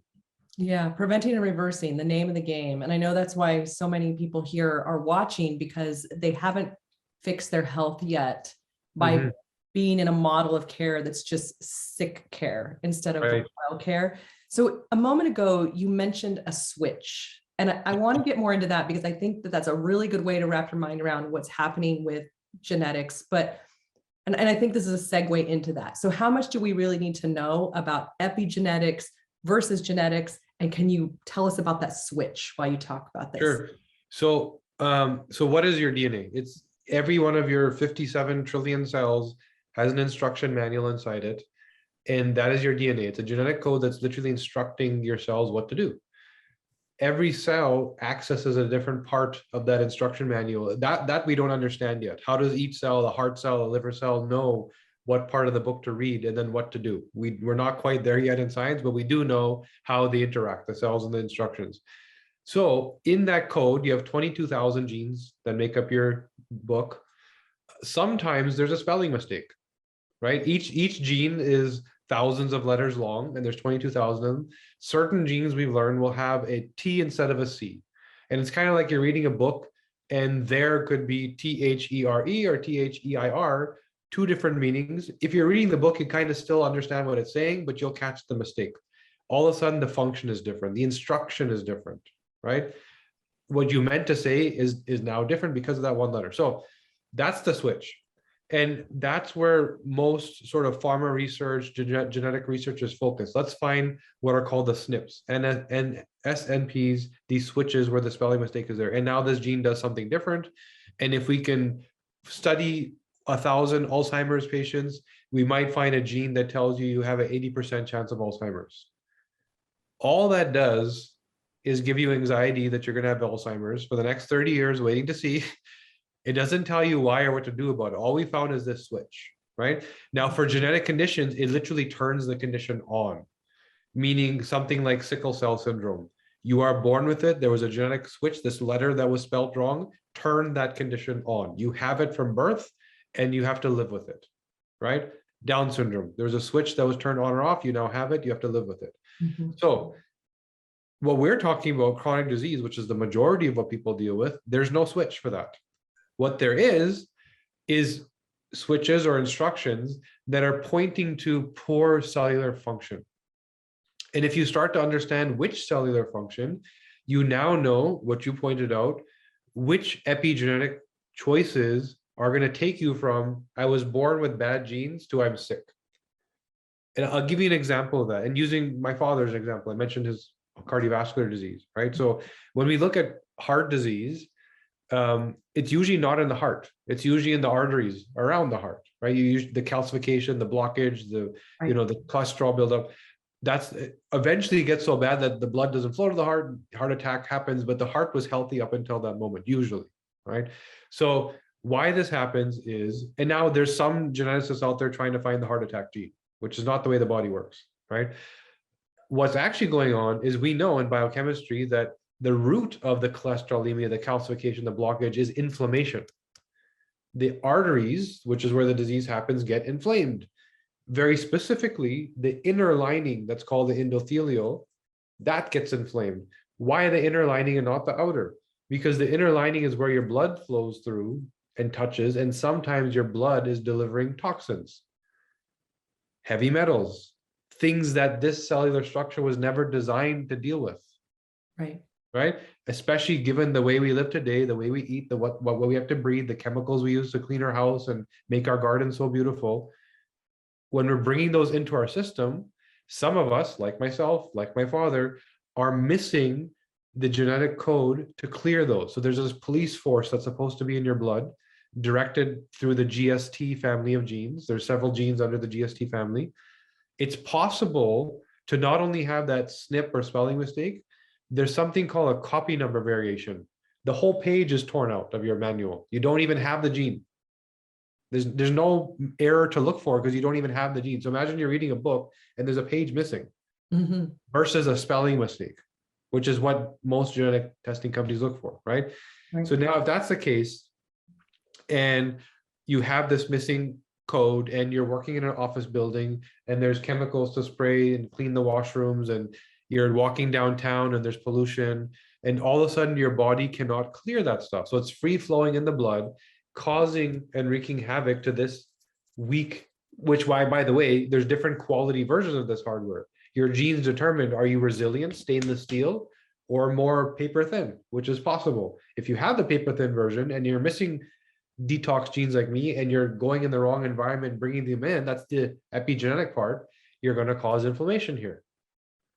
The body will then use cholesterol as a hormone to reduce the inflammation. That's why the cholesterol is deployed and sent there. It's not a disease, it's a repair mechanism. It's a hormone sent to repair inflamed tissue. It's when that cholesterol meets the toxicity, or there's certain genes that instruct the transport of the cholesterol, which you may have the bad version of, that all of a sudden it starts to build up. And then eventually doctor says, oh, there's a biomarker that looks off. Your cholesterol numbers are high. And that's the root cause of heart disease. But what we're saying is heart disease isn't a disease. Arterial disease is a disease, and it's rooted in inflammation caused by toxic insults. There's multiple combinations of why you could get there. I don't detox. I have bad quality hardware. I don't deal with inflammation well, which is methylation, suppressing the inflammation. There's many reasons why it could happen, but they all point to the same thing, that it was the inflammation here was the start, the beginnings of the disease. That was the sort of impetus. What we're now treating is 15 years down the road of a trigger of your cholesterol numbers are up, start taking Lipitor. Yeah. Kashif, I can still remember working in, I worked in Western medicine clinics for 20 years prescribing cholesterol drugs. Yeah. And I can remember somewhere in the early 2000s, the concept of inflammation is a problem right in the vessels. And I remember the studies that were coming out about statins and, oh, maybe they're reducing inflammation, that maybe that's why they're working. Anyways, I'm really glad you're talking about this. And the thing that I would love to highlight is something that you said, and I want to make sure the audience catches this because it's so central, I think, in functional medicine and the type of practice that I now have, which is toxins cause inflammation, heart disease, right cancer. I mean, the problem is a toxin problem. And this is, if you're a functional medicine practitioner, because most people watching this summit are going to be savvy about functional medicine or naturopathic medicine or some alternative, which I even hate to say alternative, but some other form of medicine other than Western traditional medicine. But if your practitioner is not looking at toxins as a source cause of problems, we have a problem. Big problem. Yeah. You ask the question, like, when you look at it from that perspective, like what you just laid out, the evidence is right in front of us. You look at things like autism, where a couple generations ago, it was 1 in 10,000 children. Then a generation ago, it was 1 in 500. Now it's 1 in 58, right? The kids haven't changed. Our DNA of today is the same for the past 250,000 years. The genetics haven't changed. We are the same people, same type of structure. Yeah, we're all a little different, but the overall manual is the same. It's a 250,000-year-old manual. Why all of a sudden did we go from autism didn't even exist 5 generations ago till it's 1 in 10,000, it's now 1 in 58. What changed is our environment. The exposure to chemicals, the food that we eat that's laced in pesticides, even something as simple as a natural flavor, which seems simple, the processing required, the heavy metals used, 75 to 100 chemicals used to take that natural flavor, which was from a natural source. It came from a plant or an animal. That's why it's called natural. But to get it into your food requires literally 75 to 100 chemicals, right? You're also ingesting that, but those are not required to be listed because they're not ingredients, right? Those are processing chemicals to get the ingredient into your food. And you wonder why all of a sudden, so much chronic disease, so prevalent, starting at earlier ages, kids aren't doing well, childhood abuse, all this stuff. We haven't changed as people. Our exposure has changed, and it largely has to do with the environmental toxins and the toxins in our food. Absolutely. People, our genetics, which we're talking about right now, it doesn't change that quickly. It takes thousands of years of evolution. But what has rapidly occurred is the change in the Industrial Revolution and the amount of chemicals that we do use. And something else I want to highlight, Kashif, that you just said, and make sure everybody gets it. Natural flavoring is code word for chemicals. Yeah. And anytime I pick something up and see natural flavoring, it goes right back on the shelf. Become a label reader. Natural flavoring is it's actually criminal that it's called natural flavoring, because It's horrible. it makes you feel safe. And it's Yeah. really unfortunate. It's a marketing gimmick. So thank you for unpacking all of this. I'd love to know when we're tying together genetics with mitochondrial health, because we are all about fixing mitochondria, little powerhouses of engines of our cells, and boosting energy. So talk a little bit about how genetics is tied to our mitochondria. Yeah, so there's like the straightforward, how is it tied? And then we can spend another 2 hours on, all the different ways in which your body is affected by your genes and your mitochondria. So the basics of it is that, like you said, your mitochondria stores your powerhouse. It's where the ATP and energy is produced. The process of creating energy, which all your cells do, is let's take in some oxygen, let's take in some nutrition and convert that to energy. So these are the source, this is the wood that you're burning to create that energy. But anytime you burn any kind of fuel, there's always a byproduct, there's always smoke, right? So just like your fireplace, when you're burning those wood logs, the soot has to go somewhere. Your cells, there's a gene called SOD2, which determines how well you deal with antioxidation. Remember, taking in oxygen creates oxidants. So the irony is the thing that gives you life is slowly aging you and killing you, right? If you don't have a good relationship and don't know how you deal with this stuff. So if you are that person that has the suboptimal version of the SOD2 gene, and you're running on the treadmill, you're doing high intensity training, you're not sleeping properly, too much stress, and that oxidative stress load is high, well, then you're burning all this fuel to create energy to not be able to deal with the soot. So it's like your fireplace doesn't have a chimney and it's piling up on the cells. And this is why you look at kind of, marathon runners that are sort of older, and there's a few that look amazing. They've been running all their lives. Heart health is amazing. For the most part, they're all like haggardly and wrinkled and white hair, and they're thin. There's no fat on them, but they look like they just like a candle melted, right? I don't know how else to explain it, because they've aged themselves so much from that oxidative stress load.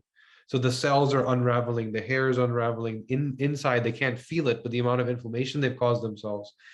So this is where, for the most part, we are not wired to do the one size fits all recommendations. Heart's not good, go run on a treadmill. Well, that might actually make your heart worse, because you're going to increase inflammation, you're going to increase free radical activity in the blood, for which this bad endothelial that was a source anyway, was the toxins you were sending here that caused the inflammation. For some people, great. There's some people that have the optimal version of that gene and they do really well. But for the most part, no. Then you look at mitochondria is not just an energy production sort of powerhouse, like you described it, also a signaling system, right? So it's that communication system. I touch my head and instantly every single cell in my body knows exactly what happened instantaneously. We have no human capability of communicating at this level. 57 trillion individual cells instantaneously know what just happened. That communication, both external and internal, is the mitochondria is highly implicit in that.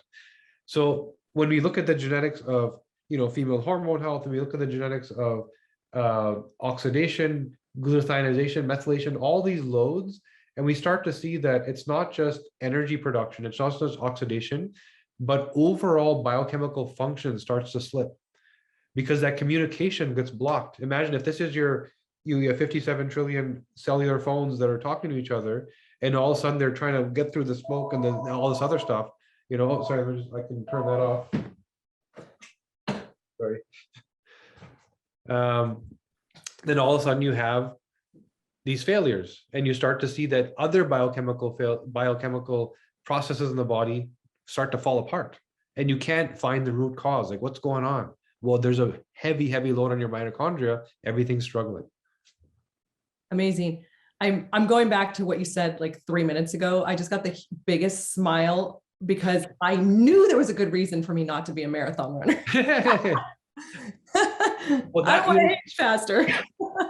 That's actually the interesting thing is anytime we sit with someone for like a clinical review and we tell them that, they know it already. They say, I know it. I hate running. I hate cardiovascular exercise. Hate it. They feel it because you can't recover. The next day you feel horrible, right? I But do. some people don't. Yeah. So I bet I have that gene because I hate it. And everybody else says, no, you can build yourself up to it. You can do it. I'm like, you don't understand. My entire life, I can remember in high school having to run in PE class, right? Having to run. And I am not a natural athlete. It is literally torture for me. And it's not because I don't want to. Yeah. It's not. I've just always felt lousy. So I can't wait to run genetics and find out. And I would tell you from our research, there's more people that are suboptimal than optimal. We don't find that many people that we, as humans, it wasn't normal activity. Mm-hmm. We didn't run around and put ourselves under these high cardiovascular. We lifted heavy things. We still exercised, but it was more like moving, lifting, pushing. And short term, right? Not prolonged, right? Oh, I'm so glad to learn that. This is why I'm going to stay youthful forever, because I'm not going to I'm not going to melt off my. I'm not going to age and melt away. Oh my gosh, I love it. This is so fascinating. Thank you for tying in the mitochondrial piece. It's so important. And I think you're the first person that's really talking about the communication, the mitochondrial piece of being a network of communication, right? That happens instantaneously. Yeah, it's really cool. I mean, your mitochondria is constantly sort of looking outwardly to understand what's happening in the environment around you. So there's your body gets signals from a few things, from emotion, like what are you feeling? So your body knows what to prepare for. Temperature, volume, you're responding to all this stuff. And your mitochondria are these little sensors that are understanding what's going on in the environment around you. And again, going back to toxins, going back to the things that we weren't meant to cope with, interrupts the signal, right? Things like 5G, and you hear all the conspiracy theories that there was no COVID, there was 5G that gave everyone all the, I'm not going there, but I'm saying that there's definitely a disruption in human function because we were not designed to cope with these interruptive signals. I have to tell you, I'm not looking forward to upgrading my phone ever, because I have the last 4G phone. Yeah. Someday it's going to die. To get a 5G phone. And that's the challenge, is you have all these EMFs that are out there that are, like right now we're on 2 devices talking to each other. We're going to probably be on TikTok or Instagram at some point tonight, scrolling and just go. It's constant. It is. Right. And we were not designed for this. So if your mitochondria is supposed to be that source of understanding what's going around you, and you're constantly sending disruptive signals, right? It's like being in manic anxiety or in manic anger. It's not healthy. Your body doesn't understand the signal. It isn't. And fortunately, we're going to have some EMF experts come on this summit as well and talk about that. So make sure that if you're viewing now, that you listen to those interviews, because it's all tied together, everyone, if you aren't figuring this out already. Right, so important. It is. So can you tell us a little bit more about, really, I'd like to know, what are the biggest areas of impact that you've seen in clinical practice by using the DNA company's testing? Why do we want to get this done? Really to speak into it. So when singling us out, I can tell you what we do different and uniquely. We figured, so one thing we did, by the way, is we understood, and this was from my own personal experience, that genetics itself it was underwhelming. Unless you had one of those rare genetic conditions we're talking about, if you had diabetes, breast cancer, fibromyalgia, menopause problems, all the big things that we have to deal with, we weren't really getting an outcome. It was, well, that's not genetics, that's lifestyle. That's what I want to know. What lifestyle is my genetics telling me to have, right? Mm-hmm. So what we ended up doing was, we said that there's enough data on genes. What do they do? There isn't this sort of filling the gap of, here's human biochemistry. We already know how the body works. There's a cardiovascular system, a hormone system, neurochemicals of the brain. We don't know how the genes mirror those systems in that context. Not this gene means this gene means this, but here's the hormone system. Now tell me what genes drive all this, right? We already know how the body works. So that's what we did. We studied 7,000 people over 3 years, one by one, all N of one, because we said, if we're going to create personalized medicine, it's got to truly be personalized. We got to get down to the root of each individual's problem, resolve that, then we have something in the bucket, something learned. And we keep learning until we start to see trends and profiles. And then all of a sudden we can help more people on scale because they fit into profiles. So that's the way we went about the research. And we said that once we identify a suboptimal profile, we then need to ask, not the way you're told, this gene means you have an 80% chance of Alzheimer's. What we need to ask is, why did 20% with the exact same profile not get it? What were they doing right? Going back to the very first thing you said of sick care versus well care and healthcare, like true healthcare. Healthcare is, how do I maintain your health? Sick care is, how do I treat you when you're sick? So we understood genetics was looking at stuff wrong. It was studying the sick only. So they're only ever coming up with solutions to deal with the sick. Instead of learning the habits of the healthy, the epigenetic habits, environment, nutrition, and lifestyle. What did they eat? What chemicals were they exposed to? How did they exercise? How did they sleep? And what from those, for each condition, caused them to go from the 20 to the 80%. So let me just rephrase what I think I just heard you say. You looked at people who had genetic SNPs, but they weren't sick. They were doing great. And you decided to study what set them apart. Yes. That is fascinating. Yeah. Nobody does that. Nobody does that. Because if you're not sick, what is there to study? That's the belief. There's no money in that, right? Like, no money, what NIH grant funding are you going to get to study healthy people, right? Everything is pharmaceutical driven. Don't even get me started. But okay, carry on. So, and we had to self-fund it. I had meetings with the Canadian government, and I showed them some of our work, and they said, "Wow, this is groundbreaking, but we don't know how to deal with you." Right? So we just paid for it. We just funded it ourselves, and we partnered with a bunch of clinics, and we worked because we knew this was what was needed. We needed to not tell people you got an 80% chance of this, 50% chance. We needed to tell you, how do you stay healthy? That's what your genetics should inform you. And just like the cardiovascular example I gave you, it's not the recommendation you would typically get. Go run on a treadmill. That would have made the problem worse, right? The solution is unique. You need to focus on your glutathione pathway. That's the cause of your heart problem. So we did this in a few areas. You name a chronic condition, we've studied it. But the 6 areas that we found that are if we were to give you your instruction manual for you to become like version 2.0 of yourself, optimal version, here's the areas you need outside of like clinical representation, like actual clinical problems. And those are diet, nutrition, what do I eat? And not only what do I eat, how do I eat? Meaning, how do I even perceive behavioral genomics? Am I an addict? Am I a binger? Do I graze at the pantry and I don't even know I'm doing it? So we studied the neurochemicals of the brain and how that applies to how you sort of have a relationship with the food. And then food itself. So macronutrients, should I be on a keto diet? Should I be vegan? Do I actually have the genes to metabolize fats and have the enzyme activity to break down beans, lentils, legumes where I would be a successful vegan? That's all genetically driven. So diet, nutrition.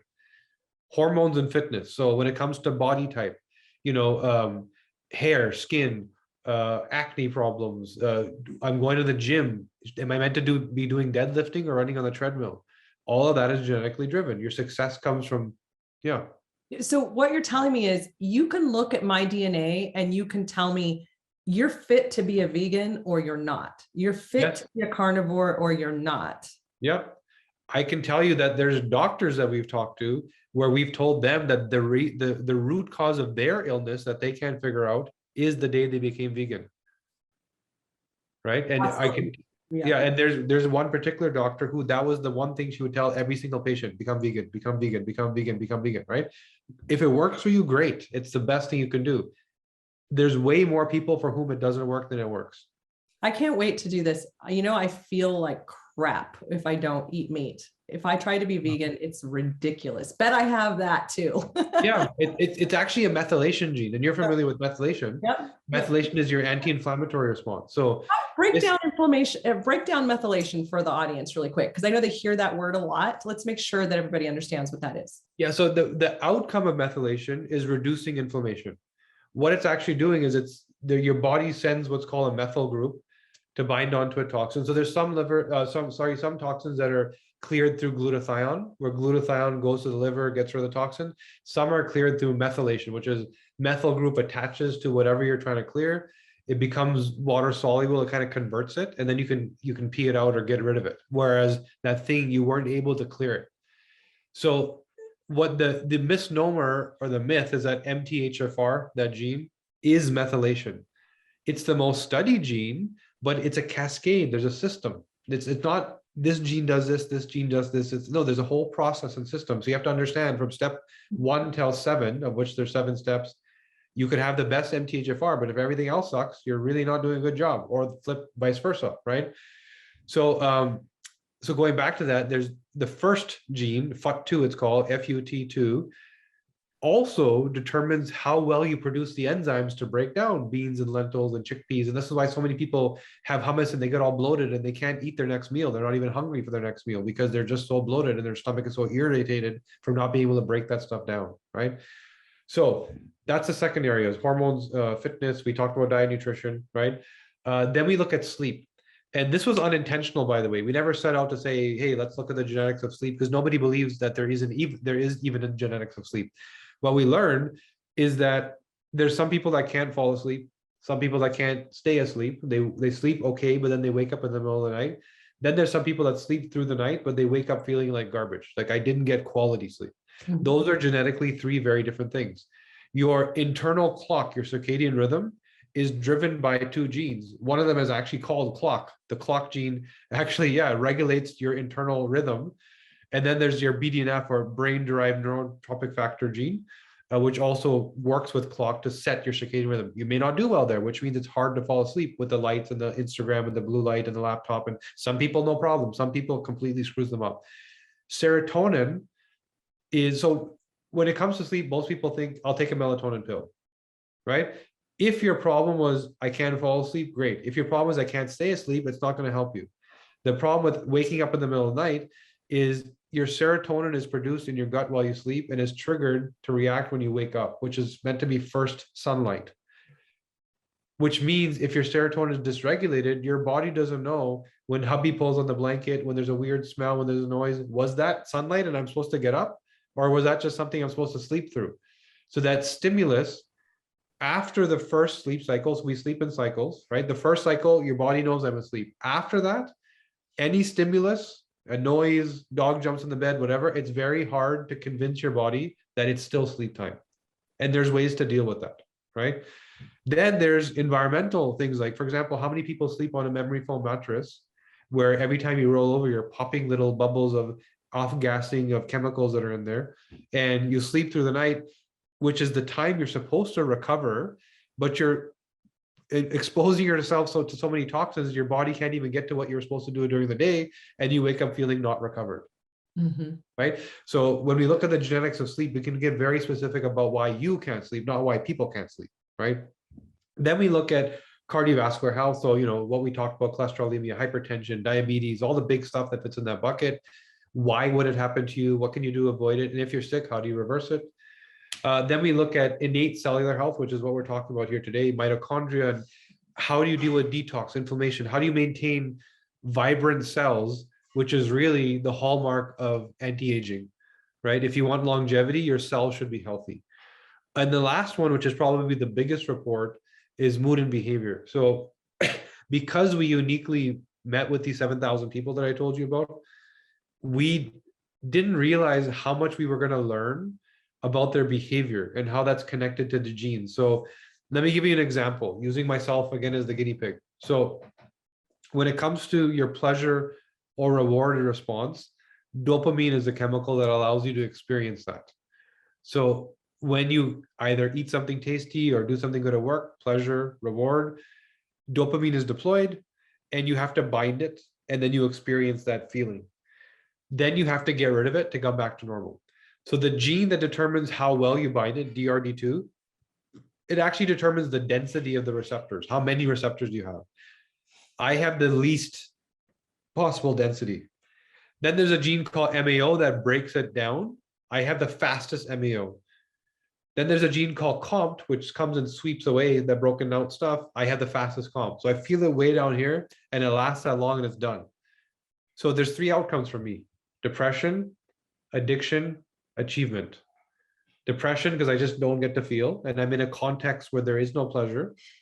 Or addiction, because I find something pleasurable and I pursue it and chase it. Or achievement, because I feel the reward instead of feeling the pleasure, because it does both.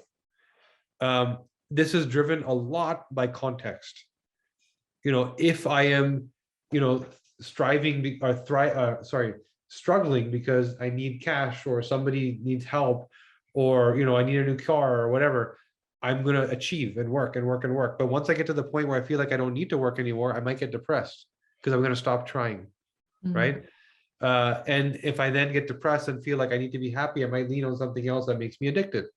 The same pathway leads to all three things. It just depends on the context. That's the epigenetics. What choices did I make? Right.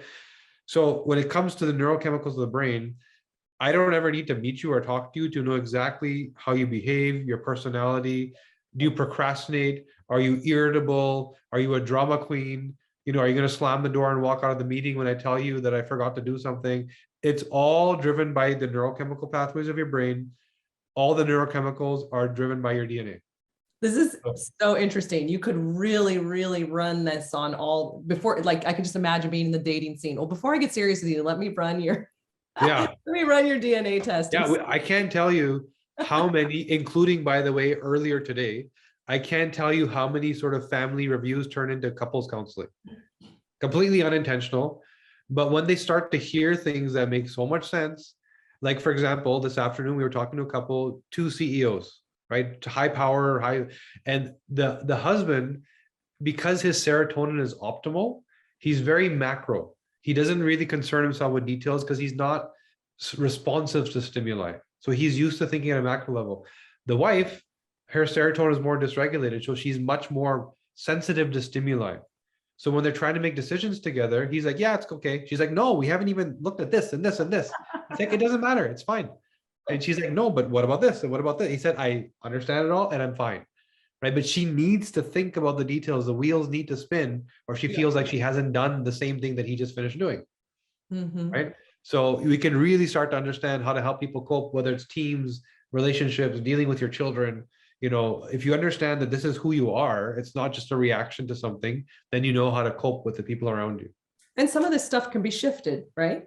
Shifted in terms of, so for example, the same thing of her being high attention to detail is also, when she goes to work, it's a superpower because she's seeing all the nuances that her peers don't see. It's also, she's highly irritable and she reacts to everything, and people are like, we got to walk on eggshells around her. So if you start to understand the context drives the outcome, then you can start to control where, well, when they say it's not that bad, maybe it actually isn't that bad. I just feel it a little bit more. And you can start to come at people and sort of meet them where they're at. Right. So good. I think of all the personality matrix, tests that are out there trying to figure out, are you analytical? Are you controlling? Are you promoting? Are you supporting? Are you, or any Enneagram, or if I'm saying that right, or all these different ones. They just need their DNA test. Yeah, you don't need to guess. It's wired into your brain, into the chemicals. There's a gene called ADRA2B that drives your noradrenaline response. So your literal PTSD response. So there's some people. You remember the Rwandan genocide that happened? I think it was called the Hutus and the Tutsis. These 2 tribes that were killing each other, like massacre. Scientists went there to try and understand why the second the war was over, these are people that were chopping each other's arms off at the elbows on a regular basis. They were right next to each other in the market like it never happened. Best friends again. Because they had the optimal version of the ADRA2B gene, which means they actually had difficulty and experienced PTSD and trauma. Wow. They can't imprint negative stimuli. Oh, that's fascinating. We could talk for hours on this. If you warned me when we started this talk, we could talk for a really long time. I mean, I have so many questions. Yeah. I'd like to know what the DNA is of serial killers, right? Like what's happening there? What's happening? Yeah. I mean, we've looked at that kind of stuff. We worked with the US military and the Black Ops Special Forces to understand who's a killer, who should be deployed in active combat, who should be back end, who should be the engineer. When you understand the outcome, this person needs to be able to kill. I mean, that's not something we like to be working on, but really that's what they're saying is who can go into active combat, do their job, and come back mentally healthy. We had to do that work for literally the Black Ops, right? The special forces. And it was very interesting work because we actually did find that there's people that needed to be pulled from their positions that literally so much dollars were spent on training for the wrong job. Yeah, that would have been highly traumatic and devastating and probably ruined their life. If Yep. Yeah, I mean, this is a really good thing that they pulled you in. Yeah.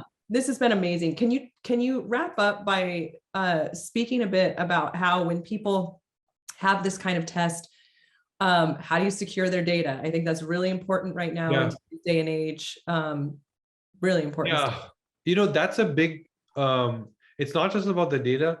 We'll get into that, but this is also, excuse me, why the genetic tests that people have been using up until now haven't given them an answer. So the genetic, and here's a dirty secret, the genetic business sucks. Why? Because your DNA doesn't change. So if I run a DNA test on you, we're done. I never need to sell you anything again. So when all these research companies came about to learn and work on something called the genome, which was such a wonderful thing, their investors started to realize the business model is no good. It's one DNA test per person and we're done. So they said, well, what else can we do? And they realized, well, we have all this important information. We can start to sell it to people. And so they all became data selling machines. If you look at, I think it was 2019 or 2020 when 23andMe raised their big $300 million funding round. Who gave them the $300 million was GlaxoSmithKline. Why? One of the biggest pharma companies in the world, because they had a standing offer for everyone that's going to pay you $200 or $300 for a test, we'll pay you $5,000 for the data. So now if that's the disparity between what the data is worth and what the test is sold for as this like infotainment style message, the product is being designed for that guy, not for this guy. Right? The product is being designed for the guy paying $5,000, which what they want is a data dump. Give me all the genes with all the SNPs, that thing we were talking about earlier, right? Those switches. They want to know all the switches because if they find enough, they can now make a drug for this and make a drug for this and make a drug for this, right? So they needed mass data. The problem with that mass data, it's not actionable for the person. So they're getting reports that are like, my ear's connected or not connected, which you can see in the mirror, or you do have sickle cell syndrome or you don't, things that may come. So it's stuff that really you can't act on. And it's also a slice, 2% of healthcare, where 90% is chronic disease. So what we said is there's a huge opportunity here. If we are the guys that do what people intended, I give you my DNA, go mine it and tell me everything that I need to know. That's what people want. So if we do that properly, then we will be the sort of the leading company in terms of outcomes, right? That actually helps the buyer of the test, not the buyer of the data. So in order to build it that way, it's not what the data buyers want. Right? Because we're testing for far fewer genes. Instead of 1,000, we're testing for like 80, because those are the only ones that matter, right? And we're testing different for each gene. Sometimes we're testing for a copy number variation. The page is missing, like I said. Sometimes it's a paragraph is missing. It's not just a list of SNPs, like a data dump, right? And so we put it right into our terms that we never sell data. It's all anonymized and aggregated. It's not our business. Our business is, we feel like if we do a good enough job of giving you insights and wowing you, and in fact, for everyone here, we even put a promo code together so that everyone can get like a discount on their stuff if they like.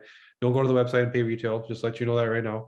That the experience that you'll have, you will stick with that experience, and you'll understand healthcare from a new lens, and you'll work with us long term, which is, we believe, the reward for not selling data. So that's the approach we took. That's amazing. This is how it should be. Yeah, well, it should be. But it comes down to economics. If the money is dictating the product, then that's the product you get. Absolutely. And I just love I really love the foundation of your company, which is really helping people get well. Yeah. And stay well, instead of, you are pioneering well care instead of just supporting sick care. Yeah, exactly.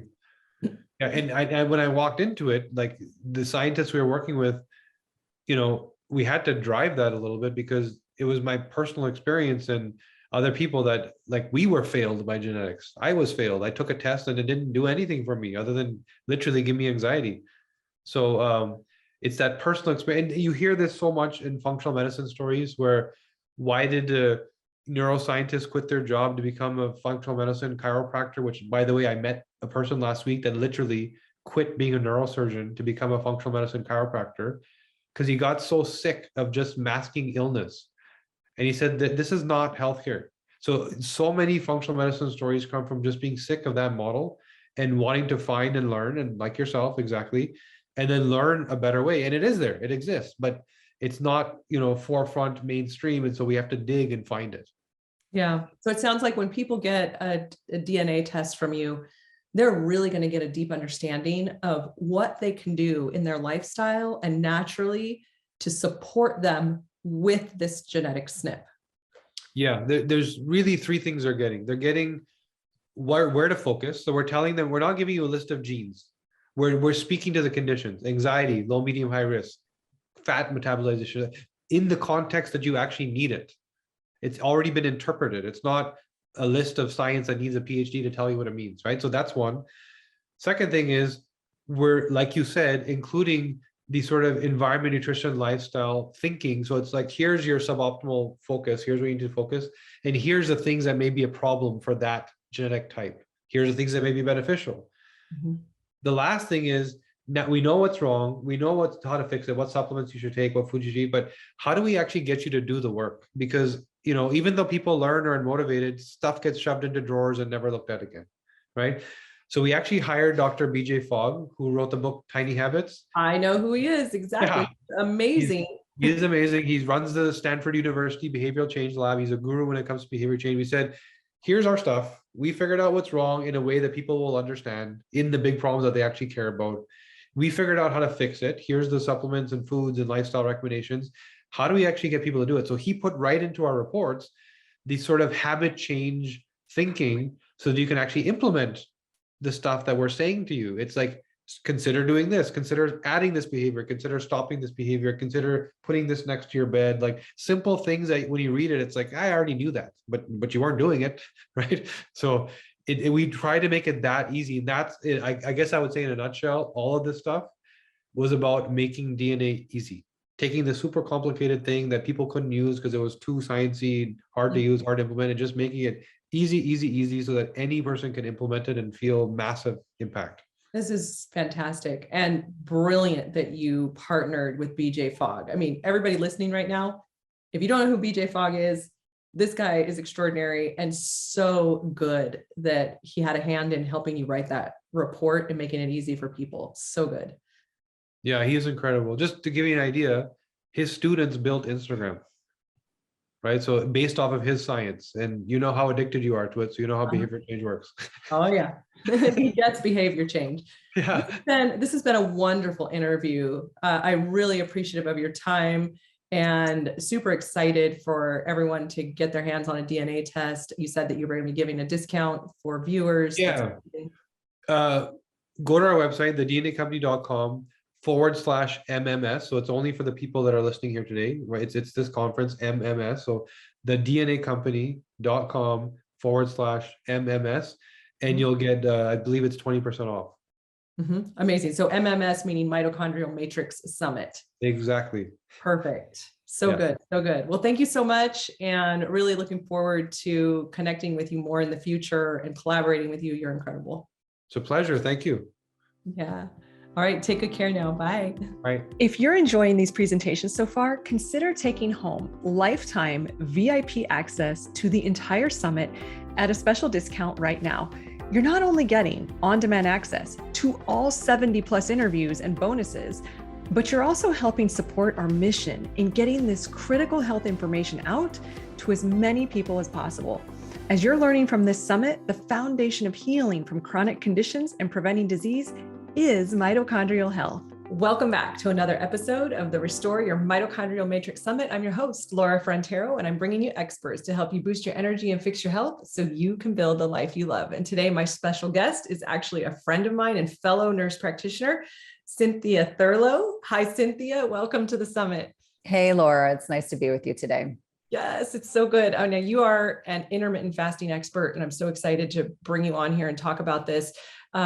You are the author of the best-selling book, Intermittent Fasting Transformation. You're a 2-time TEDx speaker, and your second talk has over 10 million views by now. And you're the host of Everyday Wellness Podcast, and you're a globally recognized expert in intermittent fasting, women's health. And you have a really important mission. Your mission is to educate women on the benefits of intermittent fasting and overall holistic health and wellness, so they feel empowered to live their most optimal lives, which is so aligned with what we're up to on this summit. And the reason I'm so excited to bring you here is because intermittent fasting is so critical to mitochondrial health. You can't talk about mitochondria without talking about intermittent fasting. And I know that this is something that you are passionate about. You love this. You pretty much can't talk about intermittent fasting without talking about mitochondria as well. So we'll just establish this right now. This is so relevant to the topic. Pretty much everything you're going to share with us is going to support mitochondria. So welcome and thank you so much. Thanks for having me. As I said, I love talking about the science behind fasting. I think a lot of people want to focus on the physicality. What are the things you can change about body composition or losing weight? And I always say there's so much more that goes on behind the scene. And the mitochondria are powerhouses of our cells. So we want to have healthy mitochondria, or at least the healthiest mitochondria, irrespective of where we are in life stage and age. Absolutely. So I just want to jump right in with this topic because I know people, even like me, I mean, I was telling you before we started recording that I kind of have not intermittent fasted because I didn't feel like I could have my coffee without my almond milk and my coconut sugar. And I wasn't willing to let that go. And finally, at age 49, I'm finally intermittent fasting, and it's not as hard as I thought it would be. And I'm going like 16 hours now. And it's not as hard as I thought it would be. So let's talk about what the different types of fasting are and start out with why the 16-8 fast is a good starting point. So can you break it down for us? Yeah, well, first and foremost, I want to acknowledge that you are officially fasting. And I think for a lot of people, it's all about mindset. Like we convince ourselves that something is not possible. And then when we reframe things and think about it a little bit differently, we're oftentimes pleasantly surprised. So when I'm thinking about intermittent fasting, it's choosing to eat within a specific time frame. It's eating less often. And so I think the 16-8 as one example has become very popular because that's fairly attainable. People can say, okay, if I stop eating at 6 p.m. and then I don't eat again until 8 a.m., they don't realize they're already 14 hours fasted. And that's pretty exciting. So going an additional 2 hours will get you to 16 hours. And that's usually a good starting point. But obviously, as you inferred, there are other types of fasting. There are longer fasts, 24, 36, 48, 72-hour fasts. There are alternate day fasting where you may do a 24-hour fast in between regular eating intervals. You can have different types of fasting. There are people that will just do 12 hours of digestive rest. And I think that's the bare minimum for everyone, that really, irrespective of life stage and age, we should all be not eating for 12 hours at a time, because it really does fine-tune our digestive processes, our endocrine system, our hormones, et cetera.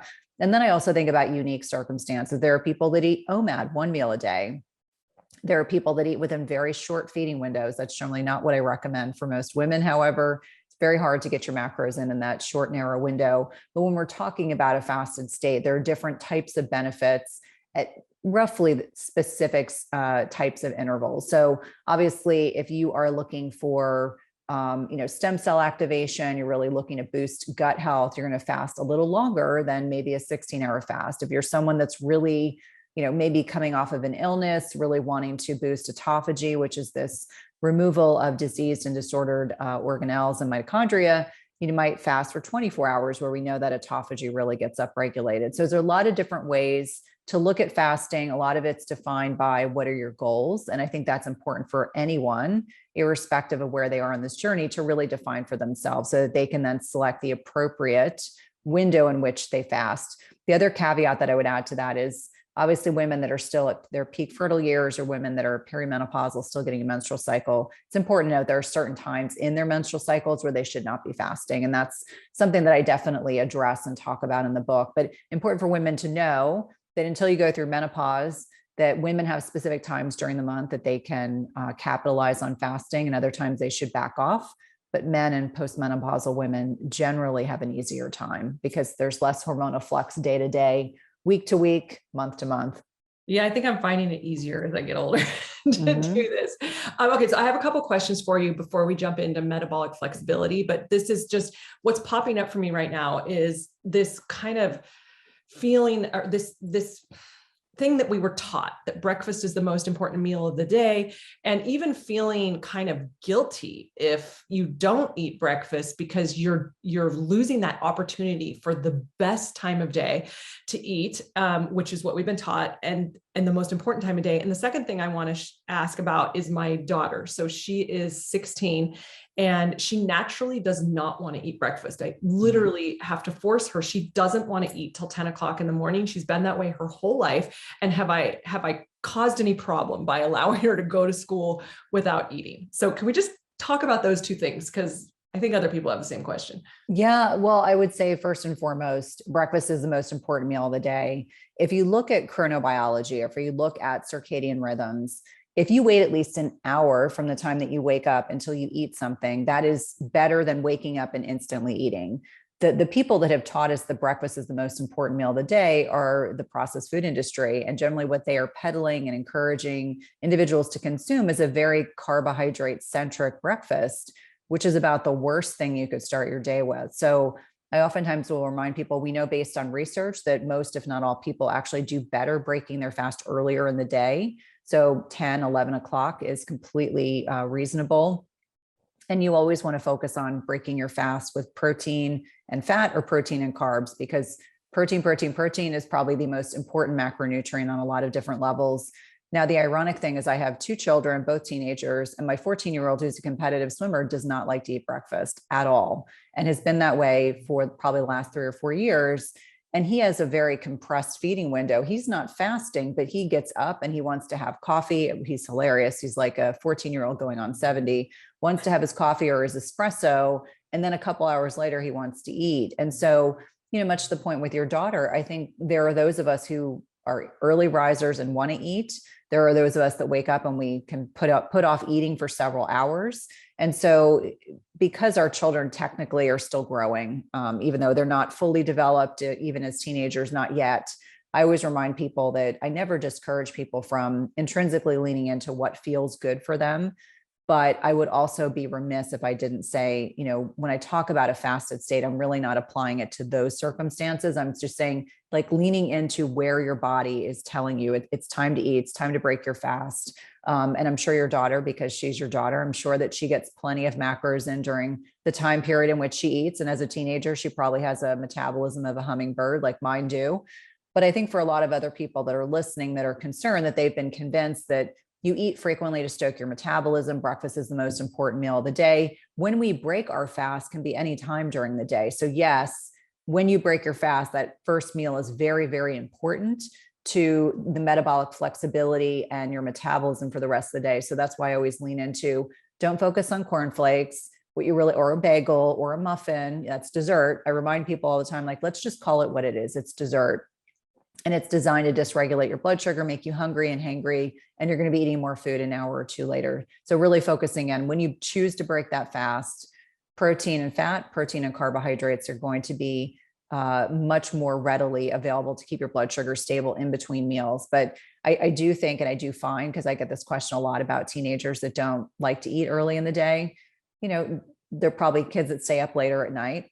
They become bears as teenagers. Bears, Michael Bruce's book on, how each one of us, depending on where we are in life stage, I'm still a lion. I think that's a byproduct of being in the healthcare industry from years of having to either be in the hospital late at night or early in the morning. And then teenagers are these bears. They eat later, they get up later. That's just their natural inclination. But I don't think per se that's causing harm, as much as I think we need to honor and embrace our children as unique individuals. And I would never say to my 14-year-old, I want you to get up at 7 o'clock in the morning, eat a breakfast, because he would feel miserable. Whereas my 16-year-old gets up and has a massive breakfast and then goes to school. And that's his way that he eats earlier in the day. And that works for him. Yeah, I think really pointing out how unique everyone is. And my daughter has always intuitively known she's really got healthy relationship with food. She eats when she's hungry. She doesn't when she's not, and she doesn't eat for pleasure. And so but she enjoys food. And so it's been tough as a mom to just embrace allowing her. When she was in elementary school, the teachers actually got mad at her because at 10 o'clock, she wanted to eat her lunch at snack, and they punished her and said, no, that's for your lunch. You're not supposed to be eating that right now. And I said, you eat whatever you want during your 10 o'clock break. If you feel like eating the lunch piece of it and not the snack piece of it, you go for it, right? Because that's when anyway. The other thing I heard you say is breakfast is not defined by a certain time. So society says breakfast is from 6 a.m. to, I don't know, before lunch. If you're breaking your fast at noon, that's breakfast. Break fast and you make that meal worth it. That's what I heard you say. Yeah. And I think it's important for people to know that we can break the rules and the conditioning and the dogma that so many of us grew up with. My mom was Italian and she never wanted me to leave the house without eating breakfast. And I remember I hated it. She would send me to school with like a English muffin with butter, which I probably tossed in the trash. But I came to find like naturally, I was someone that didn't want to get up and eat in the morning. I've never been one of those people. And so for me, intermittent fasting was fairly easy for me to do for that reason. But I also think that, and this is contrary to what we learned as nurses and as NPs, like there's no universal, like prevailing, like everyone has to assimilate. Everyone eats at 7 and then they eat at 12 and then they eat at 5. We have really destroyed people's perceptions of what meals should look like, what they should be constituted by. We've convinced people on so many levels that they have to lean into what everyone else is doing as opposed to honoring who they are as individuals. And so a lot of the work that I know both of us do is encouraging people to find their own way, like experiment. It might be that for you, Laura, like you can break your fast at 10 a.m. and that's fine. And maybe your husband does at 1 p.m. In fact, that's kind of what my husband and I do. He breaks his fast later and he actually feels really good. He likes to get through his morning, get all his stuff done. And I'm like, I like to eat earlier and end my feeding window earlier. And that just works really well. Yeah. Yeah, no, I hear you. I'm also really good at one meal a day. I mean, it's crazy. If I eat a nice meal at, 1, don't eat until 1 and it's great. I kind of maybe something really light by 6 o'clock. But anyway, so I think what we're doing right now is giving you permission to do you, right? Everybody listening, you get permission to do you. There is no wrong way to approach this. So I want to get into metabolic flexibility and how that improves when you're practicing intermittent fasting. And this is really critical from a mitochondrial standpoint as well, this whole concept of metabolic flexibility, because when you don't have metabolic flexibility, you end up in metabolic instability, and then you end up on the pathway to chronic health conditions. So share with us about metabolic flexibility. Yeah, my kind of prevailing statement about this is metabolic health is wealth. And so when people are so fixated on dollars in the bank or investments, I remind them the most important investment they can make is in their metabolic health. So what this looks like is, and this goes back to like my nurse practitioner brain, so that people have quantification.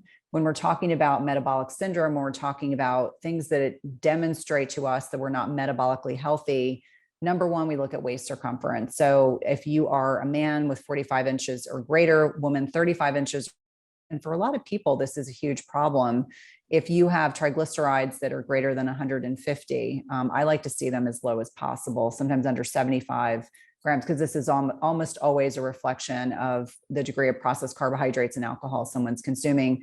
For men in HDL, you want it greater than 45, women greater than 55. Looking at fasting insulin, this is more often than not looked at enough, but I like to see those numbers between 2 and 5 milligrams per deciliter. Fasting glucose is also looked at, but I remind people fasting insulin is more often than not one of the first biomarkers that will dysregulate. I don't know about you, Laura, but when I graduated my MP program, glucose was under 140. Now we want it at under 100, and ideally 75 to 90 is where I like to see it in a fasted state. So when we talk about metabolic health, those are some parameters, also blood pressure. So you want to not be leaning towards being pre-hypertensive. So 130/80 or below is ideally kind of where you want to be.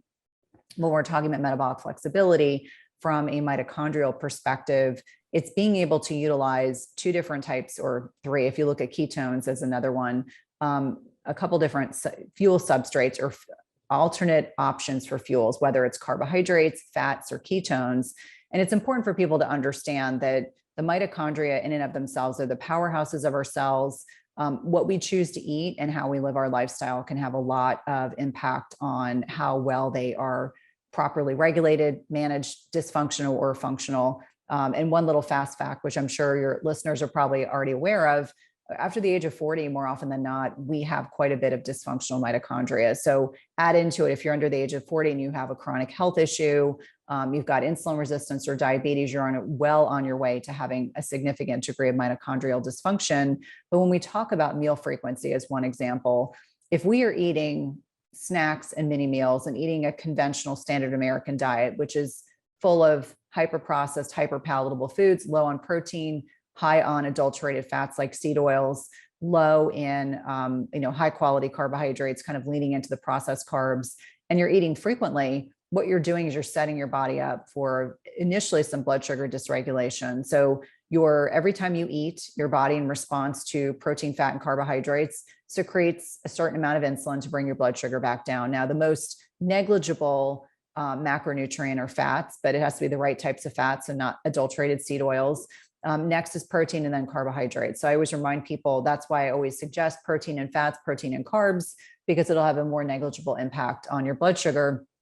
But if you're constantly eating and you're constantly secreting insulin, one of the things that will start to happen is in a high insulin state, your body is in fat storage mode. So everything that you're eating just gets packed away as added calories. I always use the example of my father, who likes to top off his gas tank.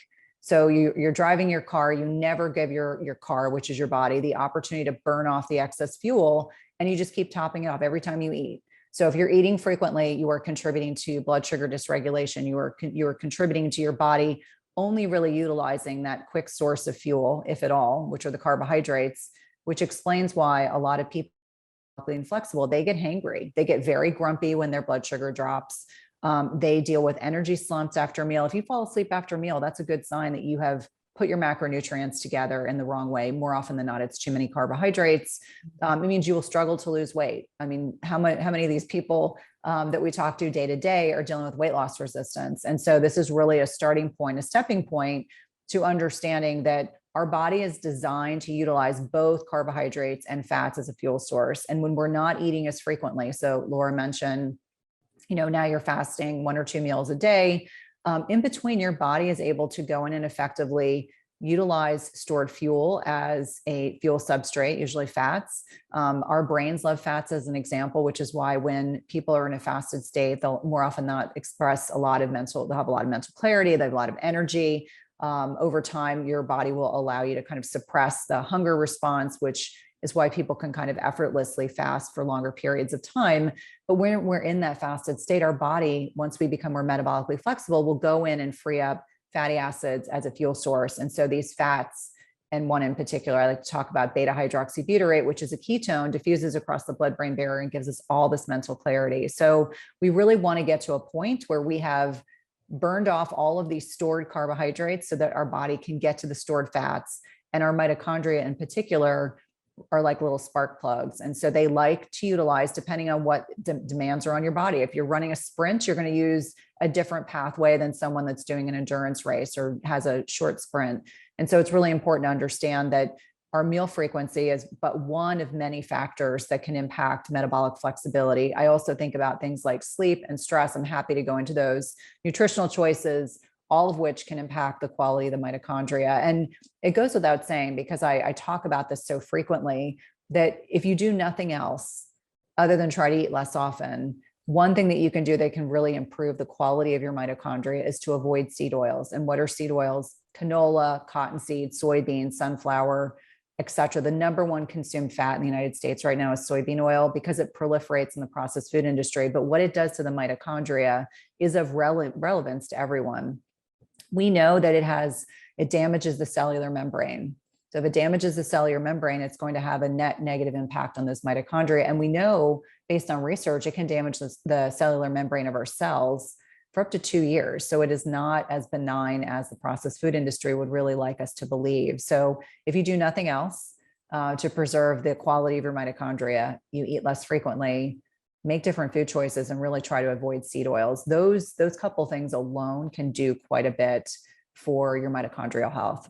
I'm so glad you brought this up, Cynthia. And I just want to go on to a little bit of a soapbox about seed oils for a second, since you brought it up. And, a lot of our audience are really busy, high level performing women who have families, and they are ultimately responsible for feeding their family. And so there's, that's just the way it is. I live in a household where my husband does like to grocery shop and but I'm still the one who says, okay, this is what we're going to have for dinner tonight. It's just kind of naturally my role. It makes sense. And, we think we're doing a good thing when we go to Whole Foods and we go to Trader Joe's and we go to Sprouts and we get all these, healthy prepared foods, but you really have to be a label reader, because most of the time there's a seed oil olive oil and avocado oil and walnut oil. And these are expensive oils, and they're often not used by even in healthy foods. So I implore all of you listening to be a label reader. I can't tell you how many times I go to Trader Joe's. I love Trader Joe's. And I see they've got all these healthy salads and, prepared things. And I start reading labels, and it's canola oil, sunflower, and safflower oil. Those are the things that they tend, and soybean, but more of those first three. And I put it down. Or a hummus that's laced with canola oil and olive oil. And so I just have to go there. You got to put this stuff back on the shelf. I literally have picked things up. My taste buds, I'm salivating. I want to eat it. And I read the label and say, nope, I'm not putting that in my body or my family. Yeah. And it seems so innocuous and benign. And I affectionately refer to Trader Joe's as Trader Junk, because in the context of, yes, you can get some good prices on fruits and vegetables. But if I go through Trader Joe's just eliminating seed oils, it's most, if not everything that's in there. And so I think that people make the presumption that if it's in the grocery store or Trader Joe's or Costco or wherever, we really have to be detectives. And in my house, my husband and I kind of share the responsibility of grocery shopping. And he knows that my kids, it drives them crazy. But I always remind them, it's a cumulative bucket. We were talking about buckets before we started recording. It's a cumulative net exposure. But it's interesting for me when I look at even documentaries, or if I look at film from the 1960s or 70s, how different people look then versus now. You have to believe that it's not just a byproduct of maybe people being less physically active. It is really looking at the food frequency, the change in ingredients. And if it's not the seed oils, it's high fructose corn syrup and fructose in general. And it just we have to be proactive about ensuring that we are playing detective everywhere we go. I'm that person in the restaurant that asks, what is my steak fried in or cooked in? What salad dressing, what oils are you using? And if they say a blend, run. My kids know sometimes I'll actually bring a little, I'll make my own dressing and bring it with me. And then I don't have to worry quite as much. But just the realization that unless you're in a city like Austin is a great example of a city in the United States, that they seem to have a really proactive system, or a lot of the restaurants there, they utilize alternative fats in their cooking. And yes, it may impact the cost of the meal, but at least they're using something better than the adulterated seed oils. And the other thing that I'll just add, and I'll get off my seed oil soapbox, the research that I've looked at and I've presented really examined that it's not just the seed oils, that they've been heated over and over and over again. I think about a fast food restaurant, it makes them even more toxic. So, even looking at animal models, seed oils are bad enough as it is, but if they're being repeatedly heated and reheated over and over again, that makes them even worse. So just something to kind of keep in mind if you're on that good, better, best continuum that I try to emphasize, just really being cognizant of where they sneak into your lifestyle. Oh yeah. I'm glad we had this little side note. As people ask me all the time, how important is it really for me to avoid the seed oils? I say, well, in the grand scheme of things, it's pretty important. Mm-hmm. It's pretty important. And so let's talk a little bit about hormones as they relate to intermittent fasting. So, there's a bunch of hormones like leptin, ghrelin, DHEA, cortisol. What say you about hormones? What would you like our audience to know? Yeah, I would say let's focus on the big hormones first. And when I think about the hierarchy of hormones, I think about oxytocin, which is so poorly understood, but really a great hormone. I think about cortisol and I think about insulin as being the big players, kind of the bullies on the block that people have these negative connotations of these hormones. And so I remind people that insulin's a great hormone. I mean, we want to optimize insulin. Unfortunately, we think of a lot of negativity, or we think negatively about insulin because we hear people talk about insulin resistance and diabetes and high blood pressure and PCOS and all these syndromes and disorders that are exacerbated by insulin resistance. So I remind people that we can get a hold of our insulin by changing the food frequency. So how often are we eating? Our food choices. So this means not eating copious amounts of like pasta, bread, and rice. But if you're going to eat those foods, have the protein and the non-starchy vegetables first, and then you probably will be able to moderate your choices. But understanding what impacts insulin most significantly, insulin is also closely interrelated with cortisol. So I tell people we've just come out of probably the last 2 years, probably the most stressful 2 years of most of our lives, given the global pandemic. And so I remind people when we're stressed out, that'll elevate cortisol.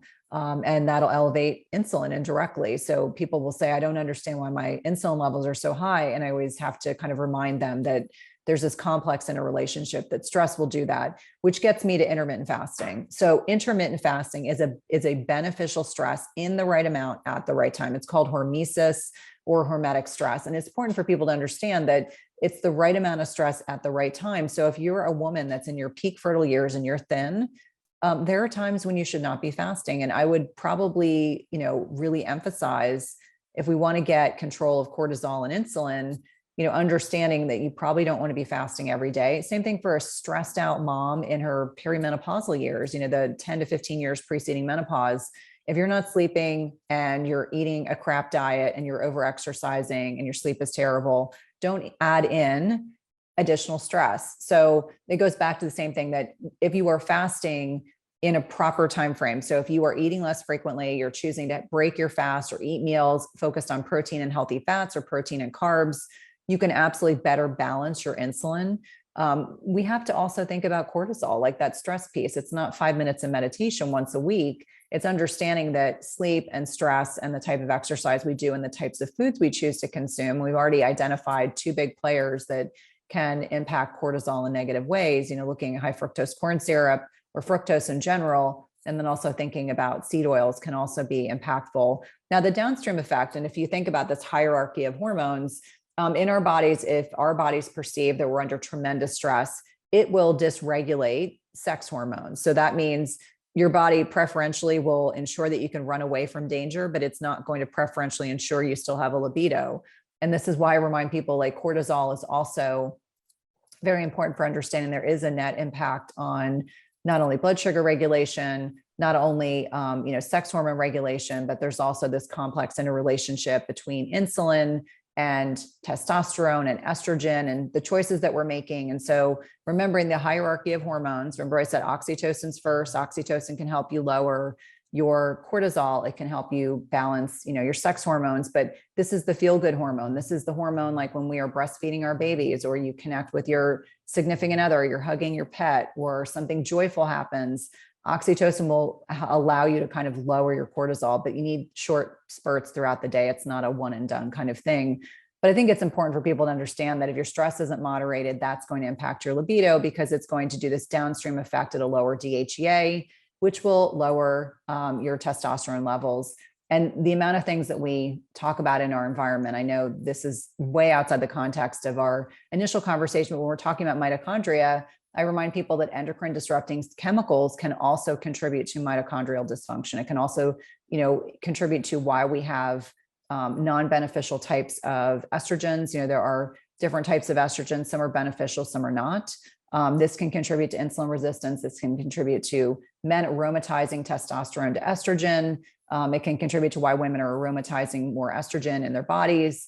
And the long story short is that this in and of itself, if we are eating less frequently, managing our stress, dialing in on our sleep, doing the right types of nutrition, we can better manage all of these things. Obviously, this is an oversimplification, but it's really important for people to understand that insulin and cortisol do have a net impact on all of these things. And the other thing to think about is that when we are not sleeping properly, as an example, and we wake up in the morning, we don't crave broccoli.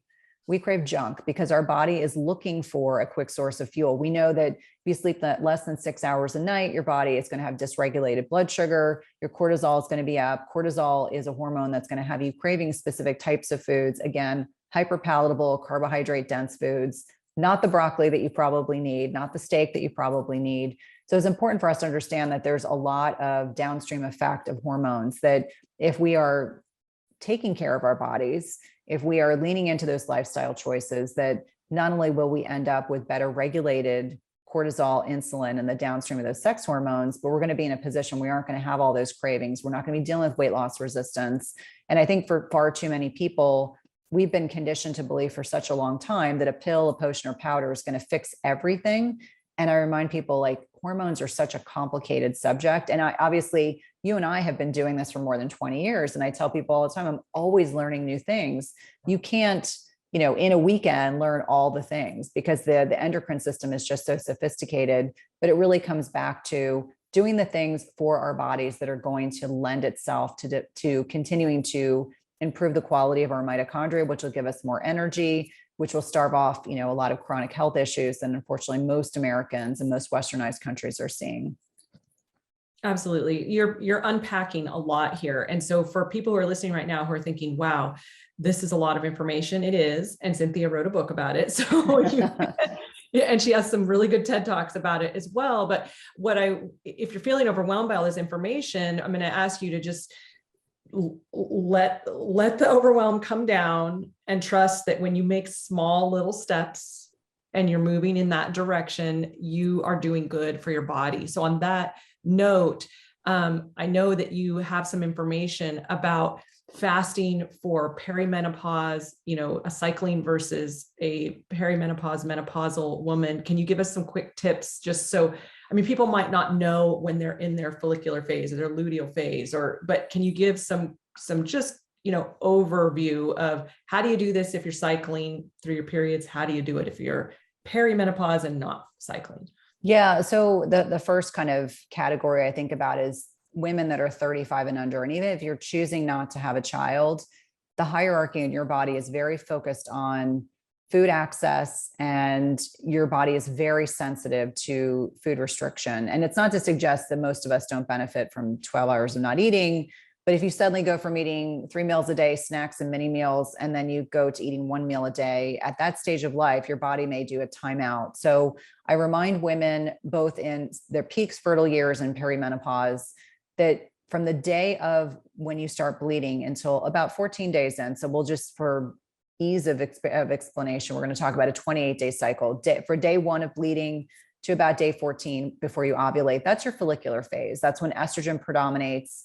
That's your superpower. I tell everyone this: you can push your workouts, you can do lower carbohydrate, you can do a longer fasting window, always with the caveat, if you're peak fertile years, you probably should not be fasting every day.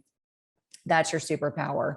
Then after ovulation, after you have these additional fluctuations in estrogen, testosterone, and also progesterone, you head into the luteal phase. This is when progesterone predominates. This is kind of that mellow hormone. You don't have the same amount of energy. You may have changes in the foods you gravitate towards. You can't push your workouts.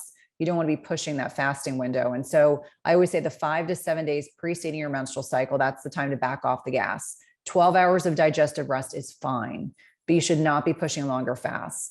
And then when we talk about perimenopause and menopause, just in kind of that same bucket, this is when, if you don't take care of yourself, you will hit a wall. And what does this mean? You have to get high quality sleep. You have to do stress management. This is not 3 minutes once a week doing meditation. It means finding ways throughout your day to kind of lower your cortisol, evoke that oxytocin. I'm telling you, I have 2 dogs. I have one dog in particular. I hug him all day long. That gives me a little boost in oxytocin because I have teenagers and they're not always as interested in hugging mom.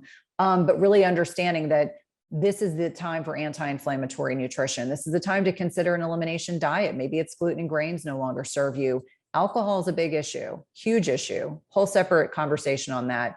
And then also finding the right types of exercise. I found in my early 40s, I couldn't do CrossFit type exercise like I did in my 20s and 30s. I had to find a good balance between strength training and connection with nature, et cetera. For perimenopausal women, the same thing applies. Follicular phase, they can fast. luteal phase, they have to back off. And then we talk about menopausal women. So women that have gone 12 months without a menstrual cycle, this is kind of a cool time, because guess what? You don't have as much hormonal flux day to day, week to week. The lifestyle piece still applies, but you can fast more often. You can fast longer, depending on, how well you're taking care of yourself. So I always like to remind women that fasting can be an option throughout your lifetime, but it is much more critical in those peak fertile years that you are not over fasting. Your menstrual cycle is a barometer. So when young women reach out to me and say, oh yeah, I'm 23, I've got a BMI of 18, I fasted and I stopped menstruating. And I said, that's a barometer of your health. So if you stop getting your menstrual cycle, that is not a good sign. That's a sign that it's too much stress for your body. And I think for a lot of women, they're just so disconnected from their bodies because people have been on synthetic hormones for a long period of time. They don't even know what their menstrual cycle is, let alone where they are in their menstrual cycle. And so I really encourage women to lean into your physiology and not feel like you have to apologize for it. That's the really great thing about being a woman, is that we aren't the same day to day, week to week, which I think is a wonderful thing. So for men, they can just, it's not the same. Like menopausal women, yeah, they have a lot of flexibility. And if you look at the research, and this is always a source of irritation for women, we are not many men. We have more body fat, we have less muscle mass. Obviously, most of us have a menstrual cycle for 2/3 of our lifetime, and then we no longer have a menstrual cycle. Men generally speaking, will lose weight faster because they have more lean muscle mass. And they have a lot less restrictions, but that's not to suggest the lifestyle piece isn't important for them as well. But yeah, men have it a whole lot easier in that respect.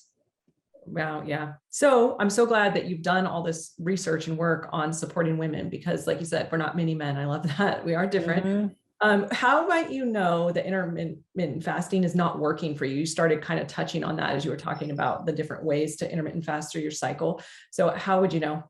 Well, I would say number one, it's okay if maybe your cycle is a little lighter, a little heavier for a cycle or two. That should work itself out. But if you became amenorrheic, all of a sudden your cycle is gone, that's a sign that something is going on, and that necessitates a discussion with your healthcare professional. Your sleep is terrible. Like, not only should you not fast if you have terrible sleep, you should not continue fasting if your sleep goes south. Meaning, if you are cycling woman or a menopausal woman and you start fasting, and then all of a sudden you're having hot flashes or you're waking up in the middle of the night and you can't fall back to sleep, that's a sign it's not working for you. I think the other piece that I would add to that is, if you have a distorted relationship with food, for some people, they may be able to fast, others may not. But I find for some women, they overfast and then they start binging. And so that is also a sign that there's some, your amygdala, which is your reptilian brain, is overriding your prefrontal cortex. And that's explaining why you're suddenly binging, because your brain is convinced you're starving. So it's going to binge. I would say the other thing is, if you just don't have a lot of energy, if you're really tired, you're not recovering from your workouts, really leaning into that. I mean, and I do meet women that don't do well with fasting, and it's okay if that's who you end up being. And I've met men who just don't do well with fasting. I would encourage people to really be honest with themselves. Do you feel better since you started fasting, or do you feel worse? I think the other problem that I see for a lot of women in particular is they'll go to OMAD and they're chronically under eating protein because they only eat one meal a day. They'll say, well, it isn't just once in a while when I go out to a restaurant and I have a big meal and I'm not hungry for a second meal. It's every day I'm not hungry for a second meal. And I just remind them, we have a threshold of a certain amount of protein we want to ensure we're getting into our bodies every day. That helps support offsetting the concept of sarcopenia, which is this muscle loss with aging. It's not a question of if, but when. It really starts to accelerate after 40. The less muscle mass you have, the less metabolically flexible you will be. You really want to think about your muscles as a glucose reservoir. And we actually become insulin resistant first in our muscles. So that is why it's so important. We have to hit our protein macros. We have to strength train. We have to get high quality sleep. So the other little dovetail to your question is, make sure you're not over fasting, because I'm starting to see, I always call it like fasting rehab, but I'm starting to see women that are over fasting all the time, and then they wreck their metabolism because their body's just like, we're going to hold on to everything because we're not going to get enough food. It's not even they go from eating, 3 meals a day and snacks to just eating one meal, and their body, initially it's they feel good, they're losing weight. And then all of a sudden they have to kind of reverse a little bit of what they're doing to be able to get their protein macros in. So that's the other piece that I'm starting to see. I'm starting to speak more about this because the mindset with a lot of people is that a little bit of fasting is good, then more is better. If a little bit of exercise is good, then more is better. If doing CrossFit one day a week is good, then more is better. And so I hate to keep picking on CrossFit. I'm just talking about intense types of exercise that may not be appropriate for everyone that's listening. And I think if you kind of work around those things, if you're looking for those potential issues that may crop up, I think that generally kind of identifies the people that are at most risk for having problems. Thank you so much, Cynthia. You have shared so much information. I'm sure people are going to go back and listen to this interview again and again. As we close, any other tips for maximizing your fasting success? You've dropped so many wisdom throughout this talk. I would say, master the clean fast. If you want the best results, you want to clean fast, which means you are not consuming fatty coffees. You're not, using sugar during a fasted state. Because for a lot of people, I would say once you've learned the basics of a clean fast, which means bitter coffee, you can actually add things like cinnamon or high quality salt if you need to buffer the flavor profile, which will not break your fast. You want bitter tea. Bitter is better. Bitter is full of polyphenols, these plant-based compounds that'll actually boost fat oxidation. And who doesn't want that? Understanding that, keeping yourself well hydrated and electrolytes, clean electrolytes that don't have any sugars in them, including stevia during a fasted state. I would say that's the one thing. Like once people can kind of maximize a clean fast, then they generally see the best results. And then you can decide for yourself, how you want to kind of tackle that fasted state, but understanding the basics so that you can then go on and have like the best results. So good. So how can people find you, work with you, learn more from you, share that? Because I know everybody is like, we need more, Cynthia. Oh, thank you. So my website, www.cynthiathurlow.com. I have my Everyday Wellness podcast where I get to interview leaders in the health and wellness space. And one of my favorite things to do in my business, that's where you can see my book, Intermittent Fasting Transformation, that's available on Amazon, Barnes & Noble, Target, or your local bookstore. And I've been telling everyone, if you have a local brick and mortar business, please go give them your business. They've really suffered over the last 2 years. I am active on Instagram. I'm snarky on Twitter. And I do have a free Facebook group called Intermittent Fasting Lifestyle / my name. I have to say that because I've had people say, oh my gosh, I've got a totally different side of you on Twitter. And I was like, Twitter's the manosphere. You have to be able to keep up. I love it. You have snarky Twitter. And I have the privilege and honor to actually be able to see you personally and spend time with you. And I'm looking forward to it. I'll see you in a couple of weeks. And Cynthia, this has been an absolute pleasure. I just want to acknowledge you for your work in the field, for how you represent the profession of nursing and being a nurse practitioner. And you are a stand for this profession and you show what's possible. You show what's possible. You are an absolute expert and respected expert in this field. So thank you for shining that light for all of us. Thank you. Yes. Well, you take good care. Until next time. Bye. What an amazing first day. This wraps up day 1 of the Restore Your Mitochondrial Matrix Summit. And I hope you've enjoyed and learned as much from our experts as I have. Today, you learned all about mitochondrial aging, the survival paradox, modern toxins zapping your energy, the truth about diets and what to eat, how to safely and effectively intermittent fast, and the critical connection between your gut health and mitochondria function and energy. And make sure you tune in tomorrow because we have another set of amazing speakers ready to share their expert insights and breakthroughs on optimizing your body to live with greater natural energy and vitality than you ever thought possible. But if for any reason you feel you might miss any of these inspirational and potentially life-saving interviews during the summit, I do encourage you to secure lifetime access by purchasing a VIP all-access pass today. That way you won't miss anything and you can watch and listen to these interviews again and again at your own pace. Simply click the button below to order your VIP All Access Pass at a special limited time discount right now. And before we wrap up, please leave me your comments in this section below and let me know what inspired you the most about today's interviews. Thank you once again for joining us for the summit. Please remember to share this with friends and family so we can all work together to make the world a healthier place and build a life we love.